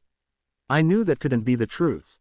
From a little I'd gathered you had to be smart to keep up with everything in Forbidden Forest and the grounds. And while yes, he was huge and rough, that didn't automatically make him an idiot. Crabbe and Goyle didn't exactly help that case, but you can't have everything. What I wanted to do was lean over and stab a fork into Parkinson's hand. But that wouldn't be very Slytherin of me. So instead I said, why he's here isn't relevant. He's a better conversationalist than some people. I let my eyes linger pointedly on Parkinson, who swelled in annoyance when Lily snorted behind her hand and Daphne smirked. Before she could say anything, I added, he sees quite a bit in the Forbidden Forest. Parkinson looked slightly mollified. I smiled to myself, delighted that she was fooled. In the past few days I'd become conscious of something I'd been doing for years, putting together two truths to become a deception. Hagrid was a better conversationalist than Parkinson. The endless streams of bigotry really worked against her. And he did see interesting things in the Forbidden Forest. While both were true, by placing them together I was able to shift the way Parkinson interpreted my words. I insulted her without her knowing. It was rather Slytherin of me, if I may say. My smile fell slightly as I played with my eggs. It was a little worrisome how quickly I was adapting to life as a Slytherin. Even more alarming was that I enjoyed it. I liked the feeling of outwitting someone, sneaking an insult past them, or watching them swell with anger when I outright said it. It was definitely a Slytherin characteristic, an enjoyment of the feeling of one-upmanship I got. But was I doing something wrong by reveling in my Slytherin characteristics? It was certainly the first time I'd gotten to exercise them. I must have thought of hundreds of thousands of vicious and spiteful things to say to the Dursleys over the years. They'd all been on the tip of my tongue, desperate to be said, but I always swallowed them down and bowed my head. And I'd always hated that. Bowing my head to anyone made something deep inside of me twist in distaste. Certainly, teachers deserved respect. Parents did as well, but the Dursleys had demanded obeisance, which they did not deserve, and which it had always made me want to retch to give them. 1,000 times I wanted to just say, no, and let the chips fall where they may, but fear always held me back. Fear of losing Harry. I had no doubt that if I had pushed them as far as I had wanted to so many times the Dursleys would have sent me to an orphanage. The only question was whether I would go there alone or if they would toss Harry out as well. I could never quite convince myself that they'd keep him, and the idea of losing my partner in misery for the last decade was unbearable. I looked up to the Gryffindor table. Harry was looking a little disheartened. For a moment I felt a swoop of hope. Perhaps he was missing me. But no, he was looking at Professor Snape. He'd be in my potions CL today, and Snape had a reputation with Gryffindors. He was more concerned with the fact that the teacher would be mean to him than the fact that this was the first time I'd had a CL with him since we got here. A seed of bitterness nestled somewhere in my stomach and I clenched my fingers around my fork, cutting into my pancakes a little more viciously than they deserved. Had he tossed me over that easily? Had he already found new friends in Gryffindor, new people to spend his time with? Had I done something wrong? Yes, I had. I'd been sorted into Slytherin, and according to everyone, we were now supposed to hate each other. Potter. I looked up to see Lily standing next to me, frowning slightly. I saw that the rest of the Slytherin girls had already stood up and were halfway to the door, looking back at me haughtily, wondering why I wasn't following. Sorry, I muttered, tossing my fork aside. I suddenly didn't feel hungry. I snatched my bag up and hustled after them. As we descended into the dungeons, the air around us got cooler, soothing my heated thoughts. This bitterness I was feeling wasn't justified, I told myself. It wasn't as though Harry hadn't acknowledged me since the sorting. When we passed in the hall he gave me a bright smile and a wave, calling, "Rena," in greeting. Sometimes we made eye contact across the great hall during meals, sharing secret smiles. I shook my head. Whatever this was, it needed to go away. It wasn't Harry's fault we hadn't spoken much. He couldn't help that we were separated for most of the time. He'd even directed me to Transfiguration the other day when we passed each other the other day before hustling on to Charms with Ron and Dean. We stepped into the potions classroom, and instantly all thoughts of Harry vanished to the back of my mind. The room was ovular, with work tables big enough for about 4 people to sit at comfortably. There were shelves all over the walls covered in pickled bits of animals that floated ominously in colored liquids. The windows were covered, the classroom lit instead with torchlight. In the corner was a basin with water pouring into it from the mouth of a snarling gargoyle. Potter. Rena. In front of me, Daphne was beckoning me over to a section of 3 tables where the Slytherins had set up shop. Parkinson was chatting with Nott and Daphne was laughing with Zambini. Malfoy and his lunks weren't there yet, but there were spare enough seats for him and for me. Lily was beckoning me over. Behind me was Harry. He came flanked by Ron and Dean, with Parvati and Lavender trailing behind them giggling. Together. Come on, join our table. Harry invited, a wide smile across his face. I've got loads to tell you. Ron was looking at me suspiciously, like he expected me to suddenly sprout fangs and poison him like my house's animal. Lavender and Parvati stepped into the potions classroom and turned up their noses as they passed me. Even Dean looked a little edgy around me. I looked back over my shoulder to Lily, who was looking at me expectantly and smiling as she patted the seat next to her. Rena, Harry asked, looking at me with those big, concerned eyes of his. Something wrong. I closed my own. I knew where I had to go. So I turned away from Lily, smiled at Harry, and said, sure. I sat down at the end of the table, Harry taking the empty space between Ron and I. I looked past him to Ron and asked with a small smile, all right, Ron. Ron looked startled. I could see his desire to hate me wavering. I assumed he was remembering how well all of us had gotten on when we were on the train. Before I became the enemy. All right, good, I said, nodding to him. I've got loads to tell you, Harry said. He reached over and grabbed my hand. You should see the Gryffindor common room, it's great. And I've met loads of people, like Ron's brothers and the rest of the first years. Is everyone being nice to you? I asked. If the answer was no, someone would be finding AS in their bed tonight. I didn't know how I'd do it, but I would. Yeah, everyone's been great. Harry assured me. Everyone's really friendly. The older years have helped us get around the castle a couple times. How are the Slytherins? I paused. Kind didn't describe them at all. None of the older Slytherins helped us out, or rather, not in the hands-on way that would make sense to most people. They seemed to think that throwing us into the deep end without floaties was the best way to get us used to swimming in the Hogwarts pool. It wasn't done maliciously, more in a tough love sort of spirit. And I imagined Harry wouldn't be happy to hear about some of the conversations the girls had late at night, gossiping their hearts out and ragging on whoever caught their attention. Particularly since once of their favorite people to insult were blood traitors, mudbloods, and Gryffindors. Harry and Ron both fell into 2 of those categories. They've been. I looked over my shoulder to where the Slytherins were sitting. Bulstrode's lip was curled in distaste and Parkinson was sneering. Daphne was looking down her nose at Ron. Tracy was glaring, but not quite as heatedly as one might expect. I was certain she was only shooting me the stink eye because the others were. Nott was looking at me in confusion, like he couldn't figure out why I'd joined the Gryffindors when there was a perfectly good seat available with them. Zambini looked like he was almost amused by the whole thing. The only one who looked mildly understanding was Lily. She gave me an understanding shrug and flicked through her potions textbook. Bless her soul. They've been all right, I said finally. Our common room's a little cold, but there's lots of neat stuff down there. The older students tend to do their own thing. I usually eat with the girls from my dorm. Harry looked at me, his smile flickering. He looked like he couldn't decide if I was being honest or not. I was, but I was omitting quite a bit. I said I ate with the Slytherin girls. I never labeled a single one of them as friends. The only one I could see ever being close to was Lily. Possibly Tracy, if she ever stopped trotting after Daphne like a devoted puppy. Potter, what are you doing? I closed my eyes and let out an annoyed hiss of air between my teeth. When I opened my eyes, Harry was glaring over the top of my head. Malfoy, he spat. I turned around in my seat to see Malfoy staring down his nose at me, Crabbe and Goyle flanking him. What is it, Malfoy?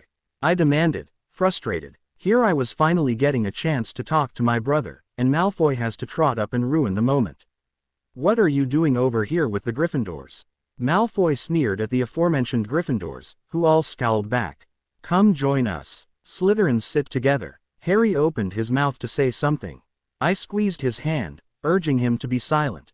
I raised an eyebrow at Malfoy coolly and said, I didn't know we had assigned seats. Someone should post a sign.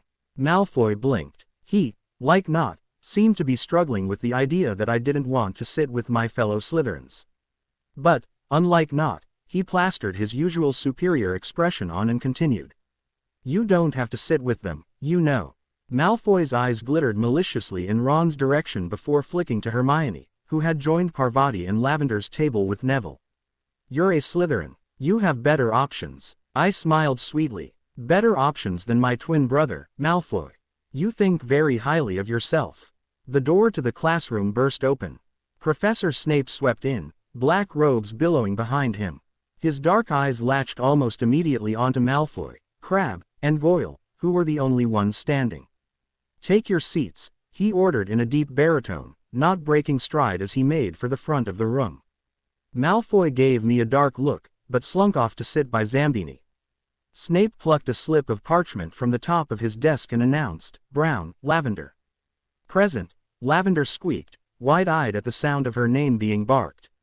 Bulstrode, Millicent, here. One down the roll Snape went. I could tell when he reached Harry's name. His lip curled in distaste before he said, ah, yes. Harry Potter, our new celebrity. He said the word like it was something to be deeply ashamed of. I saw Malfoy snicker, Crabbe and Goyle following his lead as usual. I straightened my spine, lifted my chin, and waited for my own name to be hissed out. Potter, Lorena. I blinked. That was it. Simply my name. No malice, no disdain. Like any other teacher would call. I understood that Snape showed favoritism to his own students, but that was a bit ridiculous. Present, I replied slowly. Snape's eyes lingered on my face for a moment before he went back to calling names. When roll was finished, he set his parchment aside and turned to face us. He was tall and broad-shouldered, dressed completely in black. He seemed to loom over us all. You are here to learn the subtle science and exact art of potion making, he began. As there is little foolish wand-waving here, many of you will hardly believe this is magic. I don't expect you will really understand the beauty of the softly simmering cauldron with its shimmering fumes, the delicate power of liquids that creep through human veins, bewitching the mind, ensnaring the senses. I can teach you how to bottle fame, brew glory, even stopper death, if you aren't as big a bunch of dunderheads as I usually have to teach. The moment he spoke, I was hooked. Like McGonagall, he had a naturally commanding presence. But unlike McGonagall, who talked about transfiguration like it was a grueling sort of ordeal we would have to go through to succeed, Snape spoke about potions like they were something subtly beautiful, an art form. I watched as Hermione scooted forwards eagerly in her seat, eyes as wide as saucers as she hung on tender hooks. I couldn't help but scoff a little. It was one thing to want to please a teacher, it was another to make yourself look like a fool. Like her, I also wanted to please this particular teacher. Aside from being my head of house, he also taught the subject that seemed most interesting to me, but you didn't see me practically piddling myself in desperation. Potter, Snape barked suddenly. Where would I get if I added powdered root of asphodel to an infusion of wormwood? I glanced at Harry. I knew he hadn't even cracked his potions textbook but for a brief skim to get an idea of what the subject was like. He looked like Snape had just asked him what the meaning of life was. He sent a desperate glance at Ron, who shrugged helplessly. Hermione's hand was in the air. I don't know, sir, he admitted. Tut tut, Snape sneered. Clearly fame isn't everything. The Slytherins were snickering behind their hands. I doubted all of them knew the answer, but they seemed pleased enough just watching our teacher tear into my brother. Let's try again, Potter. Where would you look if I asked you to find me a bezoar? Harry still looked clueless, eyes flickering to Hermione, who was stretching her hand so far into the air I was wondering if she'd disjointed it. The snickers from the other side of the room were no longer concealed. I ed in my cheeks. I don't know, sir, Harry said again. Thought you wouldn't open a book before coming to Hogwarts, Potter. Harry scowled, but he didn't say anything. I wasn't that disciplined. I would have been glaring up a storm and chewing on all sorts of insults after that. What is the difference between monkshood and wolfsbane, Potter? Snape asked a third time. Hermione stood up so that her hand could reach farther.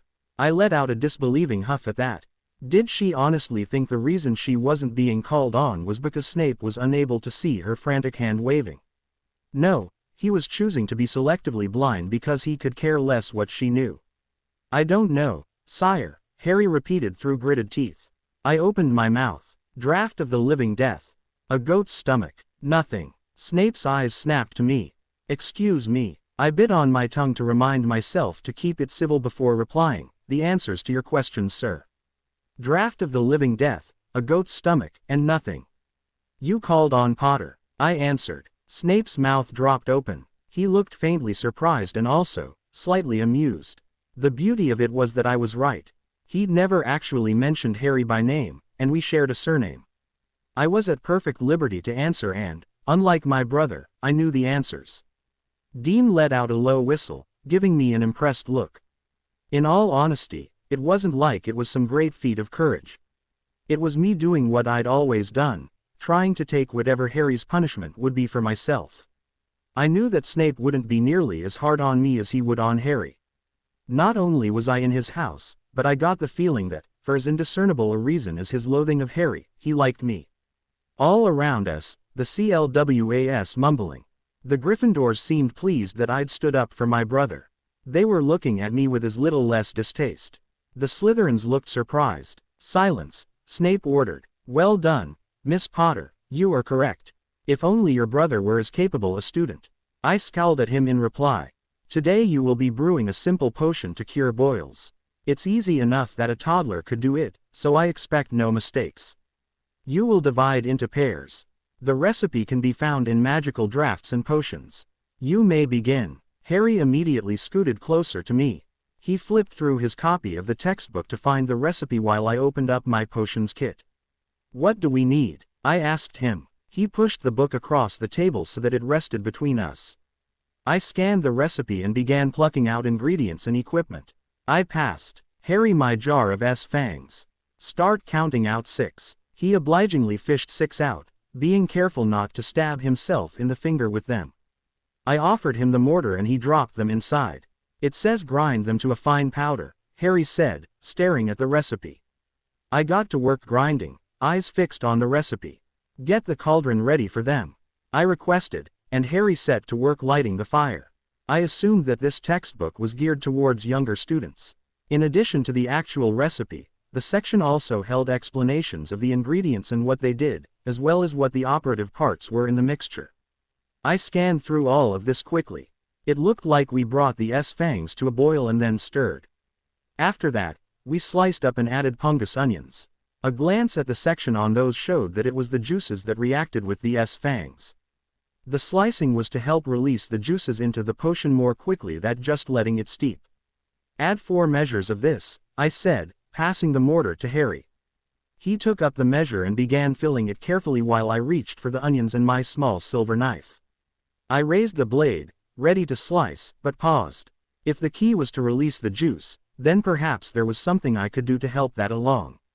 I set the knife aside and placed the flat of my palm on the onions, pressing lightly and rolling them on the table. It was what bartenders did to make limes for drinks juicier. I had no way of knowing if it would do anything, but I figured it couldn't hurt to try. Finished rolling, I started slicing the onions into even pieces. I looked up as Harry dropped in the last measure of the fangs, setting the remnants aside. He stirred once. I lifted my cutting board up over the potion, but paused as my hair fell in the way. Irritably I swatted it back into place and used the flat of my knife to sc the pieces of onion into the cauldron. Almost instantly it became the yellowish color it was supposed to and I smiled in satisfaction. I gave the potion a few stirs. Now the nettles, Harry said, tossing in the dried nettles. They sank into the potion.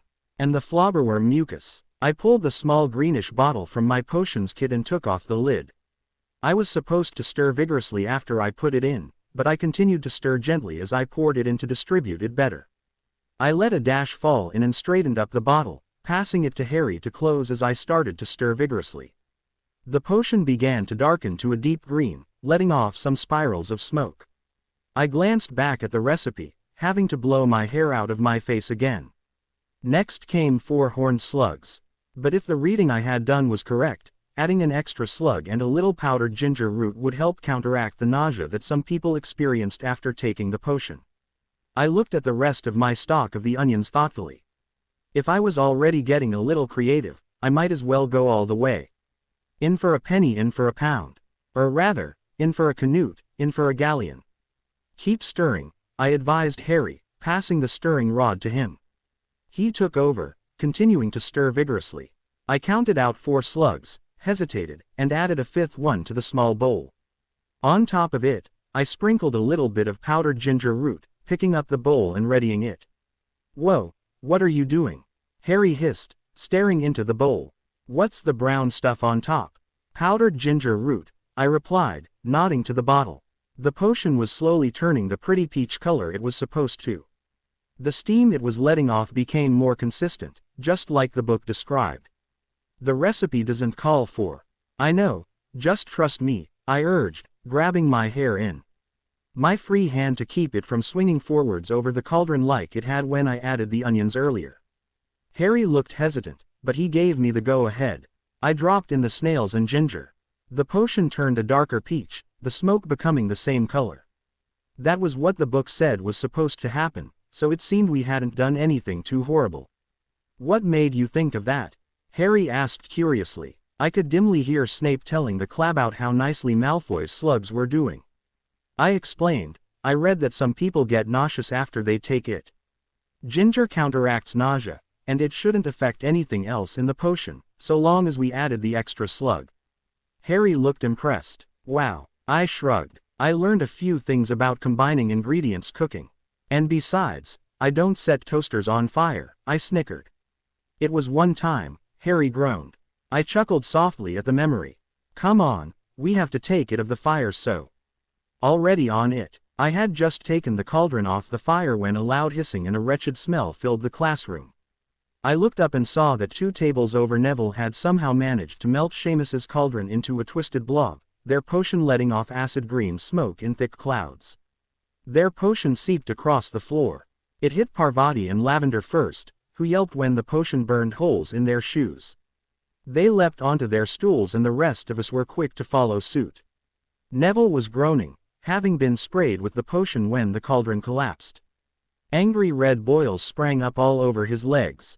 Idiot boy. Snape dished his wand and the potion disappeared. Slowly, we came down from our stools. I suppose you added the porcupine quills before you took the cauldron off the fire. Neville whimpered as boils appeared on his nose. You, take him to the hospital wing, Snape ordered Seamus, who hastened to drag Neville up and out of the room. He whipped around, eyes probing us furiously. They settled on Harry and he opened his mouth. You, Potter, why didn't you tell him? He paused. I followed his eyes and realized he'd noticed the ginger still sitting out on the table. Harry saw where he was looking as well. He hastily shoved the flobberworm mucus in front of it, but the damage was done. Snape's eyes blazed in triumph. How odd, Snape said, voice low. I don't recall this potion calling for ginger. So why is it on your table, Mr. Potter? Harry's mouth dropped open like a fish and he struggled for words. He hadn't put it there. He didn't have the answer. I did it, Professor, I spoke up. His eyes flicked to me. Suddenly he looked less pleased to cause Harry grief and more curious about why in the world I'd dragged out the ginger. I see. He narrowed his eyes. See me after class, Miss Potter. Malfoy snickered, Parkinson joining him with a cackle. I scowled at them. Yes sir, I replied, turning back to our potion. Unlike Neville, we'd gotten our cauldron off the fire. As CL picked up around us again, I tossed in the porcupine quills. I shouldn't have let you do that, Harry muttered, shame-faced.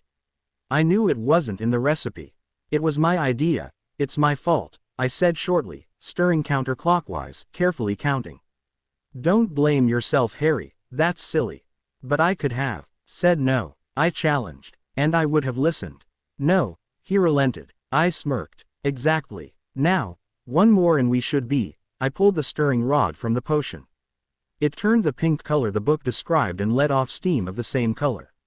Yes, I sat back in my seat, smiling smugly as I reached for a cloth to dry the stirring rod.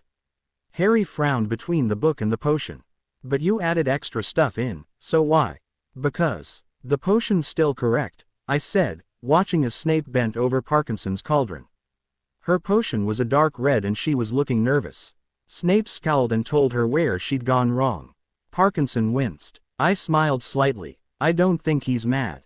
And that was true. Of all the reactions Snape had to the ginger, mad wasn't one of them. He'd looked surprised, curious, a little, I don't know, maybe impressed by my gutsy move. But no, guts wasn't what was required in this class. Precision was. Then why does he want to talk to you? Harry countered. I shook my head. I don't know, I admitted. But I don't think I'm in trouble. By the end of the class, could tell that our potion was the best. Hermione had gotten close, but her potion was still a few shades darker than it was supposed to be, and she kept shooting me annoyed looks as Harry and I waited by our perfect potion. To my annoyance, Malfoy also did reasonably well. That wasn't a surprise to me though. Snape actually helped him. He seemed to genuinely like Malfoy, for reasons I couldn't even begin to fathom. From what I'd seen, he ran on a steady stream of disdain and sneers. The rest of the Gryffindors packed up quickly around me. Harry and even Ron shot me sympathetic glances before they left. The Slytherins had no problem lingering and talking instead of making a quick escape. I packed up my materials and trooped up to Professor Snape's desk. He sat behind it, hands folded in front of him, staring at me. Stop dawdling, he ordered. I looked behind me and saw that several of the Slytherins were fiddling uselessly with their bag and books, trying to hear what Snape was going to say. Whether they were genuinely worried about me or just curious or excited to hear me get reamed out, I had no idea. But at Professor Snape's command, they all quickly hustled out, shooting me curious glances over their shoulders. Miss Potter, Snape began, at the beginning of CL you answered my questions, proving that you're not completely hopeless. I fail to see, then, why you would go on to add ginger to a potion that doesn't require it. What were you hoping to accomplish? I considered lying, saying I hadn't put it in, saying I'd just set it out to get at another ingredient in my kit more easily. But I assumed Snape wouldn't fall for such a weak lie. I then considered denying using it at all, saying I just considered it, but again, I assumed he'd see through me. In the end, I settled on the truth. I thought it would help combat the nausea the book mentioned some users having, sir. Snape's eyes glittered. Under ordinary circumstances, adding ginger would result in the potion going brown and losing all potency. Unless you did something else. I did, sir. I added an extra horned slug to prevent that from happening. Snape was looking me over intensely. It was a little uncomfortable. I see. That would certainly do it. Tell me, what made you think of ginger? I opened my mouth, surprised. I knew it worked against nausea. Even muggles use it. Some people drink ginger tea when they're sick. And is that the only step you added? Snape pressed. I know, sir. What else did you do? I bit my lip, admitting, well, the book mentioned that the onions were cut up to allow the juice to blend into the potion more easily. And I knew that rolling a lime on the counter a little makes it juicier, so I did that too. Snape looked, dare I say it, proud. I see. Those are all excellent additions to the recipe. And all are correct. I would caution against experimenting in the future, however, unless properly supervised. You are still too young to have the knowledge of potions required for real testing.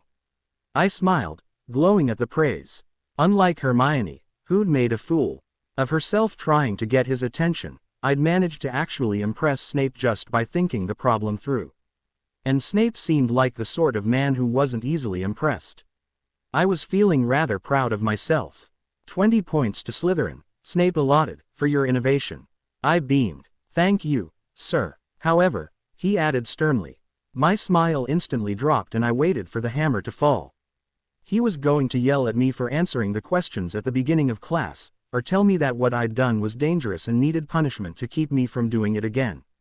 Yes, sir, I asked, cringing as I waited for the inevitable.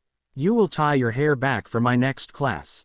I blinked. That wasn't expected. In a way it was almost worse.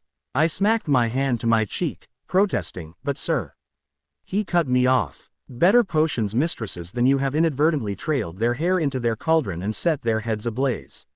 I won't have you doing something so foolish in my CL for the sake of vanity, particularly after you've showed some small amount of promise. I winced, one finger absently tracing the scar on my cheek. Sir, I fully understand why you hide your face, Miss Potter. However, I think it shows a rather shameful weakness to allow vanity to determine your safety in my class. He observed me intently, daring me to argue again.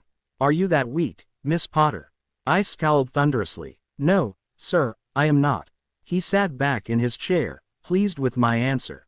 Good. I would have been annoyed with you if you were, especially considering your mother's ability with potions. My head snapped up. Sir, you knew my mother. Snape nodded slowly, eyes going thoughtful. I did. You say she was good at potions too. Indeed. She had the mental rapacity necessary to complete a potion quickly and correctly, even while making similar additions to yours. Was my father any good at potions? I asked curiously. Snape's face immediately clouded with fury. Your father, he spat, was hardly capable of boiling frog spawn. He was far too busy showing off and causing misery to those around him that he deemed lesser to be bothered with potions. I recoiled at the sheer loathing in his voice. Clearly Snape had known both of my parents rather well. While he seemed to at least respect my mother, probably thanks to her skill in his chosen field, it seemed like he thought my father to be the lowest form of scum to ever grace the planet. I couldn't help but wonder what had made him hate my father so much. Surely that would be an interesting story. But I knew better than to press, at least not right now. I see, I replied, keeping my expression blank and my tone neutral. Thank you for the compliments, Professor. Snape nodded. You're free to go, Miss Potter. However, in the future, I'd rather you partnered with a Slytherin. I have no desire to help Gryffindor along on your work. I snorted, covering it with a cough. Of course, sir. I trooped across the ground to Hagrid's house a little before 3, eager to see Harry and speak to Hagrid. After potions, my fears that Harry would turn against me seemed ridiculous. In fact, I was a little shocked by my own pettiness. I supposed I wasn't used to being separated from him. It took a little bit of my confidence from me to be alone. Hagrid lived in a small wooden house on the edge of the Forbidden Forest. A crossbow and a pair of galoshes were outside the front door. The roof was thatched. I raised my hand and knocked on the door twice, giving the crossbow an uncertain look. I heard a frantic scrabbling from inside and several booming barks. I hadn't realized Hagrid had a dog. I could hear him yelling, "Back, Fang! Back!" Hagrid's face appeared in the crack as he pulled the door open. He smiled when he saw me, then grunted and turned away. "Hang on," he said. "Back, Fang." He led me in, struggling to keep a hold on the collar of an enormous black boarhound. I stared at the dog's size. It looked like it could take Dudley down in a flying leap, and that was no joke. There was only one room inside. Hams and pheasants were hanging from the ceiling, a copper kettle was boiling on the open fire, and in the corner stood a massive bed with a patchwork quilt over it. "Make yourselves at home, join the fun," said Hagrid, letting go of Fang. I saw Harry and Ron both sitting at the table. There was a plate of rock cakes in front of them and both of them had been supplied with teacups. "Rena," Harry greeted. "Hey Harry, Ron." I sat down beside Harry. Hagrid quickly set down a cup of tea in front of me and pushed a rock cake at me. The rock cakes were shapeless lumps with raisins. I nibbled at one uncertainly and my teeth clacked disconcertingly against it. Harry and Ron were pretending to be enjoying them as they told Hagrid all about their first lessons. Fang ventured over and dropped his head onto my knee, looking up at me pleadingly as he dribbled all over my robes. I smiled down at him. I'd always loved animals, and growing up I'd always wanted a pet. Of course, Aunt Petunia hadn't allowed animals into the house until she was afraid Harry and I would turn her into a toad if she didn't. "Hey Fang," I cooed at the boarhound, rubbing behind his ear vigorously with one hand. "You're a big boy, aren't you?" I smiled slightly as Fang whined happily, dunking my rock cake in my tea a little to try and soften it with my free hand as they complained about Filch. Hagrid, it seemed, completely understood. "And, as fair that cat, Mrs. Norris, I'd like ter introduce her to Fang sometime. D'ye know, every time I go up ter the school, she follows me everywhere. Can't get rid of her. Filch puts her up to it." Harry told Hagrid about Snape's lesson. Hagrid, like Ron, told Harry not to worry about it, that Snape liked hardly any of the students. "But he seemed to really hate me." "Rubbish," said Hagrid. "Why should he?" I noticed Hagrid didn't quite meet Harry's eye when he said that. "Speaking of Snape, what did he want?" Ron asked, looking at me. "Did he hold ye back?" Hagrid asked. "Yes," I nodded. "He wanted to know what I'd done with the ginger I added to the potion." What did you tell him? Harry pressed. I shrugged. The truth. That I thought it would improve the potion. Ron gave a commiserating smile. He seemed to have warmed up to me again, or at least seemed less annoyed by my house than before. How many points did you lose? None, I replied. Harry choked on his tea. What? He asked incredulously. He wasn't mad. None. I got 20, I said, smiling proudly. He said I was correct, that everything I added to the potion would do exactly what I thought. He said I showed promise. That's high praise, comin' from Snape, Hagrid said, whistling. He was clearly impressed. I don't get it, Harry said in frustration. He seemed to hate me. Why does he like you? I was a little offended. Is it so odd for people to like me? I challenged. Well, she is a Slytherin, mate, Ron commiserated. Harry nodded, but he still seemed upset. I'm sure that's it, Hagrid said, rather louder than was necessary.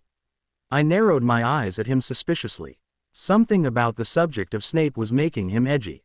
I was even more sure when he hastily changed the subject. How's brother Charlie? Hagrid asked Ron. I liked him a lot, great with animals. I listened with interest as Ron described his brother Charlie's work with dragons. It sounded fascinating, albeit dangerous. Apparently their mother constantly worried that Charlie was going to come home for Christmas one year missing a limb, which was apparently not uncommon in his line of work. Hagrid, said Harry suddenly, that Gringotts break-in happened on my birthday. It might have been happening while we were there. I looked around for what could have possibly spawned that comment and saw a paper lying under the tea cozy on the table. Gringotts break-in latest. Investigations continue into the break-in at Gringotts on the 31st of July, widely believed to be the work of dark wizards or witches unknown. Gringotts goblins today insisted that nothing had been taken. The vault that was searched had in fact been emptied the same day. But we're not telling you what was in there, so keep your noses out if you know what's good for you, said a Gringotts spokes-goblin this afternoon. I remembered Ron mentioning to us on the train that someone had tried to rob Gringotts, but he hadn't mentioned the date. Hagrid grunted and offered him another rock cake instead of replying. I scowled. He was avoiding the question again. An hour later we all trooped back up to the castle, pockets laden with rock cakes that we hadn't been able to turn down. We split at the door. Harry and Ron headed to Gryffindor Tower to work on their Transfiguration homework. I'd already finished it, but I had history of magic work to do, so I decided a homework session was a good idea. Salazar, I said to the wall, and strode into the common room. Potter, there you are. Tracy called from across the common room. Most of the first years were clustered around the notice board. What is it? I asked curiously, wandering over. Did the password change? No, flying lessons, Lily said, looking excited. She pointed to a parchment that had been pinned up since this morning. Apparently starting Thursday we would be having flying lessons, and we'd be with the Gryffindors. I stared at the parchment intently. I wasn't quite sure if I was looking forwards to the lessons or not. On one hand, it was more time spent with Harry, and the idea of learning how to fly appealed to me. The glory of flight and all that. Heights had never bothered me, but then again, whenever I'd been high up I'd always been inside a building. I wasn't quite sure I'd feel the same when the only thing holding me up was a piece of wood. Like I need lessons, Malfoy scoffed at the parchment. I've been flying since I was 4. I could probably play for the team now. He GGED. No one cares Malfoy, I muttered under my breath, still trying to imagine what it would be like to be several stories into the air on a cleaning utensil. Lily nudged me. How'd it go with Snape? She asked curiously. Do you have detention? No, I smiled smugly. In fact I got us 20 points. For doing a potion wrong. Parkinson asked skeptically. I didn't do it wrong. I did it better, I corrected her shortly. Professor Snape was very impressed with the additions I made. He said I showed promise. I couldn't help but gag a little. Then I was reminded of the fact that he also said I had to wear my hair back. I was less pleased with that. But he wasn't right in thinking I did it for the sake of vanity. A girl with her hair covering her face wasn't normal, but it was less remarkable than a girl with a scar across her face. I did it so I wouldn't draw any attention. But as I considered, I realized that didn't apply here at Hogwarts. Everyone here knew my story. They all knew the scar was there whether they saw it or not. Some of them stared at my cheek like they were hoping to see through my hair. They stared either way, no matter what I attracted attention, hair in my face or not. And Snape was right, it was clearly a safety hazard. And I wasn't dumb enough to trade my safety for a couple of stares. So I would do as he asked and deal with whatever attention that stupid ass brought me. Hey, what was with sitting with the Gryffindors today? Malfoy demanded suddenly. I gave a little groan. Are you still stuck on that, Malfoy? I sat there because I wanted to talk to my brother. And I intend to keep doing it. Malfoy scowled, asking petulantly, do you have something against our house? I threw up my hands. No, Malfoy, I don't have anything against our house. I'm not terribly fond of you right now though. Parkinson glared at me. Watch it, Potter, she said defensively. What did I do? Malfoy asked indignantly. Aside from insulting my brother and my parents. I simpered. That's enough for me, Malfoy. You know, I'm glad we have flying lessons with the Gryffindors. At least that's one more CL I don't have to be near you. Frustrated with the whole thing, I turned and stomped off to my dorm. I dragged my history of magic essay out of my bag and settled back against my pillow, ready to work, but I was too annoyed to think about anything seriously. Instead I sat and stewed, gnawing on the end of my quill. Malfoy was my least favorite Slytherin by far. Or maybe he tied with Parkinson. It varied depending on how annoying they were being. Malfoy would hold court in the common room sometimes and he'd occasionally rant. What makes Potter think he's so special? Maybe I should carve a lightning bolt onto my forehead too. He thinks he's so much better than us. The sad part was, it was pretty obvious why he was angry at Harry. Harry had denied him something, and Malfoy was a spoiled tea. He wasn't used to being denied what he wanted. Malfoy had offered him a hand of friendship back on the train, likely seeking some fame on Malfoy's part, and Harry had turned him down flat. So had I, for that matter. He seemed a little less hateful towards me, probably because we were in the same house. I imagine he thought that he still had a chance at pulling me into his web. Sad part was, I might not have a problem with him if he could keep his mouth shut about my brother for more than 5 minutes, but he seemed utterly incapable. I hope he got used to disappointment. In frustration I tossed the essay from me. Clearly I wasn't going to get far on it tonight. Instead I tugged out my potions textbook and flicked to the page holding the recipe we'd worked on today, the cure for boils. I read through the original recipe thoughtfully. I pulled my quill from between my teeth and dipped it in my bottle of ink. Very carefully, next to the line about the onions, I scrawled roll them on a table to get more juice. Next to the part about horned slugs I wrote +1 and a dash of ginger to fight nausea. Satisfied I turned to the next page, clamping my quill between my lips once more and trying to think of something I could do to improve that potion. At 3:30 on Thursday evening I headed out onto the grounds with Lily, who'd joined me in the Leary to work on a charms assignment. Have you flown much? I asked her. As the classes got closer most of the first years began to rabbit on about their experiences flying. Malfoy was the worst, telling stories that always seemed to end in him narrowly escaping muggles in helicopters. From the way he told it, he'd popped out of the womb on a broom. Only a little, Lily admitted. One of my cousins follows Quidditch very closely. He has an open field behind his house where he flies. He's taken me up several times, but I only went up by myself once. Was it hard? I pressed. Lily shrugged. I don't really remember. I was young. That doesn't help me, I grumbled, thrusting my hands into the pockets of my robes. Not far from the Forbidden Forest, 20 brooms had been laid out. There were several Slytherins already there, not a Gryffindor in sight. I stood next to one broom, Lily taking the one to my right. The broomstick at my feet wasn't terribly impressive. It was made of knobbly wood with some twigs sticking out in all directions. It was a far cry from the broomstick I'd seen on display in Diagon Alley. I can't believe they expect us to fly these antiques, Malfoy scoffed. I looked up to see that he'd taken the broom to my left.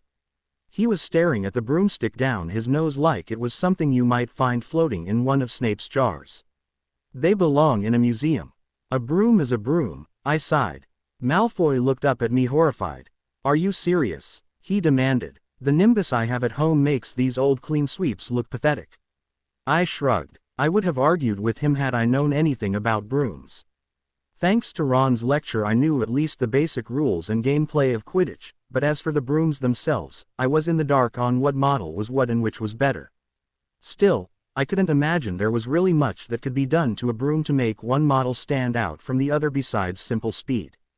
And to be perfectly frank, if I was going to fall off of a broom, I'd rather be going 5 miles an hour than 50. You sit on it, you fly, I shrugged. What more is there? Malfoy looked at me like I'd just announced I planned to leap off the astronomy tower. You're hopeless, he groaned. I snorted, but it occurred to me that this was the first remotely civil conversation we'd ever had. And to be honest, it wasn't terrible. Granted, I was sure Malfoy would say something that made me mad soon enough, but for no, he almost seemed like a decent human being.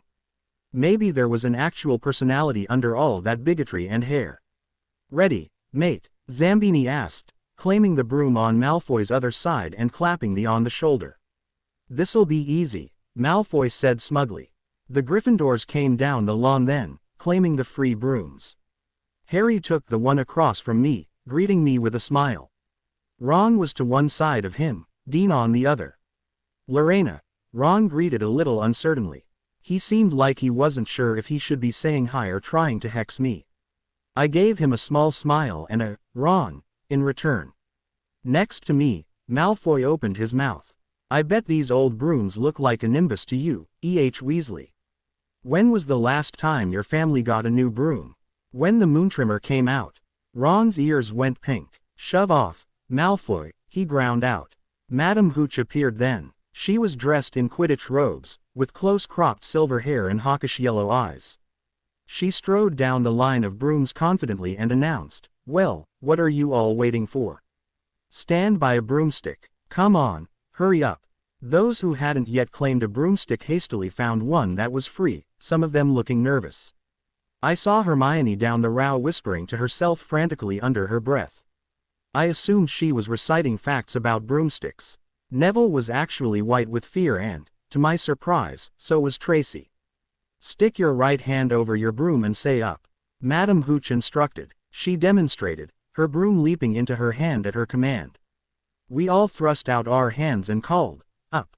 I was surprised when my broom leapt into my hand almost like a puppy eager to greet its master coming home from a long day.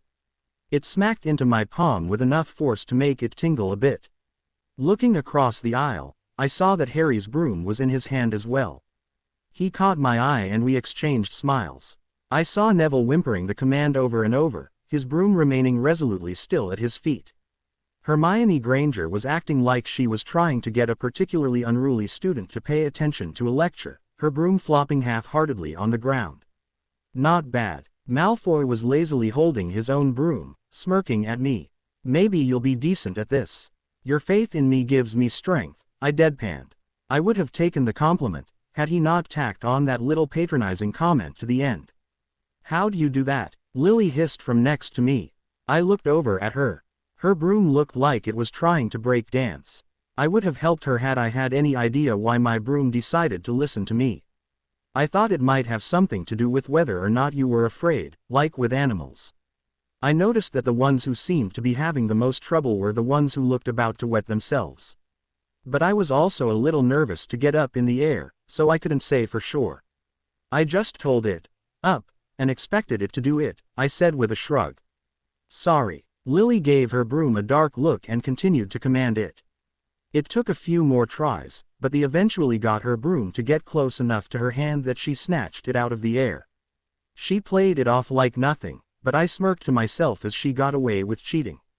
"Now that you've got your broom, grip it firmly," Madame Hooch explained.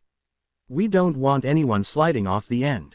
She held out her own broom and showed us all her grip, describing it in detail. I followed her instructions, holding on not too far forward and not too far back. She made her way down the rows, correcting grips here and there. She had to spend several minutes getting Neville's hands right. I smiled to myself as she gave Bulstrode a speech about not throttling her broom when she gripped it. When she got to Malfoy, she examined his grip for only a second before shaking her head. No, like this." She grabbed his hands and adjusted them on the handle. Malfoy looked indignant. "I've been flying this way for years." "Well, Then you've been doing it wrong for years, Hooch shrugged before moving on to me. She slightly adjusted the way my fingers wrapped around the handle, but other than that I was apparently doing fine. While she was doing that I watched as Harry and Ron doubled over with silent fits of laughter at the insulted expression on Malfoy's face. It was pretty funny after all of his GGing. Now, when I blow my whistle, kick off from the ground, hard, Madam Hooch instructed, lifting her whistle. Keep your broom steady, rise a few feet, and then come straight back down by leaning forward slightly. On my whistle, 3, 2, Neville was clearly nervous, because he kicked off before the whistle sounded. He gave a little yelp as he shot up like a cork from a bottle. Come back, boy, Madam Hooch shouted. Down, down, Neville frantically cried as he continued to rise. We all watched as he lost his grip, slipped sideways, and wham! Neville hit the ground with a thud and a crack. His broomstick was still floating lazily in the air, drifting absently towards the forbidden forest. Madam Hooch hustled forwards and bent over Neville, her face as white as his. For good reason too. If Neville died on her watch it definitely wouldn't do much for her job. Broken wrist, she diagnosed. Come boy, it's all right. Up you get. She lifted a shaking Neville to his feet, staring down the rest of us. None of you are to move while I take this boy to the hospital wing. If I see a single broom in the air the person riding it will be out of Hogwarts faster than you can say Quidditch. Come on, dear, she added to Neville, hustling him back towards the school. The moment they were out of earshot, Malfoy burst into laughter. I scowled at him. There was the regular jerk Malfoy, right on schedule. Did you see his face, the great lump? He cackled. Several of the Slytherins joined in. I could only imagine that they'd never broken bones before. I'd only broken a nose, but it had hurt like nothing else. I could only imagine how much pain Neville was in. The ability to laugh when another person was in physical pain was a sick one. To be laughed at while you licked your wounds was about the most mocking thing that could possibly happen to you. It said that someone knew you were hurt, but didn't care enough about you to help you. Instead your pain as you tried to suppress it and show a vague face caused them amusement. As if they were so far removed from you that the idea of you in pain didn't even register as being more than a joke to them. I had been in that position entirely too many times to simply brush that off as Malfoy being Malfoy. Shut up, Malfoy, Parvati snapped. Ooh, sticking up for Longbottom. Parkinson mocked. I never thought you'd like fat little crybabies, Parvati. Look, Malfoy darted forward, picking up something sparkling in the grass. It was a glorb swirling with grayish smoke. It's that stupid thing Longbottom's Gran sent him. Give it here, Malfoy. Harry had spoken quietly but commandingly. Everyone immediately fell silent, looking at him in surprise. Even I was a little surprised. Harry had a backbone, but I'd rarely ever seen it used. But now he was looking at Malfoy coldly, daring him to argue. Malfoy smiled at him nastily. I think I'll leave it somewhere for Longbottom to find. How about up a tree? Give it here, Harry shouted, taking a swipe for Malfoy's hand. Malfoy swung a leg over his broomstick and shot up into the sky. I raised an eyebrow. I'd assumed Malfoy had been lying, but he was actually a decent flyer. He made it look easy as he soared up level with the tops of the trees. Come and get it, Potter, he taunted. Harry reached for his broom. No, Hermione shouted, horrified. You heard what Madam Hooch said. You'll get us in trouble. Harry ignored her, kicking off into the sky. He seemed to direct the broom as easily as Malfoy had, rising high with the wind whipping his hair back from his face. A few girls gave admiring gasps and Ron let out a loud whoop. Harry made it look so easy, so effortless, so fun. Suddenly my fears were gone and all I wanted to do was join him up in the sky with the wind in my hair. I clenched my broom tighter, adjusting my grip and slinging a leg over. Potter, no, we've already got one idiot in the air. Daphne hissed at me. I ignored her, kicking off. The initial feeling of going weightless took me by surprise. But the wind in my face slapped me back to awareness and I was suddenly intimately aware of how the broom moved at my direction. When I tugged it up, it went up. When I directed it left, it went left. I smiled widely. This was simple. What had I been so afraid of? I could do this. Malfoy looked considerably less confident as I came to Harry's side. Harry gave me a brief glance, looking grateful for my support. "Give it here, Malfoy, or I'll knock you off your broom," Harry shouted. "Oh yeah," Malfoy retorted, but he looked more unsure than he had been before now that he was outnumbered. Harry shot forwards for Malfoy, who barely managed to dodge in time. Malfoy barely dodged out of the way and Harry flew past him, wheeling around. Malfoy was now trapped between the pair of us, eyes flicking between us both uncertainly. "No Crabbe and Goyle up here to save you, Malfoy," Harry called to him. Malfoy seemed to have realized that. He hurled the orb as hard as he could, crying, "Catch it if you can then." Harry dove for the ball. Malfoy turned to look at me, his smirk starting to come back. "You won't try anything, Potter," he said. "You don't seem sure," I noted. "And you shouldn't be." I shot towards Malfoy just like Harry had. Malfoy's widened in shock and he hastily directed his broom a few feet to the left. I shocked him when I corrected my course so that he was still in my path. I was aiming for him. At this height I'd calculated that even if I toppled off my broom it probably wouldn't hurt more than getting punched in the stomach by Dudley. That was nothing to sneeze at, but it was something I could handle. Maybe I'd break my nose, but it would hardly be the first time for that. Malfoy tried to dodge me again. I swung around and grabbed him by the back of the head, knotting my fingers in the gelled strands of his hair. I dove, giving him the options of either having his hair ripped out, falling, or following me. He wisely chose to follow me. We landed just as Harry did, the remember all clutched in his fist. My feet connected with the ground and I forced Malfoy's head down. He ate GR while I stood over him. Malfoy flipped over onto his back, spitting dirt from his mouth and snarling, "Potter, what the hell?"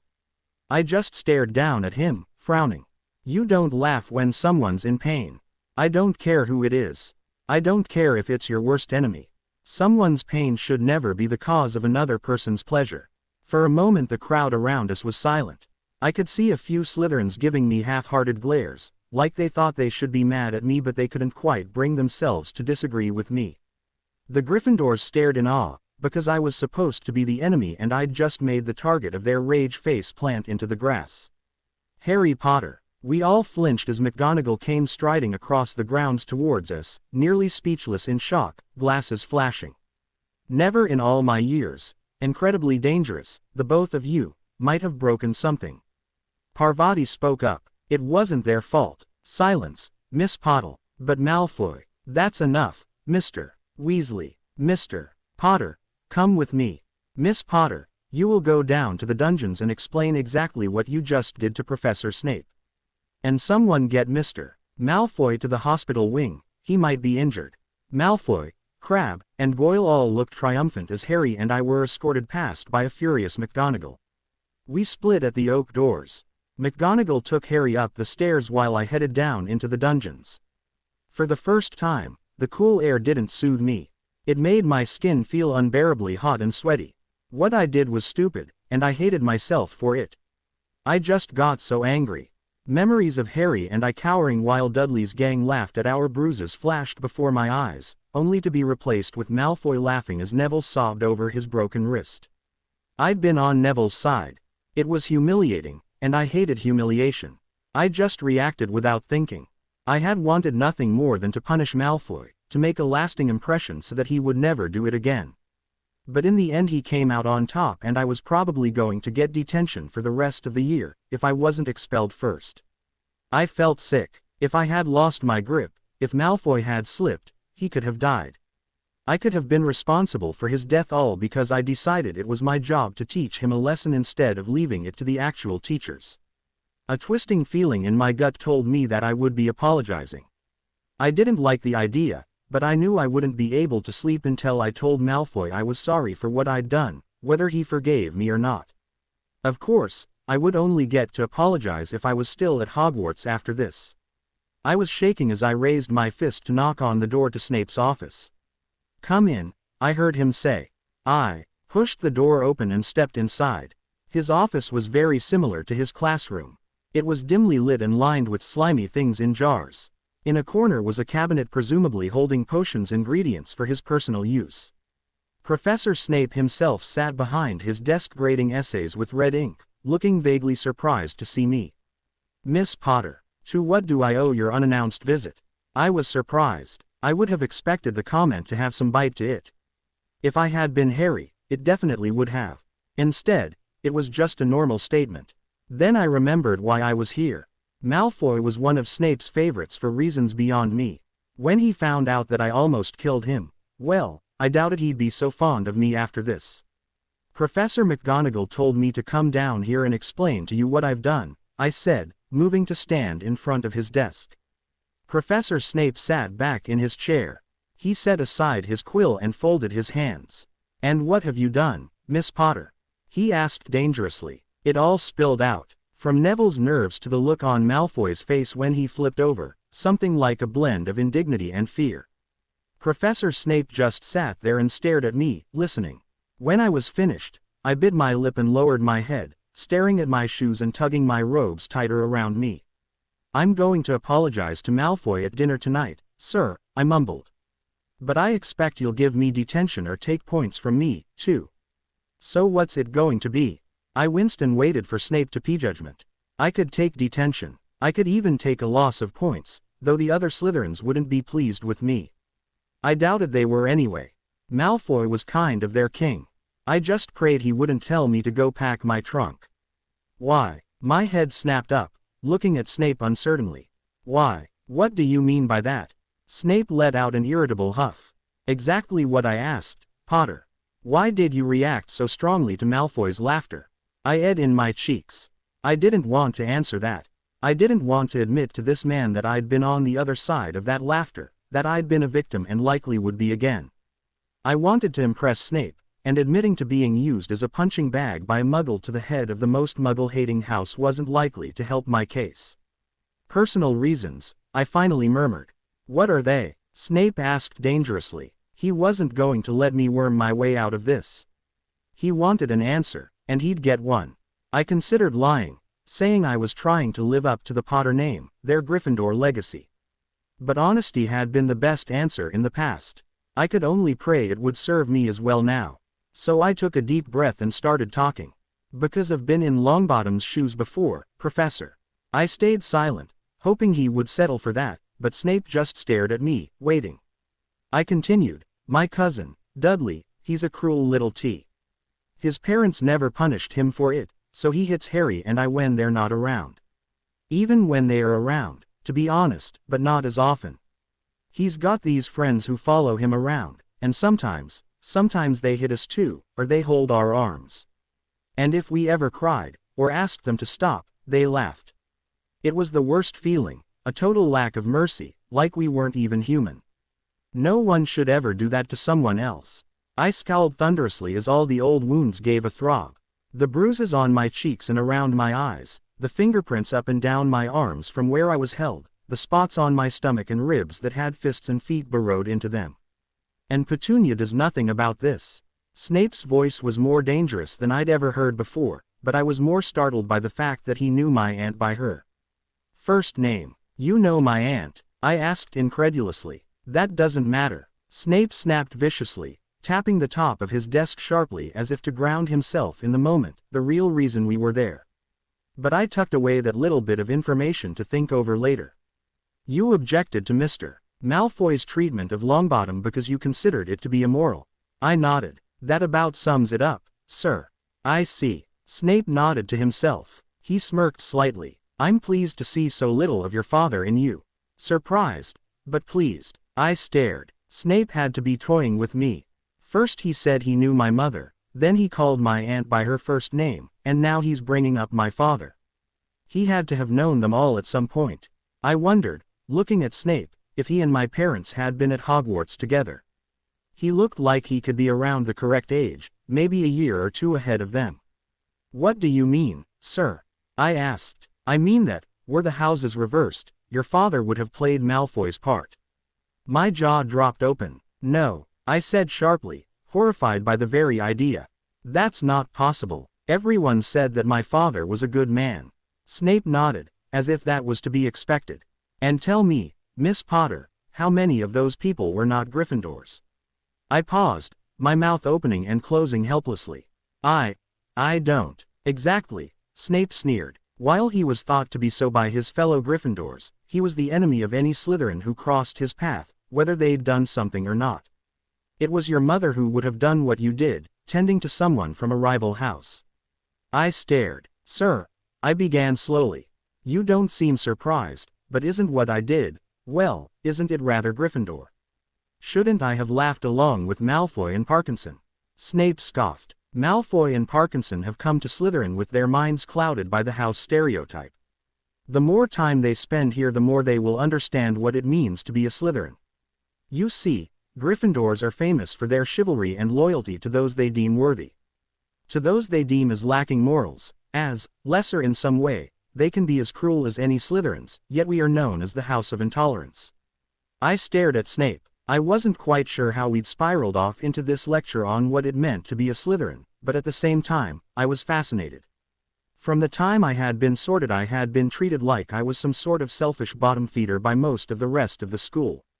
Yet here Snape was telling me that that was far from the truth of my house. And as much as I hated to admit it, I'd been influenced by that kind of talk as well. In the time I'd been at Hogwarts, I had been careful to not make any friends in Slytherin. Why? I expected them to be cruel and wretched people. So when I looked at them, that was all I'd really seen of them. I hadn't paid attention when Zambini helped Daphne out in Transfiguration when she struggled, or the way Nott and Malfoy had tripped a third-year Gryffindor before he could jinx Tracy. When I thought about it, I realized. The Slytherins stuck together because they had no choice.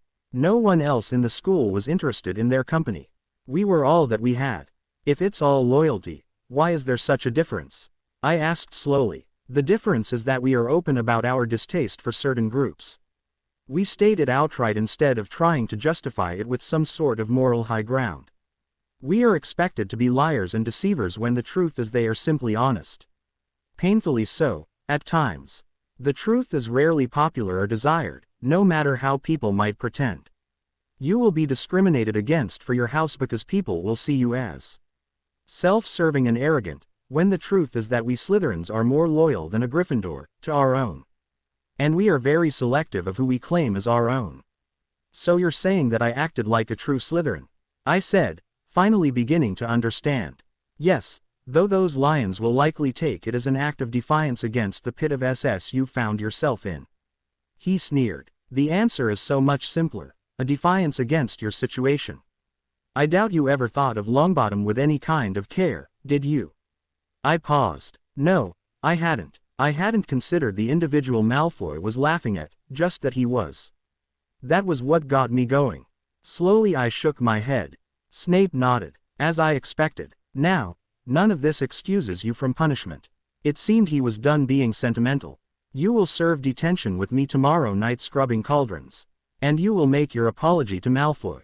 I will be watching to ensure that you do. Yes, sir, I said, lowering my head. I will, don't worry. Good, Snape said, picking his quill up again. Then if you're through taking up my time, I have papers to grade. I smiled slightly. Of course, sir. I took my leave of the office. I didn't pay much attention to where I was going, just let my feet carry me as I thought. For the first time, I felt proud of my house. Since I'd gotten here I'd been ashamed to be a Slytherin. I saw the way the other houses treated us and I had unthinkingly followed them without even bothering to consider that maybe Slytherin wasn't quite what it looked like from the outside. No denying that ambition and self-service were common, but there was more to us than that. I wasn't proud of myself though. I was ashamed by how I'd reacted without even thinking. I hadn't considered any consequences. I hadn't even tried to think of alternative plans. I had just acted out some kind of silly revenge fantasy that had been swirling in my head for years. And I didn't even act it out on the person I'd always fantasized about. Instead of Dudley face down on the ground at my feet, it was Malfoy who, in hindsight, hadn't really done much to me. He'd insulted my parents once. I could forgive that. From what Snape said, I'd been viewing my dad at least with rose-tinted goggles. He'd also insulted my brother. Well, I did that too. And Harry wasn't always in the right, I knew that. It wasn't humanly possible. He wasn't some kind of perfect human. Malfoy was arrogant, that was a big black mark against him, but then, so was I. I found myself in the Ollery. Artemisia fluttered down from her perch by Hedwig and pecked at my earlobe fondly. I smiled, reaching up to ruffle the feathers on her stomach like she liked. Artie, I'm an idiot, I announced to her. I'm a blind, gullible idiot. Artemisia hooted sympathetically and nosed at my hand for treats. When I headed into the great hall for dinner, I wasn't altogether surprised to see Harry frantically waving me over towards the Gryffindor table. I bit my lip, glancing towards the Slytherin table where Malfoy sat. He seemed unharmed, just a little annoyed. I looked up to the head table at Snape, who just stared back, waiting for me to make my move. Malfoy could wait a moment, I decided. At least until I found out what Harry wanted. I headed over to the Gryffindor table, pausing behind Harry. Most of the other first years were gathered around, and, to my surprise, they were smiling at me. Most of them had turned their noses up at me during potions last week, but now they were greeting me as happily as they would a Hufflepuff. Rena, Harry greeted, beaming with delight. He was practically viting with excitement, which I thought was rather odd. Hadn't he been hauled off my McGonagall for a scolding? Have you heard the news? News, I repeated blankly. I'm going to assume no. It's bloody brilliant. Ron was beaming just as wide as Harry. Only you can't tell anyone, Harry insisted, keeping his voice low. Wood wants it kept secret. I blinked, still not following. And who is Wood? He's the captain of the Gryffindor team. The Quidditch team, I asked for clarification. No, the Gobstones team. Harry rolled his eyes. Yes, the Quidditch team. They're taking me on as seeker. I stared at him incredulously. Harry had broken the rules, risked his neck, almost collided with Malfoy and knocked the pair of them into a 50-foot fall, and he was getting rewarded. And not even rewarded, but privileged. First years were normally not allowed onto the team. And suddenly I was a little angry. I got detention and a guilty conscience. Harry got to play Quidditch and be a popular athlete. Where on earth was the justice in that? The worst part was that the reason was glaring at me from Harry's forehead. Because he'd killed Voldemort while I presumably cried in our crib. Because he'd survived an unsurvivable curse while I got my face carved into. Because he was the boy who lived and I was just his sister. He got special treatment, and I got the same as everyone else. Not to say that I wanted the special treatment, more that I wanted him to be on my level. Having watched Harry grow up, I could guarantee there was nothing terribly exciting about him. He had wretched eyesight. He put his pants on one leg at a time just like everyone else. But because he somehow defeated a Dark Lord as a baby, something he couldn't possibly have done consciously considering he was barely a year old, he was somehow above the rest of us. For the first time since I'd found out where our scars came from, I was a little bitter about it. McGonagall saw from her office window, Ron said, looking at Harry proudly. I swallowed. That's great. And it was, really. But it wasn't exactly deserved. How'd it go with Snape? Harry asked, scowling at the mention of his least favorite teacher. I have detention tomorrow night. Ron growled on my behalf and said, that's not fair. Malfoy had it coming. I was suddenly seeing what Snape had talked about. Ron didn't seem to care that I might have killed Malfoy, and neither did Harry. He was the enemy, so devil take him for all they cared. Or did they not see the danger I'd foolishly placed Malfoy in trying to teach him a lesson?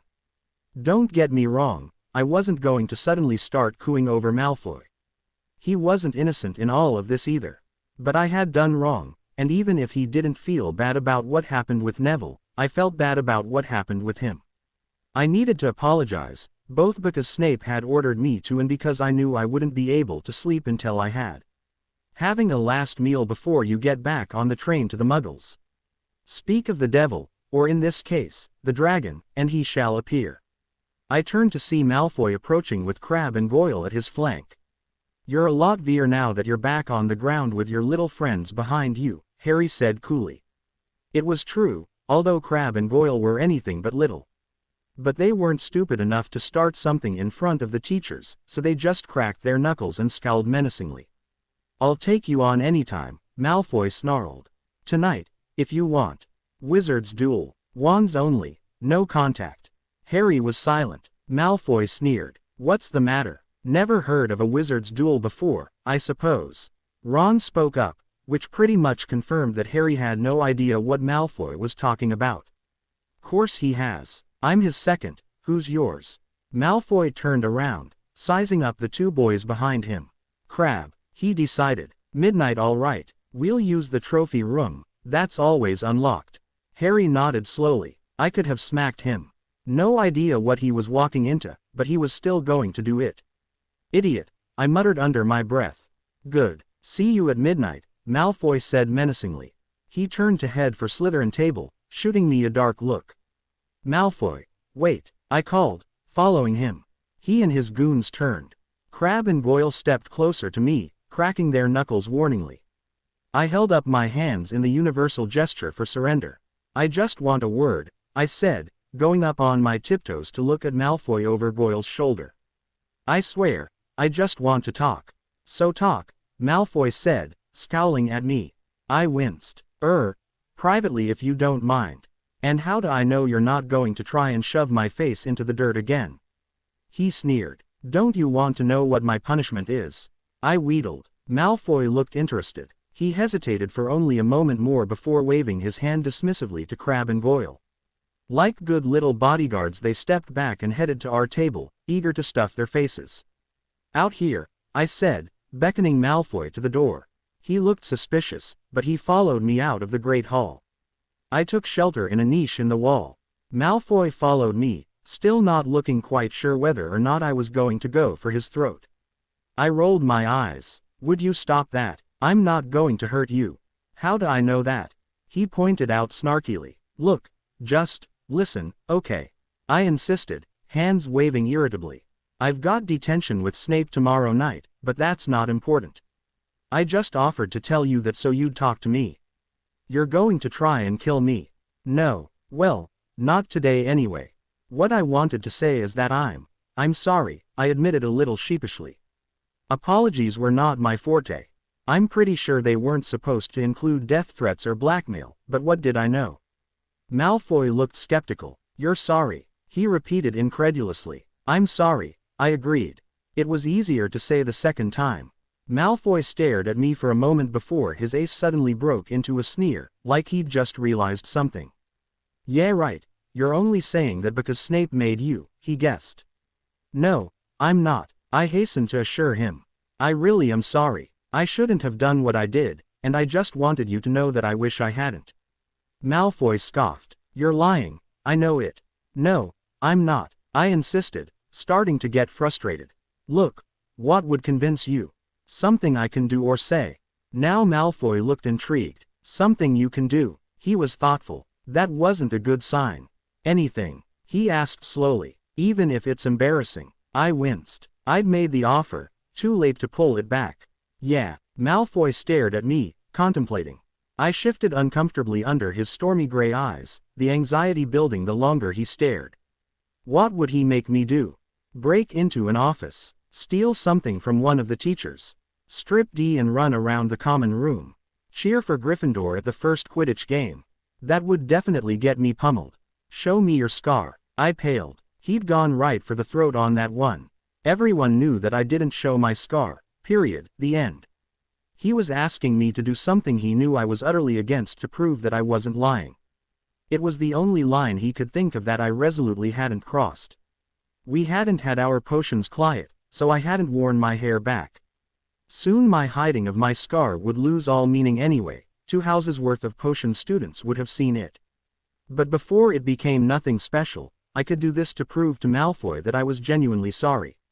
Okay. Malfoy blinked. Obviously he hadn't expected me to agree. Okay. He repeated incredulously. Okay. I nodded, and turned my head so that my left cheek was facing him. I took a deep breath, reached up, and brushed my hair behind my ear. Out of the corner of my eye, I could see Malfoy staring in awe, eyes tracing the line like so many people had traced Harry's scar. I watched his fingers twitched and I realized that he wanted to touch it too. I grit my teeth. If he asked, I didn't know what I'd do. Attacking him in the middle of apologizing for attacking him wasn't the best way to go, I supposed. But I hadn't ever let anyone but Harry touch my scar. The idea of Malfoy being the first to do so made me feel off balance and unsettled. Thank Merlin, he didn't ask. He just clenched his fingers into a fist and nodded sharply. You're telling the truth, he observed. Satisfied that he'd looked his fill, I dragged my hair back in front of my face and made sure it covered my cheek. Malfoy watched in amusement. What's the point now that I've seen it? Because there's a big difference between one person and the whole school, I said shortly, tugging on the ends of my hair to make sure it was in place. I don't know why you hide it anyway, it's not that impressive, Malfoy scoffed, but I could see by the way his eyes lingered on my cheek that he was still interested. He was right. Compared to what it used to be, it wasn't that bad. I remember when I was younger and it was raised, ropey, pinkish-purple scar tissue. It had healed some over the years. It wasn't as raised as it used to be, and the color was closer to skin tone. I remember when I was little, Aunt Petunia used to hunt me down before bed every night and slather it in vitamin E oil trying to get it to go away. However, it was soon proved that only time was going to do anything for it, so she gave up. It's not supposed to be impressive, I replied, then turned on my heel and stalked away. I lay in bed staring at the swaying orbs of light that were the lanterns hanging overhead. I couldn't help myself. Ever since I'd laid down for the night, intending to pride out and wake up early to finish my charms essay, I had been wide awake. I was wondering what Harry and Ron were doing, if they'd actually gone to the trophy room. Something horrible told me that they probably had. Idiots depriving me of sleep. I growled and reached for my glasses, sliding them onto my face. I threw back my blankets and peeked out from the curtains around my bed. I could hear Bulstrode's distinctive snore and the breathy little huffs of Lily. They were the only ones that actually snored, so I would just have to hope my 3 other dorm mates were passed out as well. I crept out from the dorm, leaving the door cracked slightly behind me so that I wouldn't risk making noise whenever I returned. I stepped into the common room, glancing around and hoping there was no one there to see me in my pajamas. Malfoy, Crabbe, Goyle, Nott, Zambini, and Parkinson were all curled up on the chairs around the fireplace. I blinked, and then gave myself a hearty mental facepalm. Of course Malfoy didn't go. He didn't have to go and risk himself when all he had to do was drop a tip to Filch that someone was planning to sneak out and let the caretaker do the rest. "Ah, Potter," Zambini called in greeting. "Still up? Couldn't sleep?" I said, slowly stepping closer. Zambini and Malfoy had taken up the couch, with Parkinson curled up in the empty space by Malfoy. Crabbe and Goyle's hulking forms were taking up 2 armchairs. Nott was sitting on the arm of Goyle's chair, staring into the fire, looking like he didn't quite want to be there.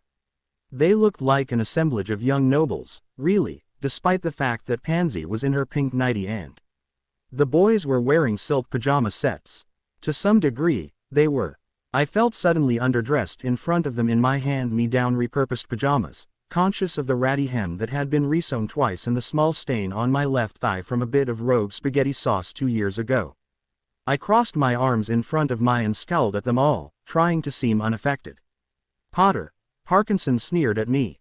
"Still wearing those rags? Comfortable," I replied easily, sitting on the arm of the couch by Zambini. He greeted me with a friendly smile as I leaned my elbow on the back of the couch and rested my chin in my palm. "You've got a lot of nerve coming out here after what you did to Malfoy." Parkinson glared at me. "We worked that out, right, Malfoy?" I said, staring at him intently and daring him to lie. He snorted. "Right, Potter, no need to death glare at me. Right, so, what are we talking about?" "Whether or not Potter and Weasley were actually stupid enough to go to the duel tonight," Malfoy snickered. "What do you think?" Zambini asked, looking up at me. "Did he go or not?" "Oh, he went. Of that I had no doubt. You challenged him. I doubt it even occurred to him that you'd bow out. It's not chivalrous." I shook my head. "Shouldn't you go be a dutiful sister and help him sneak back into Gryffindor Tower?" Zambini said, poking my knee. I sighed and looked at the clock. It was past midnight now. Harry and Ron would likely have realized that Malfoy wasn't going to show and were heading back to their beds as sneakily as possible. There was no telling quite where they would be between the trophy room and the tower. I'd have to start at the trophy room and work my way along until I hit the tower. By that point they might already be in bed, or they might have ducked into any classroom along the way to keep out of sight. And besides, 3 people were easier to spot than 2. That, and I'd have to creep back the whole length of the castle again after I escorted them to their common room. To be honest, I didn't want to risk getting a detention so quickly after my first one.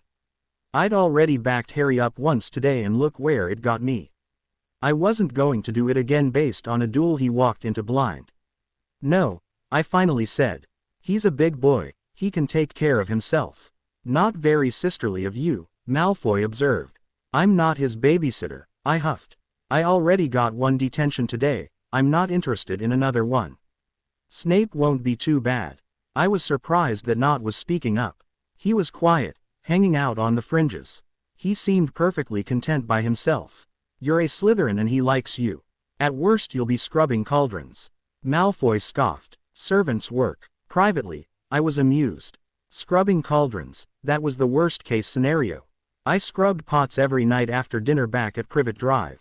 The dishes were my responsibility, usually split with Harry. I washed, he dried.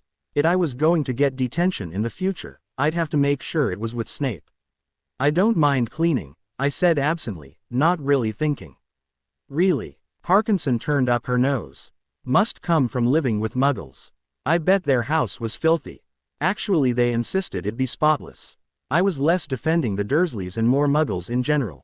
Muggles take just as much pride in their homes as wizards do. As some wizards, maybe, Malfoy snorted.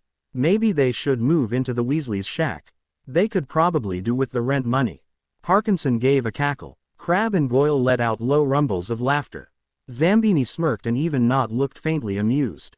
I had no idea where the Weasleys lived, so I couldn't say anything.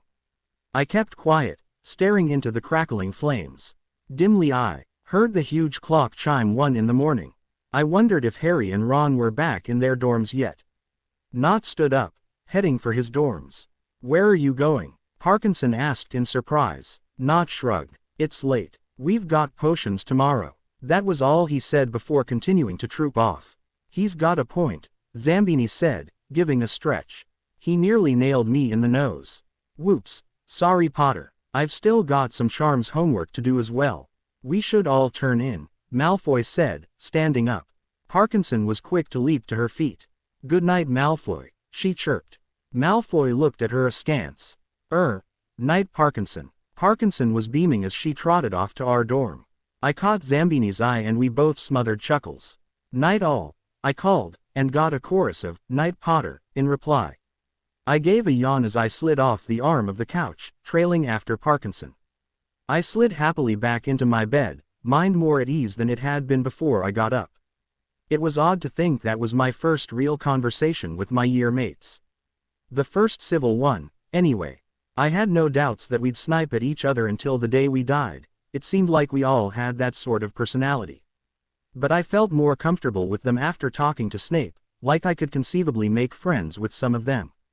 I doubted Parkinson and I would ever be bosom buddies, and until Malfoy laid off my brother we'd always butt heads, but at least Zambini seemed nice, and so did Nott, even if he was a bit of a loner. I sighed in contentment and nuzzled into my pillow, closing my eyes to grab what sleep I could. Lily and I walked into Potions the next day chatting about breakfast. I wonder what was in that parcel your brother got, she wondered aloud. Do you know who sent it? I assumed it was a broom, considering he'd need something better than the school brooms to be any good on the Quidditch team. Harry had asked me to keep that a secret though, so I kept my mouth shut about my theory. As for the second question, I honestly didn't know who would buy him a broom. No idea, I replied vaguely, dragging out my textbook and flipping through it absently. I wonder what we're brewing today. I dunno, Lily said. She cleared her throat uncomfortably. Hey, don't take this the wrong way, but, aren't you going to work with your brother? I shook my head. Nah, house loyalty. I work with him. Gryffindor gets points off of my potions. I grinned cheekily. Lily laughed. Good thinking. I was wondering, how'd you think of using the... There was a loud bang from the table next to us. Malfoy had slammed down his book bag and flopped irritably into his chair, glaring at the air in front of him. Crabbe and Goyle hustled to claim seats next to him, looking like he'd totally blown past them as he stalked into the dungeon. Keep making that expression, your face'll freeze that way, I commented. Better than your face, Potter, Malfoy grunted. I wasn't offended. It seemed like this was just the way we Slytherins communicated. Did you know? He demanded. I stared. Did I know what, Malfoy? That's a pretty open question. If you're asking if I knew you're a prat, the answer is yes. Ha ha, he gave me a dark look. I meant about the broomstick. What kind of special circumstances let Potter have a broomstick when the rest of us first years aren't allowed? A Nimbus 2000, he added angrily. I'd say it's got something to do with that scar on his face, mate, Zambini said, sliding into a seat across from Malfoy. Sorry, didn't mean to eavesdrop, just happened to overhear. So it's 2000. Yeah, Malfoy nodded irritably. I asked uncertainly, is that good? Malfoy looked heavenward, like he was praying for the patience too. Deal with me, it's only the best broom on the market, Potter. Do try to keep up. So sorry, I apologized sarcastically. Even I knew that, Potter, Lily chuckled. Sorry, I exclaimed, throwing up my hands. Leave her alone, she was raised by muggles, not said, sliding into the seat near Lily. Thank you, I said, giving Nott a grateful look. Nott, you're my favorite. Nott looked mildly surprised. Yay, he said uncertainly. Yes, yay, I confirmed. Rena, I turned around to see Harry entering the room with Ron, Hermione dogging their heels and looking angry. Neville looked pale. I'd been pleased to see Harry and Ron at breakfast, looking tired by pleased, so I assumed they'd gotten back to the common room all right. He was looking at me uncertainly, gesturing for me to take the open seat next to him among the Gryffindors. Ron nodded to me in greeting. Sorry, brother dear, I said, staying resolutely where I was.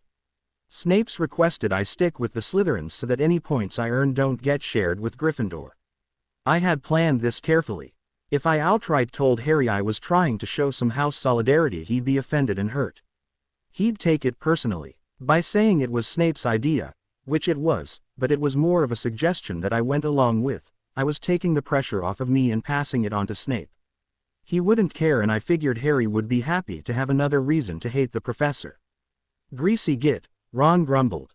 Come on Rena, he can't do much to you. Just stay with us. Hasn't she already said she's not interested, Weasel? Malfoy called. She can speak for herself, Harry snapped. She can, I agreed, annoyed. She's also sitting right here, and doesn't appreciate being talked about like she's 6. This isn't a custody battle, kids, I pick where I go. I'm experimenting with house pride. Harry gave me a reproachful look. Fine, if that's the way you want it. He turned his back on me, determinedly engaging Ron in a conversation.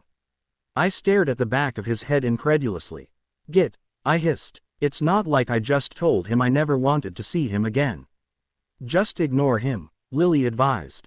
You should be sitting with us anyway, Daphne sniffed. It's where you belong. That was when Snape made his signature sweeping entry, black robes billowing behind him like bat wings. He moved to the front of the room. I will allow you to work in 3s today for the forgetfulness potion. This recipe can be found in your copy of Magical Drafts and Potions. This potion is one that could be on the exam, so I'd advise you to pay careful attention to the instructions. Immediately I turned my head, and sure enough, Hermione had her nose practically pressed into the pages of the book, salivating over every word. Want to work together? Lily asked me as Parkinson clung to Malfoy and Zambini. Crabbe and Goyle got Bulstrode, which should make for an interesting, if incorrect, potion.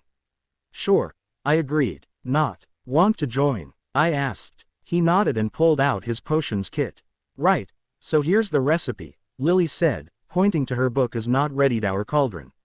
From my pocket, I pulled out a hair tie I'd stolen from Tracy this morning, seeing as I didn't actually own one. I reached around and grabbed my hair, pulling it into a long ponytail behind my back.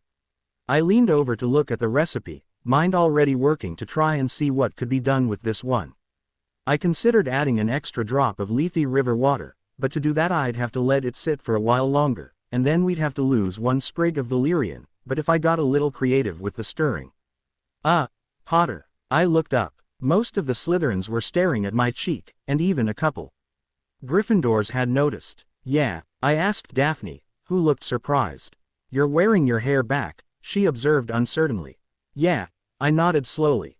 Care to explain why? Don't wanna get my hair in the potion, I said with a shrug. Okay, Lily said slowly. That's neat. I sighed and looked back at the book, confirming my plans. I stayed still for a moment, letting everyone get a good look, hoping that would satisfy them. Soon enough, I saw Daphne smack Tracy and gesture for them to get back to their potion. Zambini looked unconcerned, and Not couldn't care less either, it seemed. He was busy lighting the fire. "Okay, let's do this," I said, reaching for the water. "It says 2 drops, Lily read." I tilted the bottle. We all watched as the 2 drops went in, followed by a third. "What are you doing?" Not snatched the bottle from me. "Trust me," I urged. "I know what I'm doing. I think I can get the potion to take effect more quickly with a couple of tweaks." Lily and Not exchanged uncertain looks. After all, their grades were riding on me not blowing us all up. "She did do well with the Boyle's potion," Lily recalled. Not nodded. "All right," he allowed, "but if I fail this potion because of you, I'll feed it to you." Duly noted. I chuckled, and added a valerian sprig. "It says add another," Lily said, frowning at the textbook. I gave her a pointed look. "Didn't we just do this?" She flushed. "Right. What now?" Not asked, lifting his stirring rod. I told him the proper way to stir. Then we had to let it sit for a while. I went about preparing the mixture of mistletoe berries and powder we'd need. Instead of 2 measures of powder, I only used 1, and added in an extra berry, crushing it all into a slightly gritty paste. "I hope you know what you're doing," Lily said, still looking a little hesitant. "So do I admitted. "I'd really hate to blow us all up." "That wouldn't be an issue if you followed directions," Daphne pointed out as she stirred her own potion. I scoffed. "What's the point in that? I know that works. I'm experimenting." When the potion had finished simmering, it was precisely the same shade of cerulean blue that was described in the book. I added 2 pinches of the berry slurry to the cauldron, stirred a little, and waited. The potion darkened to a rich reddish brown and gave off a fog-like steam that hovered over the surface. "It's perfect," Lily praised. "Odd. How do you know to do all that?" I shrugged. "The ingredients do different things. It's about finding the right balance to keep the potion's purpose while changing the aspect you want to improve." "It's kind of fun," I admitted, reaching into my bag and pulling out my book, a quill, and my inkwell. I dipped my quill into it, scribbling the additions I'd made to the potion into my textbook. I heard Snape's robe swish to a stop behind me, observing what I was writing down. "Well done, Miss Potter," he said before moving on to Malfoy's group. He advised them to stir a little more before moving on to the cauldron where Bulstrode looked ready to strangle Crabbe and Goyle. "It's 2 sprigs, not 1. She raged at them. "Can't you idiots do anything right?" Snape turned up his nose at the cauldron of slowly bubbling purple sludge. "This potion is beyond saving," he said coldly, and vanished it with a flick of his wand. "Do better next time." "Yes, sir," Bulstrode said, still scowling furiously at Crabbe and Goyle. We all wrapped up our potions. Neville, miraculously, managed to get through the lesson without causing major destruction of property, which probably had something to do with the fact that Hermione was working with him today. I bottled a bit of our potion and took it up to Snape's desk for grading, passing it to him with a smile. He took it with a nod and set it with the others. I headed back to my group, helping Not pack up some of his ingredients.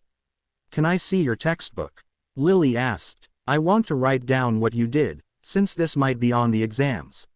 "Sure," I approved. "Go ahead. Can we look too?" Daphne asked curiously. "I'm not sure what we did wrong, but it didn't look quite right by the end."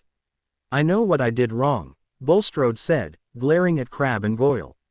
"You can all look," I said with a snort. "That's kind of you," Not observed. I shrugged. I didn't really see it as kind.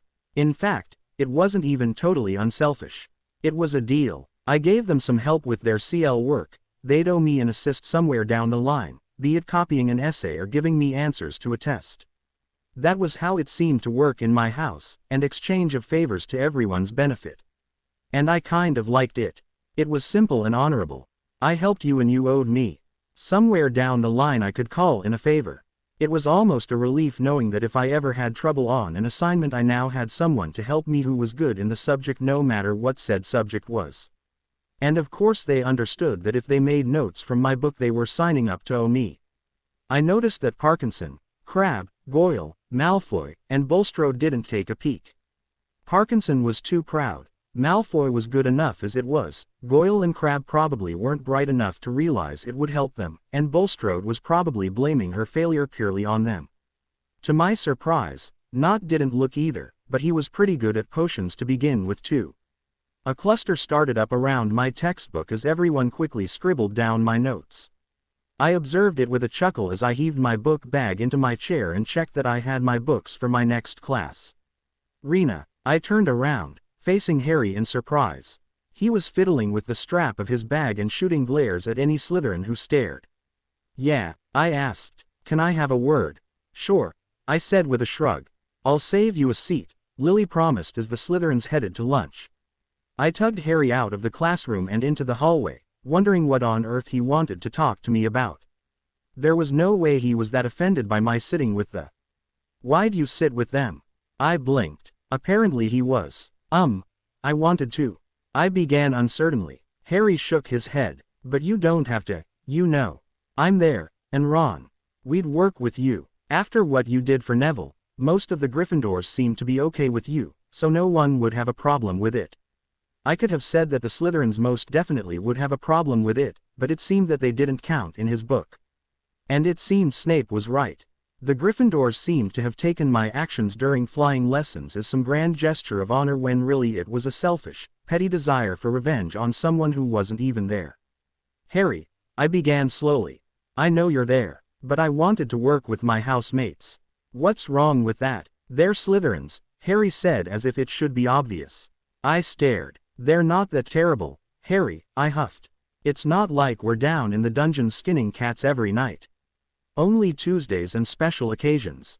Harry scowled. It's not funny. I smiled slightly. It is a little. Come on Harry, it's nothing personal.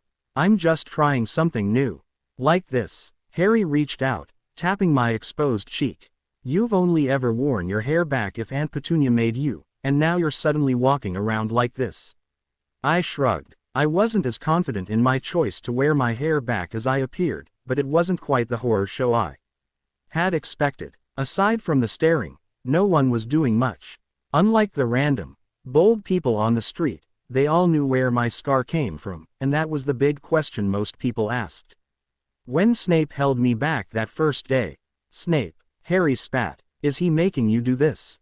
I snorted. Harry, Professor Snape doesn't care how I wear my hair outside of his class. He only pointed out that in his clit's a bit of a safety hazard. Yeah, right, Harry muttered.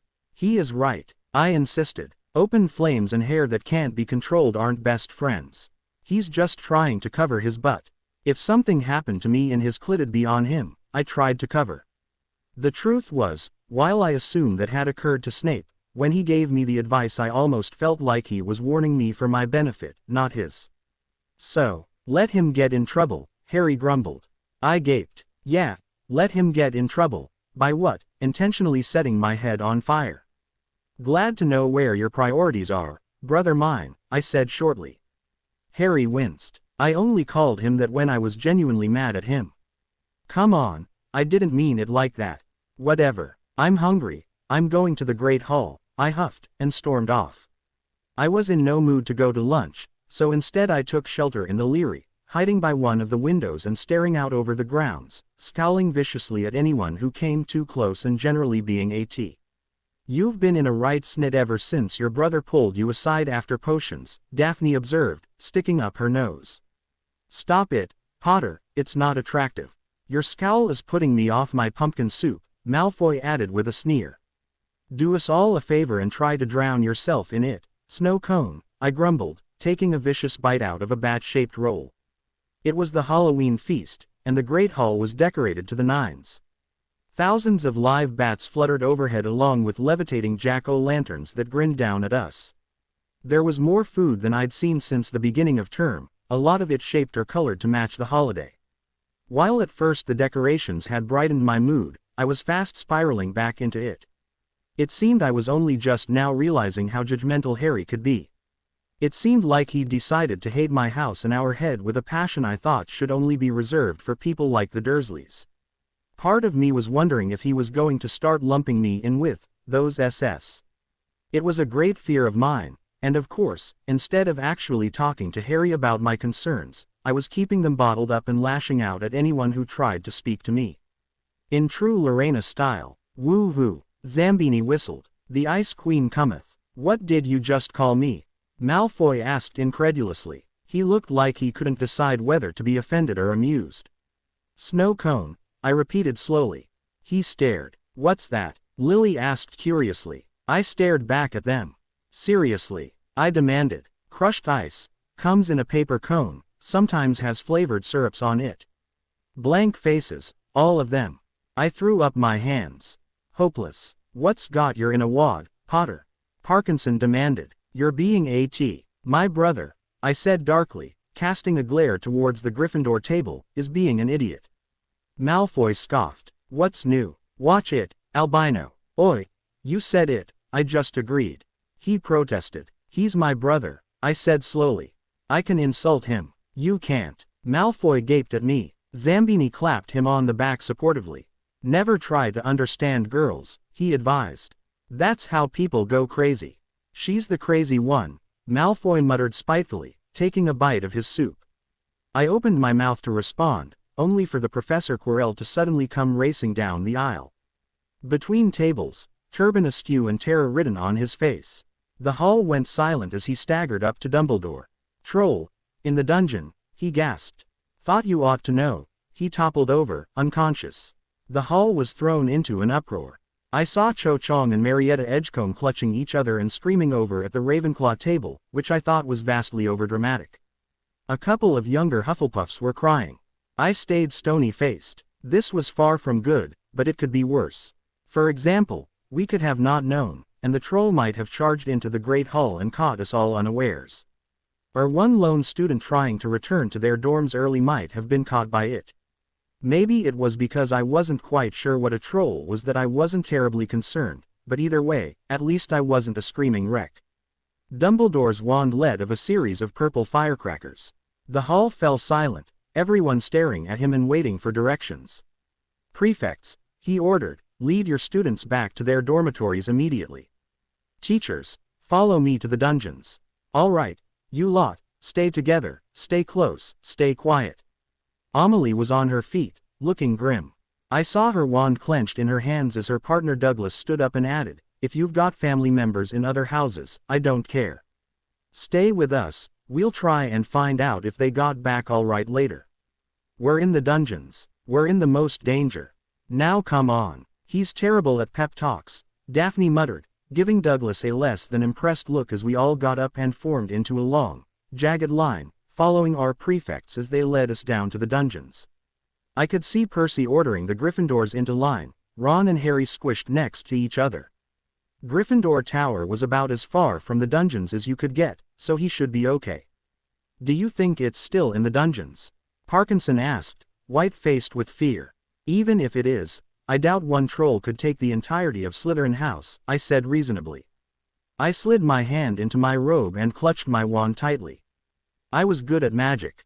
Like, really good. I think it came from all the times I'd unconsciously done magic as a kid. I was aware of the feeling that came when you did magic and how it moved as you directed it. Whatever it was, I was usually able to get spells pretty quickly. I was one of the first in our year to turn my matchstick into a needle, and I'd managed to levitate a feather in Flitwick's claw on my first try. But sadly, my knowledge of defensive and combative spells was lacking. Not only was I just a first year, but Quirrell was a joke as a teacher. He usually set us taking notes or reading chapters. We rarely ever practiced how to take on the dangerous creatures we talked about, just wrote essays on the theory.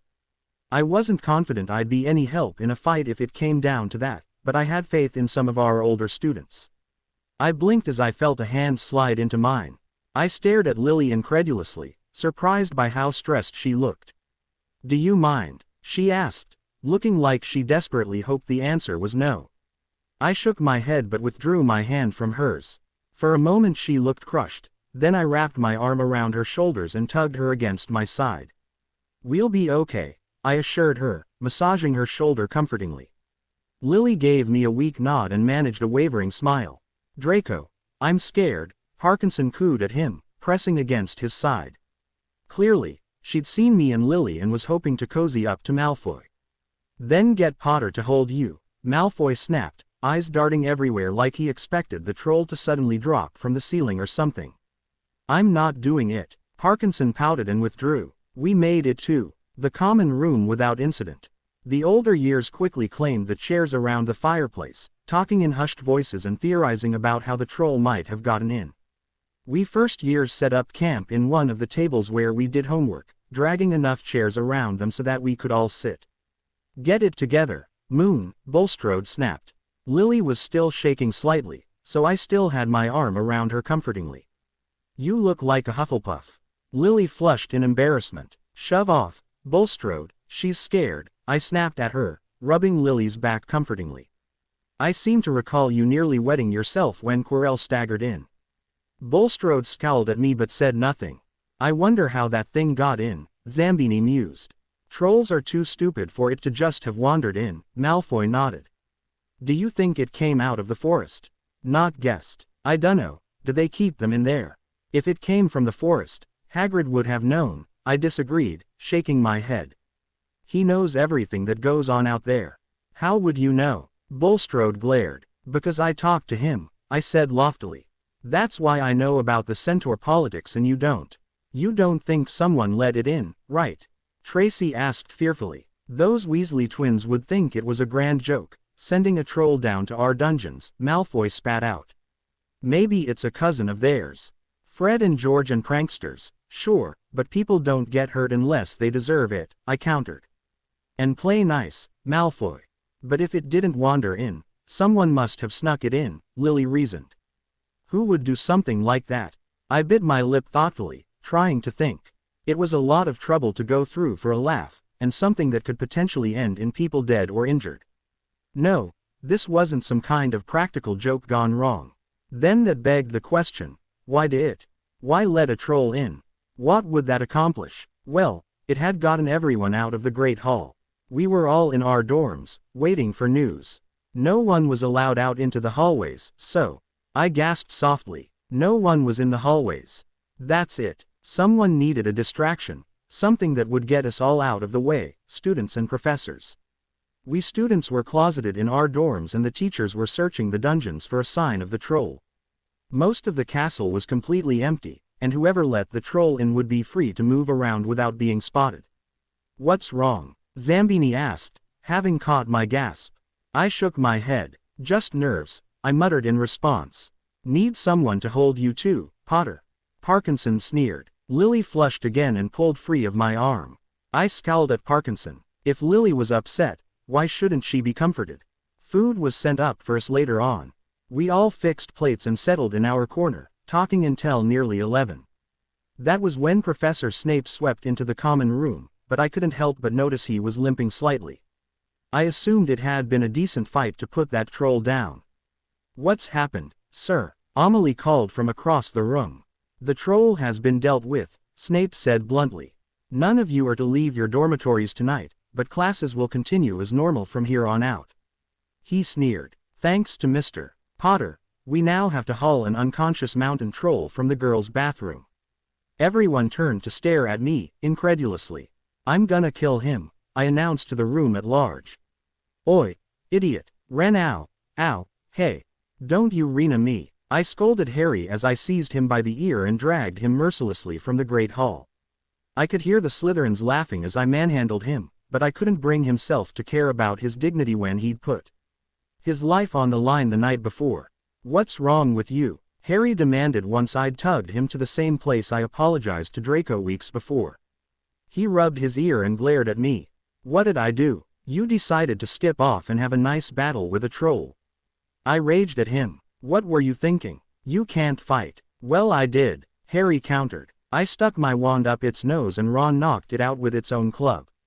Ron was there. Lovely, you're dragging other people along with you. That's just did you say you stuck your wand up its nose? I demanded incredulously. Harry had the gall to smile proudly. Yeah, idiot. I smacked him in the shoulder. That was your brilliant plan. No, Harry protested. There wasn't really a plan, I smacked my palm down over his mouth. So let me get this straight, I said slowly, daring him with my eyes to try and talk.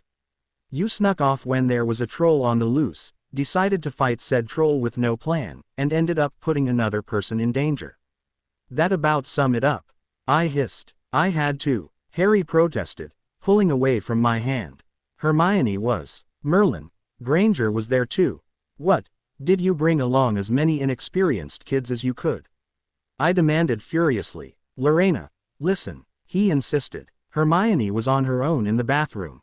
She'd been in there for a while crying. She didn't know about the troll. What was I supposed to do? Leave her there alone? Yes. I insisted. Yes, you were. Harry looked horrified by the very idea. But she could have been hurt. Yeah, and so could you. I smacked him again for good measure.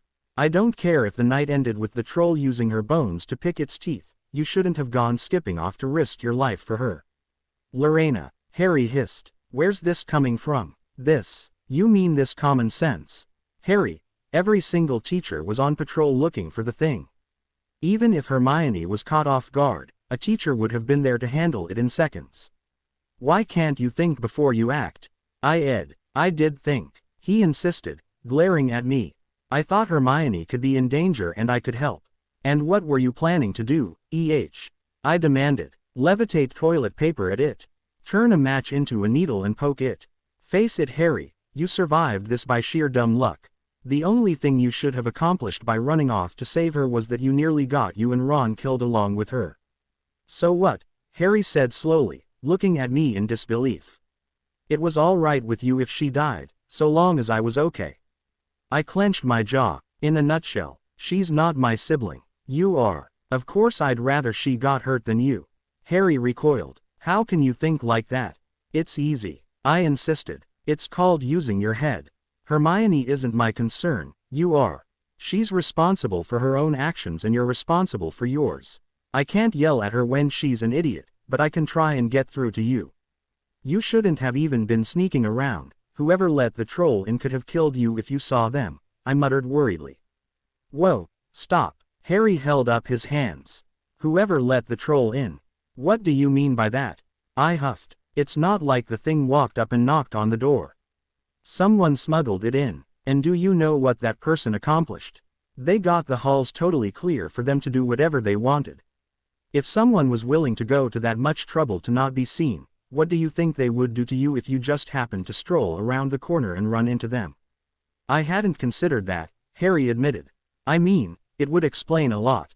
The third floor was totally clear, they would have been able to get in no problem. Whoa, stop, I said, unconsciously echoing him. What's the third floor got to do with anything? Harry quickly explained everything that had happened the night he was supposed to go duel Malfoy, from Hermione and Neville getting dragged along to hiding in the forbidden third floor corridor and finding the three-headed dog guarding a trapdoor. I think whatever the dog's guarding is what Hagrid took from the vault. Harry insisted, eyes aflame with conviction in his theory. Think about it. Someone tried to break into the vault after it was empty, and now someone causes a distraction here. And Hagrid said that the only place safer than Gringotts was Hogwarts, I finished slowly. Exactly, Harry said proudly. My head was spinning, but I quickly shook away all the extraneous thoughts and smacked Harry one more time for good measure. What is this, abuse your brother day? He demanded. No, this is, my brother is an idiot and so help me if he does something this stupid again I'll murder him in the face day. I retorted, newly instated, you didn't get the memo. I sighed. The anger was starting to vanish. Just try not to get yourself killed, please. Harry gave a half smile. Yeah, I'll try. Good, I approved. I patted his shoulder. Sorry for hitting you. 3 times, Harry stressed. I whacked him. Shut up. 4. Go eat breakfast, I snorted, shoving him lightly back towards the Great Hall. We walked back inside, splitting for our individual tables. What was that about? Daphne asked curiously as I sat down and started pulling pancakes onto my plate. That was me telling Harry that if he went hunting trolls again I'd kick his ass, I said bluntly. Did you see his face? Malfoy was red from laughing, which wasn't a good look for him. He should stay pale. He looked so stupid, kinda like you do now. I asked sweetly. Malfoy took a couple deep breaths, getting a hold of himself while glaring at me. All right you two. No one has the energy for this so early in the morning, not said before Malfoy could respond. He watched up sternly and waited for us both to start eating again before he turned back to his own meal. Malfoy flicked a piece of egg at me and I stuck my tongue out at him. Children, Daphne scowled, shaking her head. Do I need to separate you two? No, Mum, I replied. She nodded in satisfaction. Good, she approved. Now, did anyone do the essay for charms? It's due tomorrow and I don't want to write it. I got a copy out of a Ravenclaw, Zabini said. You can come with me to the Leary and copy it there, Tracy invited. She pouted. I've got to do that essay for McGonagall. You know she gets if the sentences are similar. I'll come too, Lily offered. I've got some research to do for herbology. Study date this morning, is it? Zabini grinned, handing over the essay. Up for some learning, Malfoy. Malfoy scoffed. Please, I'd rather chew GLTHAN do that essay for McGonagall. You'll have to do it sooner or later, Daphne reasoned. Yeah, and I choose later, Malfoy said, stabbing a bite of sausage. That'll come back to bite you, I warned him. I'll handle my own work, thanks Potter, he sneered. I lifted my fork, pointing it at him. Oi, you, I'm just trying to. All right, no cutlery for you. Nott snatched the fork from me and set it beside his plate with one hand, still using the other to calmly eat his waffles. I stared at him incredulously. He gave me a scolding look. You can have this back when you learn how to use it properly. I narrowed my eyes at him. I'm gonna start calling you Dad if you're not careful. Lily snorted into her pumpkin juice and looked between Daphne and Nott. So, Mum and Dad, she asked, grinning widely, how'd you two meet? Nott and Daphne exchanged looks, shook their heads, and went back to their food. You're all grounded, Daphne muttered. But Muum, Lily, Tracy, and I whined. I joined the other girls long enough to get a couple of books from the Leary and then headed back to the common room. It wasn't that I didn't want to be around then. In fact, now that I'd taken off my Gryffindor-colored glasses, they were actually all right, but I tended to work better when I was alone and I'd let my homework wait a little long. I had 2 essays due tomorrow for Transfiguration and Charms, and I had the herbology paper to do as well. I was looking to buckle down and spend a day of intense essay writing in the privacy of my dorm. Titanoboa, I said to the stone wall, and it ground open. I stepped into the common room, my 3 books tucked under my arm. I was headed to my dorm when I heard someone call, Potter. I groaned aloud and turned. What is it, Malfoy? I whined. I have essays to write. Malfoy was sitting at one of the tables with a gorgeous chess set in front of him. I was no expert in stones, but it looked like it was made of black and white marble. I didn't even want to think what a chess set like that would cost. Play chess with me, Malfoy commanded. I stared at him. I have essays to write, I repeated slowly, like I was talking to a small child. What part of that escaped you? I'm bored, Malfoy whined. Zabini was playing, but he ran off to do something. I snorted. Ah, poor baby. Sorry to disappoint you, but I wasn't put on this earth to entertain you, Malfoy. Besides, I can't play chess anyway. Malfoy straightened up. You don't know how to play chess? He demanded incredulously. I shifted uncomfortably. Chess wasn't exactly common in the Dursley house, not that I would have been allowed to play if it was. No, Malfoy, is that so terrible? Yes, he said bluntly. Sit down, I'm teaching you. I was a little incredulous that Malfoy was willing to go this far just so he would have someone to play chess with. To be honest, I was also kind of interested in learning to play. But I had the feeling Malfoy would be a jerk of a teacher and I really did have essays to write. Sorry Malfoy, I've got homework, I said, lifting up my books. Malfoy groaned. Fine, but after you finish, you're coming back here and I'm teaching you to play. I stared his down. Why are you so keen on me playing with you? I demanded. We're not exactly the best of pals. Yeah, but Nott's boring. Zabini lets me win and Crabbe and Goyle can't tell a pawn from a rook. Right, I said slowly. And how does that answer my question? You're smart enough to be decent and you won't let me win. I raised my eyebrows. Wow, Malfoy, that was almost sweet of you. Malfoy leaned back in his chair preening. I know, I sighed, and you ruined it. See you later. I headed into my dormitory and spread out my reference materials. I wasn't terribly concerned with my charms essay, so I knocked that one out fairly quickly. It was the Transfiguration essay I got stuck on, for two reasons. One, because much as she'd like to pretend to be above such things, McGonagall did grade Slytherins harder whether she realized it or not, particularly with the first game of the Quidditch season coming up. Two, because it was a theory question and I was absolute crap at theory. Most of the time when I managed spells it was because I just sort of felt my way through doing them, not because I had some precise formula running through my head. In fact, that usually made it harder on me, because I was too focused on trying to remember the formula to make the spell come out right. Explaining the stages of transfiguration wasn't easy, but I managed it in about half an hour. I took a brief moment to stand up and stretch, groaning as my back popped. I flexed my fingers, which were starting to cramp up after writing 2 lengths of parchment. I gave the herbology books a dark look. I really wasn't looking forwards to doing that third essay. And, I recalled, I didn't. That was the one that wasn't due until the day after tomorrow. Of course, if I didn't do it now, what were my other options for entertainment? Going to play chess with Malfoy. The option was actually surprisingly appealing. He wasn't my favorite person in Hogwarts. That award went to my brother, obviously, but he also wasn't my least favorite.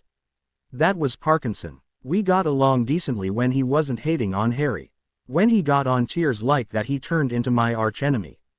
I usually spent my free time with Lily, Tracy, or Daphne, so I only spoke to him at meals and in class. My overall opinion of him hadn't changed much since we first met. He was a cocky little bastard, but considering how he seemed to have been brought up, I couldn't entirely blame him on that one. I wasn't surprised he was whining for someone to entertain him. I was surprised he was willing to put in the effort of teaching me to play chess for it though. Still, if he was willing to teach me, I threw up my hands.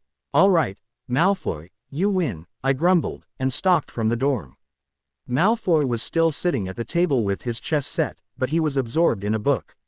He looked up when I sat down across from him. All right, what's a rook? I demanded. Malfoy set his book aside and leaned forwards, smirking. Right, let's do this. 2 hours later I could tell which piece was which and how it moved. As to how to play beyond that I had no idea. Malfoy had talked about openings and difference chess terms for quite a bit before I told him to just shut up and play. I was tired of listening to him and wanted to try it for myself. 3 games in I was getting my butt kicked from here to the astronomy tower and Malfoy was looking more and more smug with each piece of mine he took. I, on the other hand, was getting more and more frustrated. You play without any strategy, Malfoy commented as he snatched my last rook. I knew the scowl on my face was murderous. This is only the 4th time I've played, Malfoy. Just you wait, I muttered under my breath as I moved my pawn forwards in what I thought was a safe move. Malfoy took it with his knight. I groaned and smacked my head on the table while he laughed at me. You're terrible, he said gleefully. I mumbled something into the wood. What was that? I tilted my head to glare at him with one eye. I said, one more cocky comment, Malfoy, and I'll turn that pretty platinum hair of yours pink. Nice alliteration, he congratulated. You think my hair's pretty? My mouth dropped open. That's what you took from that. Well, it's not a lie. You're unbelievable, I know. I opened my mouth to rant at him when Tracy came hustling into the common room. Her hair was messed up, there was a tiny cut on her cheek, and her eyes were darting wildly. Her face lit up with hope when she saw me and she rushed over. Potter, she cried. Potter, Merlin, Tracy, what's wrong? I asked, standing and grabbing her by both shoulders. She looked disturbingly close to tears. We were leaving the Leary. She cried. We were leaving and these 2 older Gryffindors saw us. They started going on about SS coming out of their hole, said we should all just be tossed out. Daphne called one of them a mudblood and they attacked us. She wailed, burying her face in her hand. I reached up and tugged her hands away from her face, grabbing her cheeks and forcing her to look at me. Tracy, look at me. I knew mudblood was a bad word for someone who was Muggleborn, but getting called a name hardly seemed like a good reason to attack a bunch of girls at least 3 years younger than you. Where are Daphne and Lily? They're in the hospital wing, Tracy mumbled. When the spells started flying I ran and hid, like a coward, she added bitterly. Tracy, there was nothing you could have done, I assured her. Lily got stunned. She collapsed and hit her head, Tracy jabbered. Daphne tried to duel them, but they hit her with some kind of jinx that made her swell up and then knocked her out. When they were gone, I came out and tried to use Wingardium Leviosa to get them to the hospital wing. Flitwick came by, he saw. He took them and I ran back here. Okay, I said slowly, mind working to figure out what needed to be done. Okay Tracy, I want you to stay here. Malfoy, watch her, I ordered, giving him a look that promised pain if he argued. He'd been watching this whole time with some sort of inscrutable expression on his face. Now his face went utterly blank and he nodded. I will. Right, you stay here with Malfoy.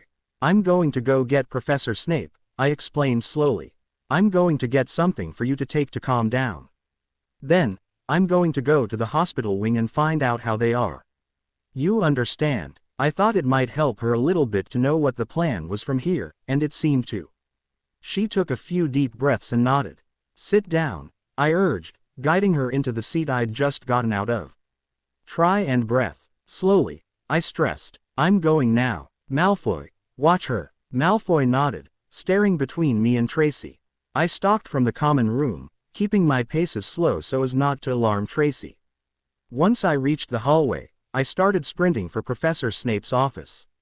I didn't knock, I just flung the door open and raced inside, panting slightly. Potter, he looked surprised. What do you think you're? Lily and Daphne, I panted. They were coming out of the Leary with Tracy and a couple of older students had a go at them. Tracy got away and Flitwick took them to the hospital wing. Tracy just came running into the common room. She's shaking and looks like she's going to cry. Do you have something to give her to calm her down? I'm worried she's going to hyperventilate. Snape's face clouded with rage and he stood sharply, going to the cabinet in the corner of his office. He flung the doors open and snatched a bottle of some potion in a soothing shade of blue. He grabbed my hand and pressed the bottle into my palm. This is a calming draft, he explained. Give it to Miss Davis, then come to the hospital wing. Davis will be too lethargic to answer any questions and you're the closest thing to a witness we have right now. Did she say who the students were? I shook my head, just that they were older. Gryffindors, I added bitterly. Snape snarled. Damn the Quidditch season and its rivalry. Go, Potter. I nodded and hustled from his office. I heard Snape following, the snapping of his robes behind him when he walked showing how angry he was. I scurried back into the common room and found that Parkinson, Nott, and Bulstrode had joined Malfoy and Tracy at their table. Do you know how they are? Nott asked when he saw me. I shook my head. No, Snape wants me to go to the hospital after. Tracy, take this, I said, offering her the bottle. She took it with shaking fingers and pried the stopper out, tilting it back and swallowing. Almost immediately her breathing evened out and her eyelids fluttered a little, like she was sleepy. What's going on over here?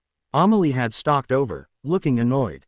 You firsties are running around like chickens with your heads cut off and it's starting to get annoying. Some of our friends got hexed outside of the Leary, I told her quickly. Tracy's shaken up. Amelie's face hardened. Who did it? Gryffindors, Tracy piped up. I think they're 5th years. Amelie snarled. Course it was. Bet it was Fuchs and Kensington, those bastards. She turned off towards Douglas, no doubt to fill him in on what had happened. I stared after her. Somehow a hexing had turned into battle lines being drawn. I was a little surprised to see how seriously every Slytherin was taking it as the news spread, not just the younger students. The older students seemed just as annoyed at having one of their own set on. I turned back to Tracy. I'm going to go to the hospital wing now, okay. Okay, Tracy said, nodding. Hey, Potter, thanks. I smiled at her. No problem, I said, and left the common room again. The day had been going so well too. Why'd it have to get shot to pieces? Bloody Gryffindors, I muttered as I hurried through the halls. I made it to the hospital wing fairly quickly. When I came in, I saw Madame Pomfrey hustling between 2 beds. Lily was sitting up in bed looking shaken and Daphne was lying in the bed next to her. She was still swollen, like she'd had some sort of extreme allergic reaction. But unlike Lily, she looked pissed. We didn't do anything, she raged as Madame Pomfrey waved her wand over her. Just a stinging jinx, the matron assured her. We'll have you back to normal soon. I don't care what it is so long as you fix it. Daphne snapped. I just want to know what's going to happen to that mudblood and his friend. Madame Pomfrey looked scandalized. Language, young lady. Miss Greengrass, who was it that attacked you? Snape asked, still looking incredibly annoyed. They were fifth years. One of them was named Fuchs, I don't know who the other one was. But they both reeked of sandalwood. Fuchs and Kensington. Everyone turned to face me. Potter. Lily greeted, looking a little relieved to see me. Hey Lily, how are you? I asked, going to her bedside. I took her hand. Anything hurt? No. She shook her head. I just bumped my head when I hit the ground. Madame Pomfrey woke me up and did something for the headache. I'm fine now. What makes you think it was Kensington with him? Snape pressed. Something Amelie said, I explained. She was there when I came back with the calming draft for Tracy. How is she? Daphne asked. Fine. Just shaken up, I assured her. Anyway, I told her that it was apparently a couple of older Gryffindor students. She immediately guessed Fuchs and Kensington. I'm not surprised. They both have a reputation for hexing my students, Snape growled. Miss Greengrass, the other boy who attacked you, did he have hair and a crooked nose? That's him, Daphne said triumphantly. I will speak to Minerva, Snape assured her. There will be an investigation, but I don't doubt we'll be able to catch them. They've never been terribly bright, but they know how to keep out of trouble. Madame Pomfrey, I'll leave them to you for now. They should be all right by tomorrow, but I'll keep them overnight just in case, Madame Pomfrey said, waving her wand over Daphne. She muttered something and almost immediately the swelling began to go down until Daphne was looking like her regular angelic self. She sighed in relief. I can breathe normally again. Snape left the hospital wing, no doubt to find McGonagall and gleefully inform her that he would be taking a painful number of points from her house. Madame Pomfrey, her work done, retreated into her office to fill out a report and give us some time to talk. Hey Mum, glad you're okay, I teased Daphne gently. She scoffed. No thanks to those Gryffindors.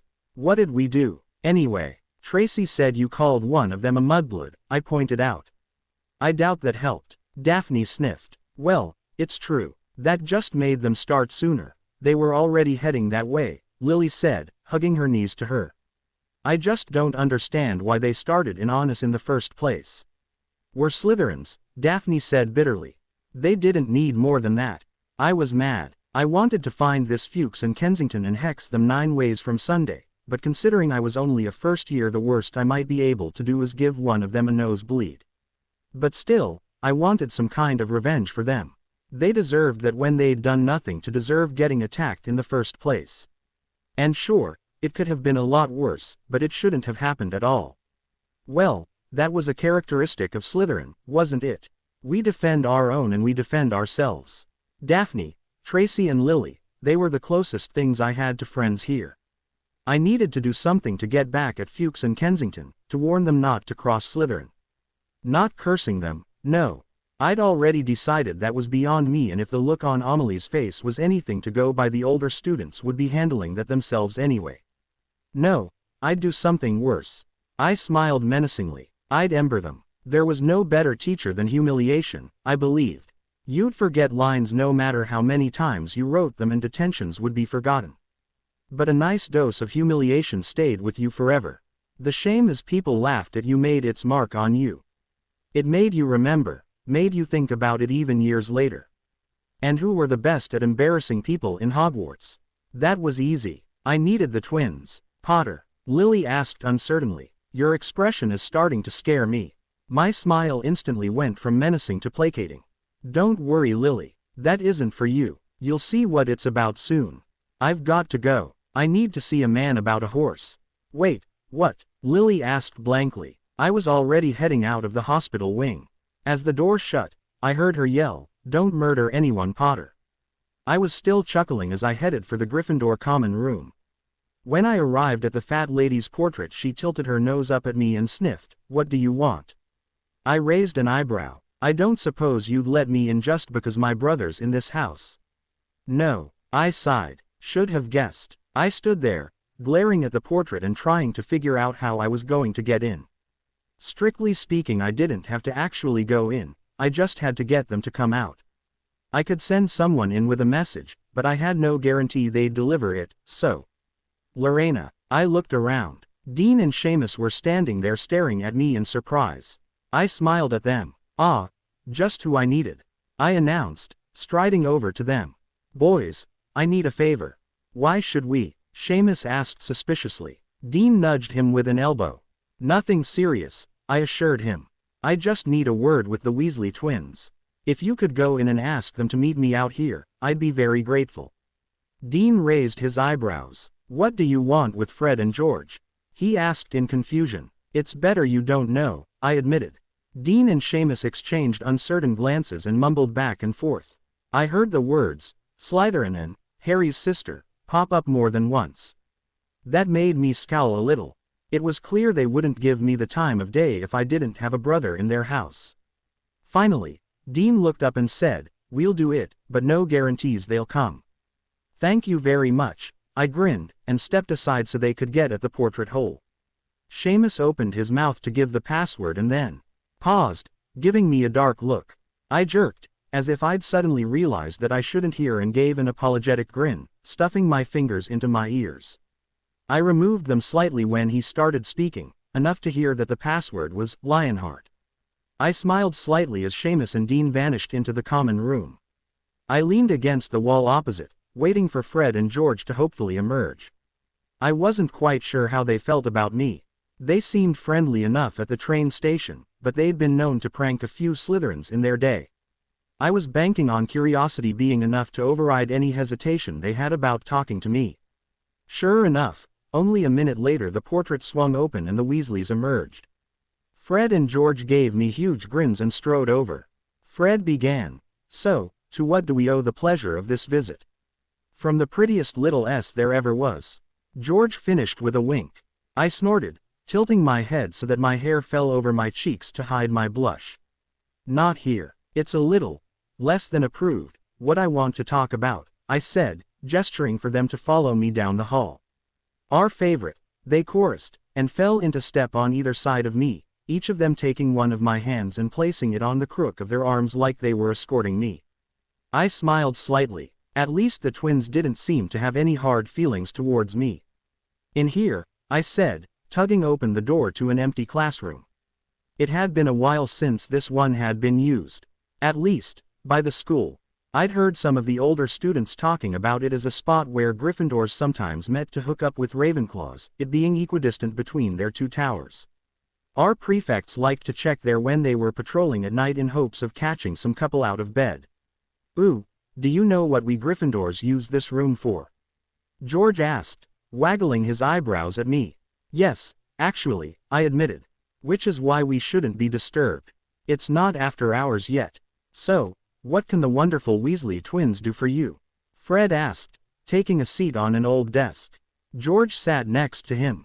I lounged against the teacher's desk, trying to figure out the best way to phrase my request. Have you boys ever thought about taking on an apprentice, of sorts? I asked slowly. They looked surprised. An apprentice? Fred repeated. At what? George asked blankly. I gave them a wicked smile. Trouble. Their eyes lit up eagerly at the mention of causing trouble, but they tried to play it cool. Why, that's an odd thing for such a law-abiding young girl such as yourself to be interested in, Fred observed. Can I ask what triggered your sudden interest in our line of work? George questioned. I scowled. A couple older students attacked some of my friends. Yeah, that was the best word for them. They were coming out of the Leary and they started harassing them.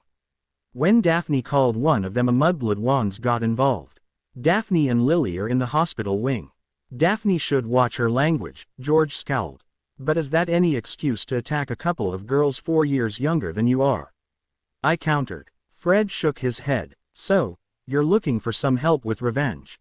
He guessed. What house were these guys in? Take a wild guess, I muttered. Gryffindor, they chorused knowingly. How do we know you're not going to hurt them?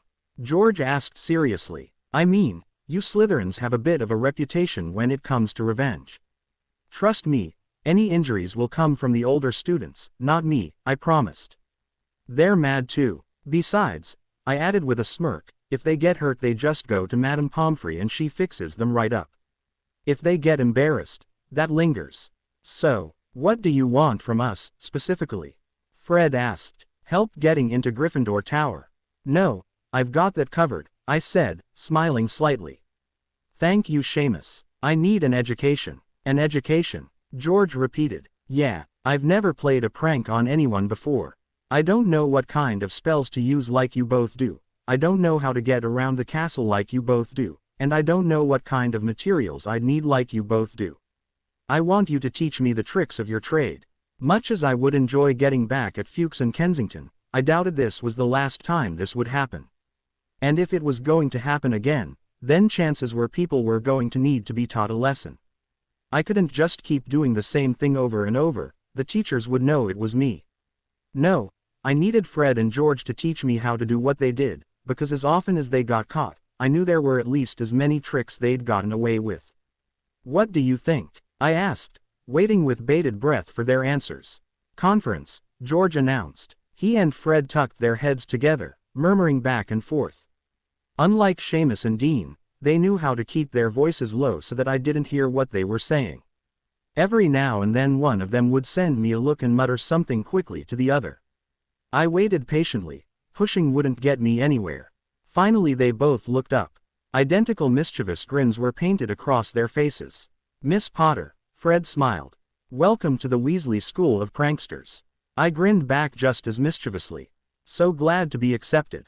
We worked out a rough schedule for getting together and said our goodbyes. I hustled back down to the dungeons. I'd delayed enough that it was nearing dinner time. The others would be wondering how Lily and Daphne were doing. The stone wall ground open and I stepped inside. Malfoy and Zabini were poring over a couple of books and writing essays. Tracy was sitting quietly in one corner, a slightly stoned look on her face. I assumed the calming draft was still working, then. Potter's back, Crabbe rumbled. I sat down by Tracy and prodded her hand gently to make sure I had her attention. She tilted her head lazily to look at me and smiled. Hey Potter, how are they? Fine, I assured her. Daphne got a nasty stinging jinx, but Madame Pomfrey had already fixed her when I left. They should be fine. Pomfrey just wants to keep them overnight since they hit their heads when they fell. What about the two that attacked them? Zabini asked seriously, looking annoyed. Last I saw Snape was on the warpath and headed for McGonagall, I said with a shrug. I'm assuming there will be a lot of detention, probably a crippling loss of points. Good, Nod muttered spitefully into his book. They deserve it. What took you so long to get back? Malfoy asked. I had to make a stop first, I explained. Where? None of your business, I replied shortly. I took Tracy by the arm and helped her stand up. Come on, Tracy, let's get some food in you. You'll feel better once you've had a good meal. Hold up, Potter. Nod had stood up and was gesturing for me to join him a few feet from the table. I left Tracy's side, walking over to him curiously. I wouldn't really consider Nod a friend. He was too much of a loner for that, and this was the first time he'd tried to grab me for a private conversation. What is it? I asked. Amelie's mad. She'd got some of her fifth-year friends up in arms. Quidditch already has everyone so tense that people have been looking for a reason to go off on the other house. The lower years will be the ones that take the most heat because we're easy pickings. I think we should try to go places in groups no smaller than 3, just until this dies down. I bit my lip, thinking. Spells had already been flying with increasing frequency in the halls what with the Quidditch season starting up. The first game was tomorrow. The targets had mostly been the teams and their friends or family thus far, but a couple of people had used the general chaos to pull off some mean-spirited hexes. I got the feeling that was what Fuchs had done. If Gryffindor won, it would likely die down so long as none of us went after them in revenge. And considering most of us were too smart for that, it was likely. But if Slytherin won, well, then the Gryffindors might be annoyed enough at us to keep the feud going, at least until the teachers stepped in. I can't figure out why Amelie's so mad, I admitted. I know she's prefect, but she's never seemed to care much about us younger kids. Nod raised an eyebrow. Potter, she's Moon's cousin. Didn't you know? I stared. Now that he mentioned it, they did have a similarly shaped face and their eyes were about the same color. But I never saw them interact. But they never speak, I said in confusion. Nod sighed, shaking his head. You don't know anything, do you? Moon's a half-blood. Her dad's Amelie's uncle. He ran off with a Muggleborn. It was a huge scandal. I stared. Well, that would do it. It would also explain why Amelie was taking this so personally. Whether or not she acknowledged it openly, Lily was her family. I see, I said slowly. And you're right, if Amelie's going to keep this going even after Snape's handled them. Exactly. That's why I think we should be cautious.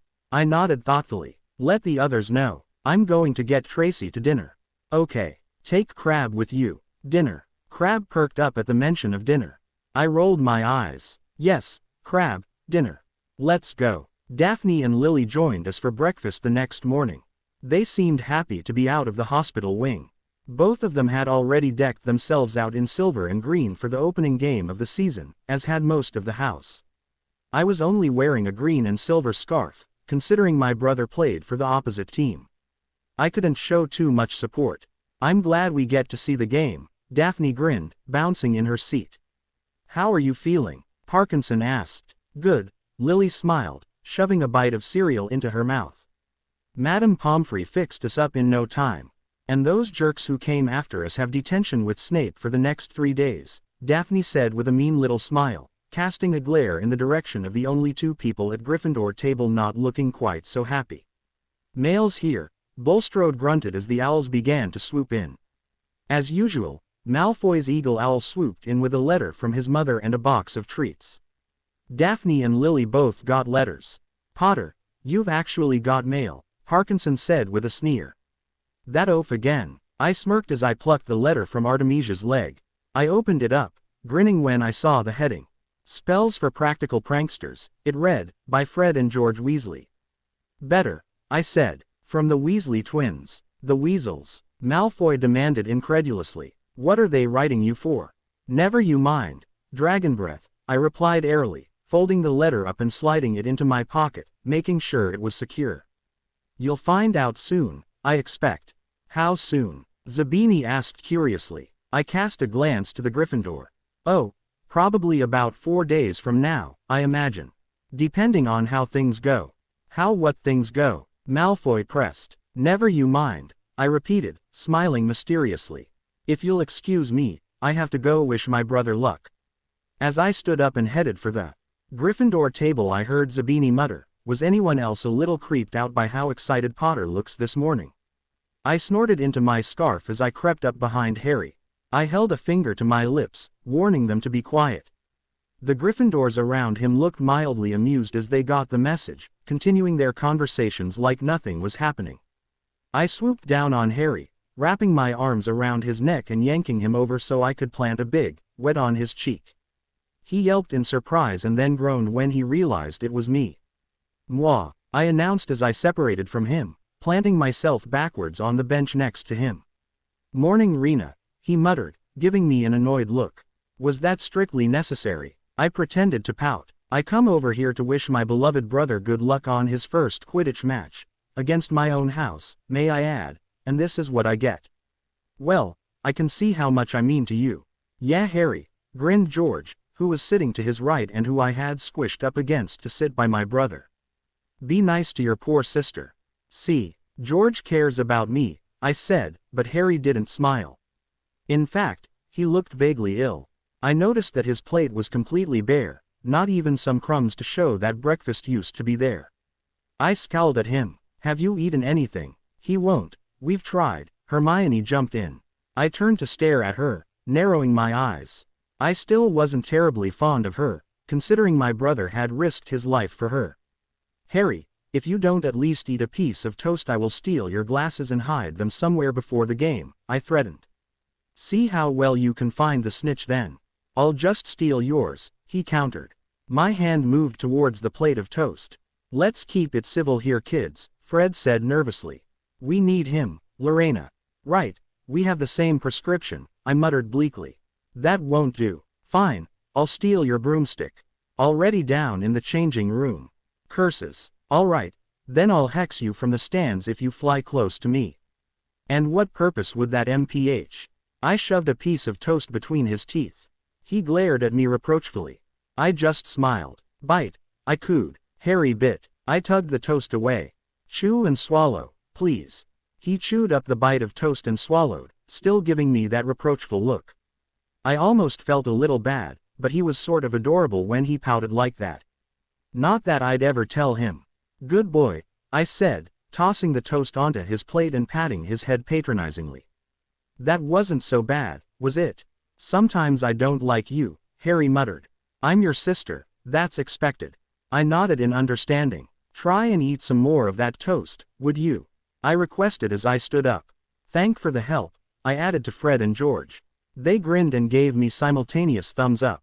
You're very welcome, they chorused. I ventured back towards the Slytherin table and sat back down. That was disgusting, Daphne observed. I blinked at her. What, you hand-feeding Potter? Malfoy sneered. You're not his mother. Ah, you want me to feed you too, Malfoy? I cooed. He scoffed. He wasn't eating. I fixed that, I explained with a shrug. All in a day's work. You looked awfully comfortable with those Gryffindors, Parkinson sneered. Will you be cheering for them today? Yes, can't you see my blatant Gryffindor pride? I said slowly, lifting up one end of my green and silver scarf. I pulled off my glasses and offered them to her. Here, Parkinson, I think you need these more than I do. Parkinson turned up her nose. I'm going down to the pitch, she announced snootily, standing up. Who's coming? Bulstrode, ever her eager follower, agreed to join.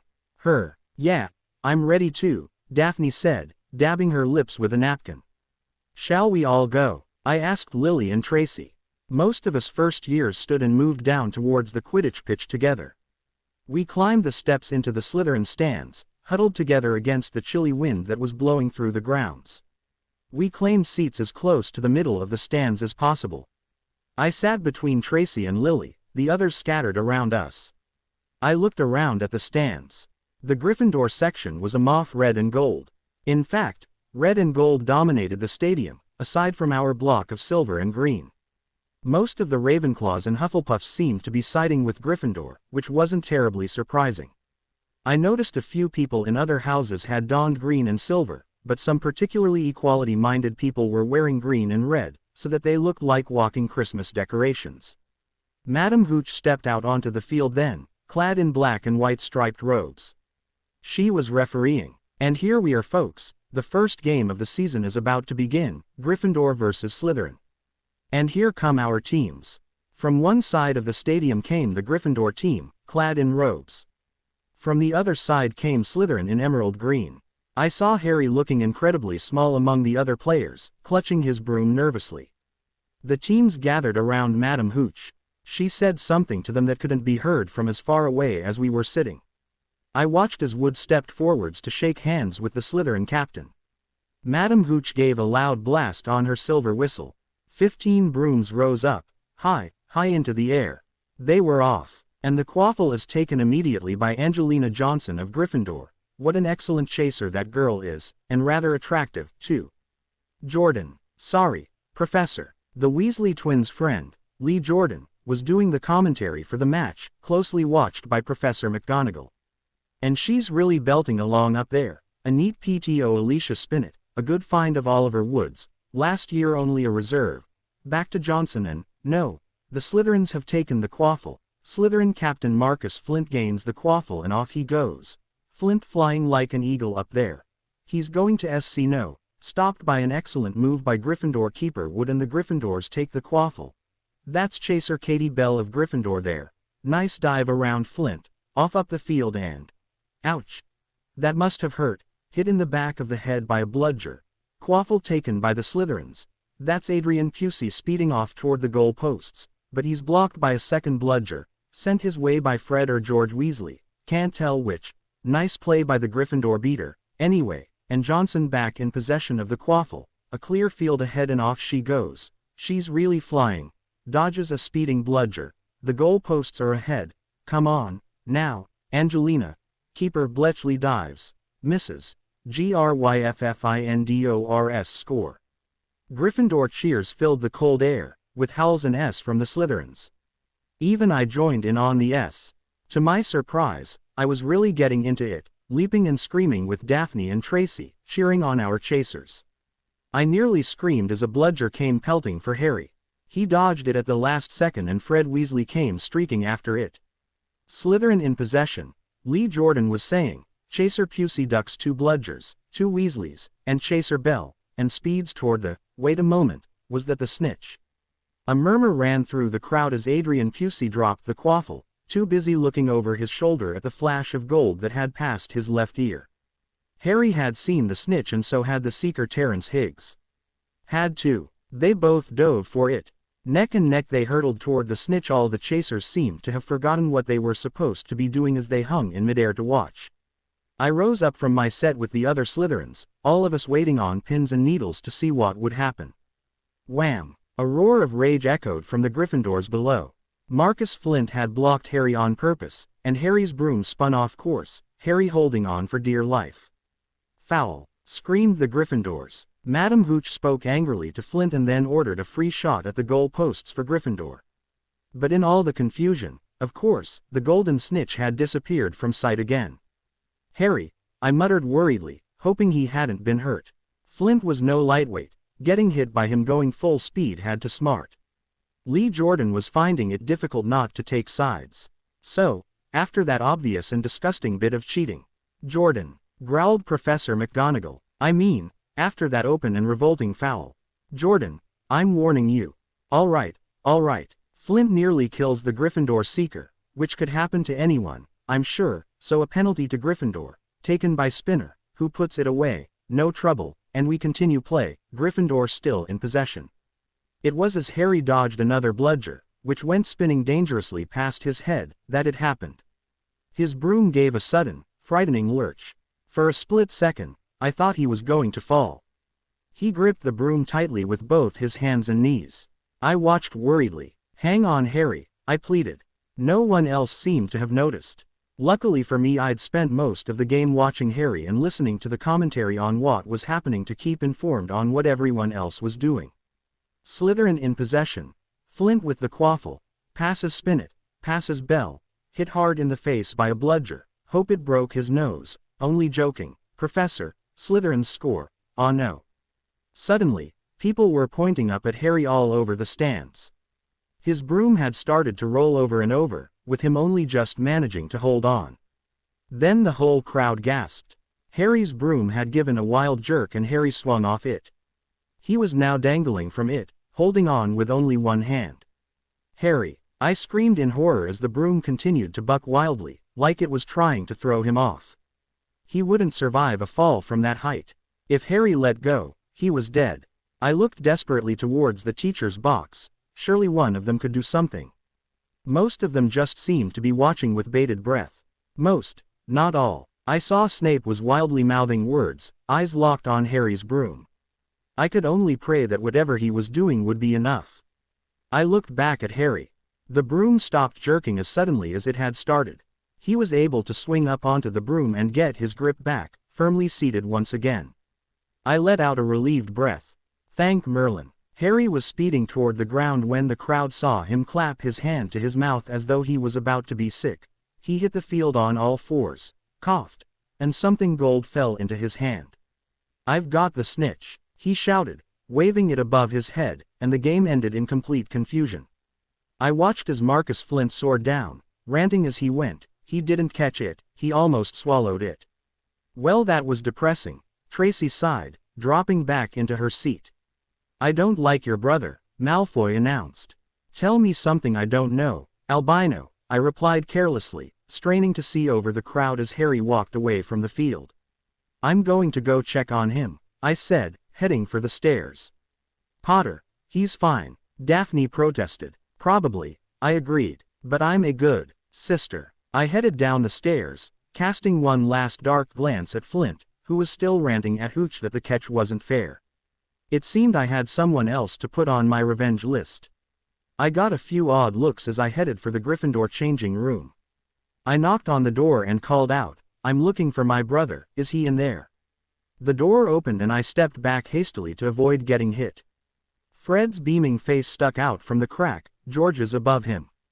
George had apparently taken a shower, because his hair was dripping wet. Come to congratulate us? Fred asked cheekily. Yay team, I deadpanned. Now come on, is Harry in there? No, sorry. Ron and Hermione grabbed him and dragged him off to Hagrid's, George explained. He gave his head a shake, spraying me with droplets of water. Thanks, I said, wiping water off my face in distaste. Hey, we should thank you. Fred grinned cheekily. Looks like your good luck's work. We've gotta get you to do that before all of our games. I stared at them blankly. I'm not in your team every time you play. Ah, please. George pouted. Just a little one. Fred wheedled. I put on a wide-eyed, innocent look. But sirs, you're my teachers. Having relations like that with your student would be most inappropriate. Drat, foiled. George grumbled, snapping his fingers. Ah well, go find your brother, Fred ordered. Make sure Flint didn't knock him loopy. I will. Oh, and congratulations. Thanks. See you later, Potter. I left the changing rooms and joined the flood of students making their way from the pitch. I split off halfway to the castle and turned towards the Forbidden Forest, where Hagrid's hut sat. I could see smoke drifting from the chimney, so I assumed he'd already put the kettle on. I raised a hand to knock on the door. Immediately the barking started and I could hear Fang's claws scrabbling on the floor as he raced to the door. Who's there? Hagrid called. It's me, Lorena, I replied. Almost immediately Fang's barks changed to eager whimpers. I smiled slightly. I had gotten that dog addicted to my ear scratches apparently. It was a duty I would continue happily. Ah, Lorena. Hagrid opened the door and greeted me with a beam, holding Fang back with one leg. Come on, the others already here. I know. I asked Fred and George where you'd all gone, I said as I stepped inside. Harry, Ron, and Hermione were sitting at Hagrid's table with steaming mugs of tea in front of them. Harry was still in his Quidditch robes. Hagrid went about preparing a mug for me as I sat down next to Harry. Fang placed his head pleadingly in my lap. I laughed and started scratching his ears and ruffling him under the chin. Hello Fang, happy to see me. I cooed at him. Turns into a puppy whenever ye come, Hagrid grunted, giving his dog a betrayed look. I leaned down and wrapped my arms around Fang's thick neck as Hagrid sat a mug in front of me. All part of my evil plan to steal your dog, I promised him, and Hagrid snorted. I let go of Fang to take a drink of tea before turning to Harry. Congratulations Harry, I said, patting him on the shoulder fondly. Aside from getting hit, losing control of your broom, and nearly swallowing the snitch, that was some really good flying. Harry scoffed. Thanks, Lorena, that's so sweet. I know, I nodded, and took another drink of tea. What did happen to your broom, anyway? Do you think Flint jinxed it when he hit you? I asked curiously. It was Snape, Ron said furiously. Hermione and I saw him, staring at your broom and muttering. He was cursing it, wouldn't take his eyes off of you. Rubbish, Hagrid insisted. Why would Snape do summit like that? He's a professor. I agreed. You must have seen it. Wrong. Why would he try to injure a student? I reasoned, shaking my head. Aside from the fact that he hates me, Harry challenged. I rolled my eyes. I doubt he hates you enough to try and hurt you, Harry. Snape tried to get past that three-headed dog on Halloween, Harry burst out suddenly. I gaped at him. Hagrid dropped his teapot. How do ye know about Fluffy? He demanded incredulously. Fluffy, Ron repeated, voice going higher with disbelief. That thing has a name. Course he's got a name, he's mine. Hagrid said proudly. But, I am off a Greek chappie I met in a pub last year. Lent him to Dumbledore to guard the. Harry leaned forwards eagerly. Yes, he urged. No, Don, ask me any more, Hagrid said gruffly. This top secret that is. But Snape's trying to steal it. Harry insisted. Rubbish, Hagrid insisted. Like sister said, Snape's a teacher. Why would he do a thing like that? Wait, I cut in. Harry, what makes you think Snape was trying to steal it? I saw his leg, Harry said triumphantly. He's been limping since Halloween, haven't you noticed? I went to ask for a book back that he'd confiscated and I saw him in his office with his robes lifted up. Filch was helping him bandage claw marks on his leg. He said something about, how are you supposed to watch all three heads at once? That proves it, he insisted. That only proves he went near the thing, I disagreed. Not that he was going to steal anything. Oh, and why else would he want to visit it? Ron asked like it was obvious. Wanted a nice chat about the weather. No, I said shortly.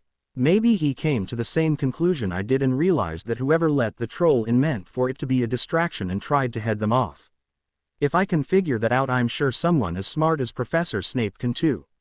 What about Harry's broom? Ron demanded, looking like he'd scored the winning point. What about it? I countered. That's simple prejudice. Tell me, if it had been McGonagall staring at the broom and muttering, would you have assumed she was the one cursing the broom? You would have assumed she was trying to save him. But because it's Snape, you've already made up your minds. I ranted. I was getting very defensive and I knew it.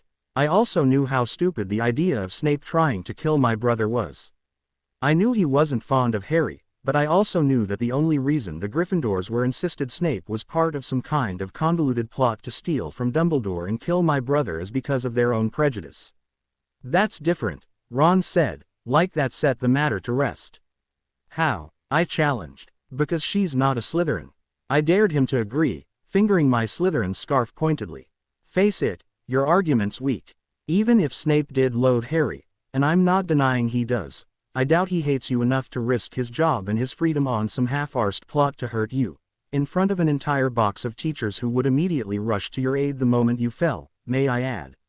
He's smarter than that. Then how do you explain the fact that the broom stopped trying to throw Harry the moment I set Snape's robes on fire? Hermione demanded. I stood up and smacked my hands down on the table, staring at her incredulously. You set my head of house on fire. I demanded. That was your plan to break his eye contact. Are you stupid? Don't talk to her like that. Ron said sharply. I'll talk to her however I like if she's going to go around setting people on fire, I retorted. Did it ever occur to you that a man on fire would distract most people? I'd imagine half the box looked away from the match to try and put him out. That's still no guarantee that it was Snape who did anything. Lorena, calm down, Hagrid said, reaching out to pat me on the shoulder comfortingly. He nearly knocked it out of joint. I am calm, I insisted, letting out a long breath through my teeth. Thanks for the tea, Hagrid, it was lovely. Sorry I ruined the visit, I grumbled, tossing back the last of my tea and wrapping my scarf tighter around my throat. I've got things to do. See you later. I stomped for the door and yanked it open. I was about to storm through when something made me stop. I grit my teeth and mumbled, I'm glad you're not hurt, Harry. Then I was gone, slamming the door behind me and striding back up the hill towards the school. It wasn't time for me to meet Fred and George yet, and I knew trying to start on my homework for Monday would just end in frustrated page flipping and ripping holes in my parchment with the tip of my quill. I headed down to the Slytherin common room and went inside. The mood was, in a word, depressed. The team was already back, slumped around the fire looking disappointed. Some of the older students were patting them on the shoulder and offering condolences. It's not fair, I heard Flint mutter spitefully. Potter didn't catch the snitch. I rolled my eyes and mentally added him to the tally of people on my to-hit list. As far as people in my year, I saw Nott curled up in an armchair in one corner.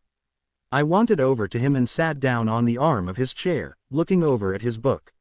What are you reading? Nothing, Nott said, shutting the book sharply. I stared at the back and realized that it was a novel of some sort. I hid my smirk. Never thought Nott would go in for that stuff, and shrugged. All right, fine, touchy. I stuck my tongue out at him. Hey, you didn't go to the game, did you? At least I didn't see you in the stands. Nott shook his head. No, I didn't. I stayed here. The common room's quiet when everyone's gone. Good environment for reading, I guessed, gesturing to his book. Something like that, he agreed. I'll leave you to it, I said, standing up and heading to my dorm. If nothing else, I could grab a quick nap while I waited for my appointment with the Weasleys. Potter, come here. I scowled and turned around. I'm not a dog, Snowflake, don't order me around, I ground out, glaring at Malfoy. He was sitting in one of a pair of armchairs, a table set up in front of him. Once again his chess set was out, and it looked like he was playing himself. Just come here, he said, rolling his eyes.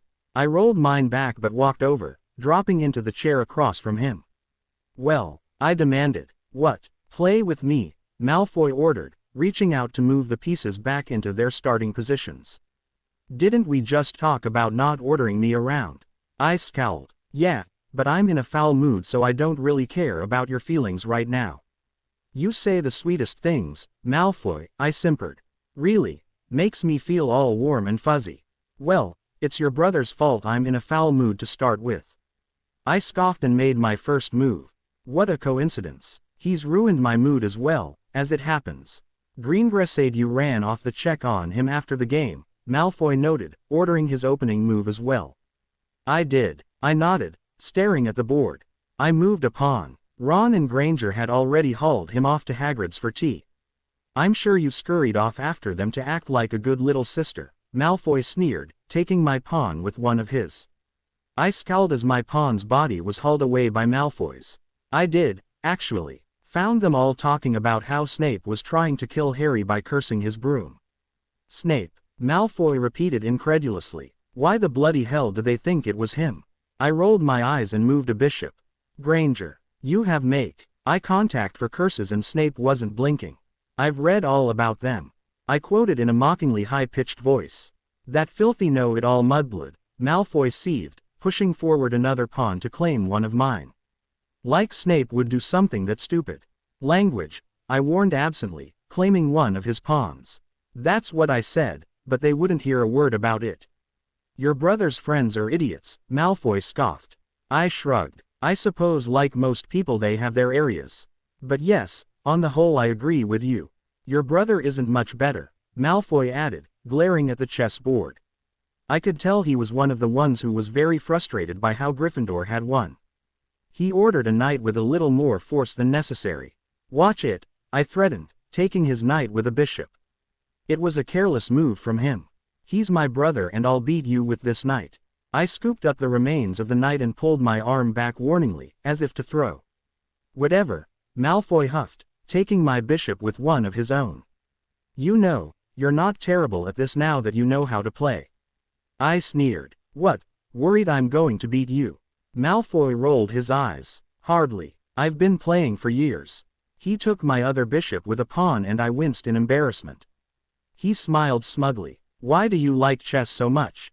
I asked curiously. Malfoy seemed to have an actual interest in very few things. Most of the time he acted like classes were beneath him in some way. The only things I'd ever seen him be passionate about were his love of Quidditch, chess, and potions, and his hatred for my brother. My dad taught me how to play, he said with a shrug. We used to play every night before bed. Used to, I noticed. Why don't you anymore? He's busy, Malfoy said shortly, casting me a dark look that, in conjunction with his vicious destruction of my knight, I took to mean he wasn't keen on the subject of his relationship with his father. Still, must be nice, I mused, directing a pawn forward without really thinking. To have your parents teach you things. Didn't your muggle aunt teach you to cook or something? He recalled vaguely. I couldn't help it. I let out a mad little giggle. Malfoy looked up at me in surprise.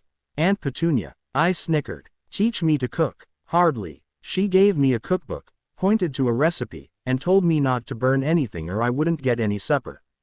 That's how I learned to cook. Malfoy looked me up and down. I had gained some weight since coming to Hogwarts and getting real, consistent meals, but I was still painfully skinny and small for my age. You burned things a lot, did you? He observed. No, not really, I admitted. I gestured to my torso. Most of this was finally snapping and saying what was on my mind. Turns out my uncle didn't like being called an idiot. He was the one that usually said no food. My cousin just hit me if he was mad. Malfoy looked incredulous. And you stick up for muggles and mudbloods like Granger. I shrugged. Muggles are just like wizards in that some of them are alright and some of them, like my family, are only alive because I couldn't figure out how to get away with their murder. Malfoy scoffed. And there's the Slytherin in you. You were sounding like a Hufflepuff for a minute there, Potter. The horror, I deadpanned, then smirked as I took one of his castles. We stayed quiet for a minute, playing seriously and contemplating our moves instead of talking. Malfoy took two more of my pawns and I managed to get one of his before he spoke again. If I'd been playing Seeker I wouldn't have let Potter get the snitch, he mumbled. I let out an annoyed sigh. Are you still on that? It bothers you so much, just try. Out for the team next year, I said irritably.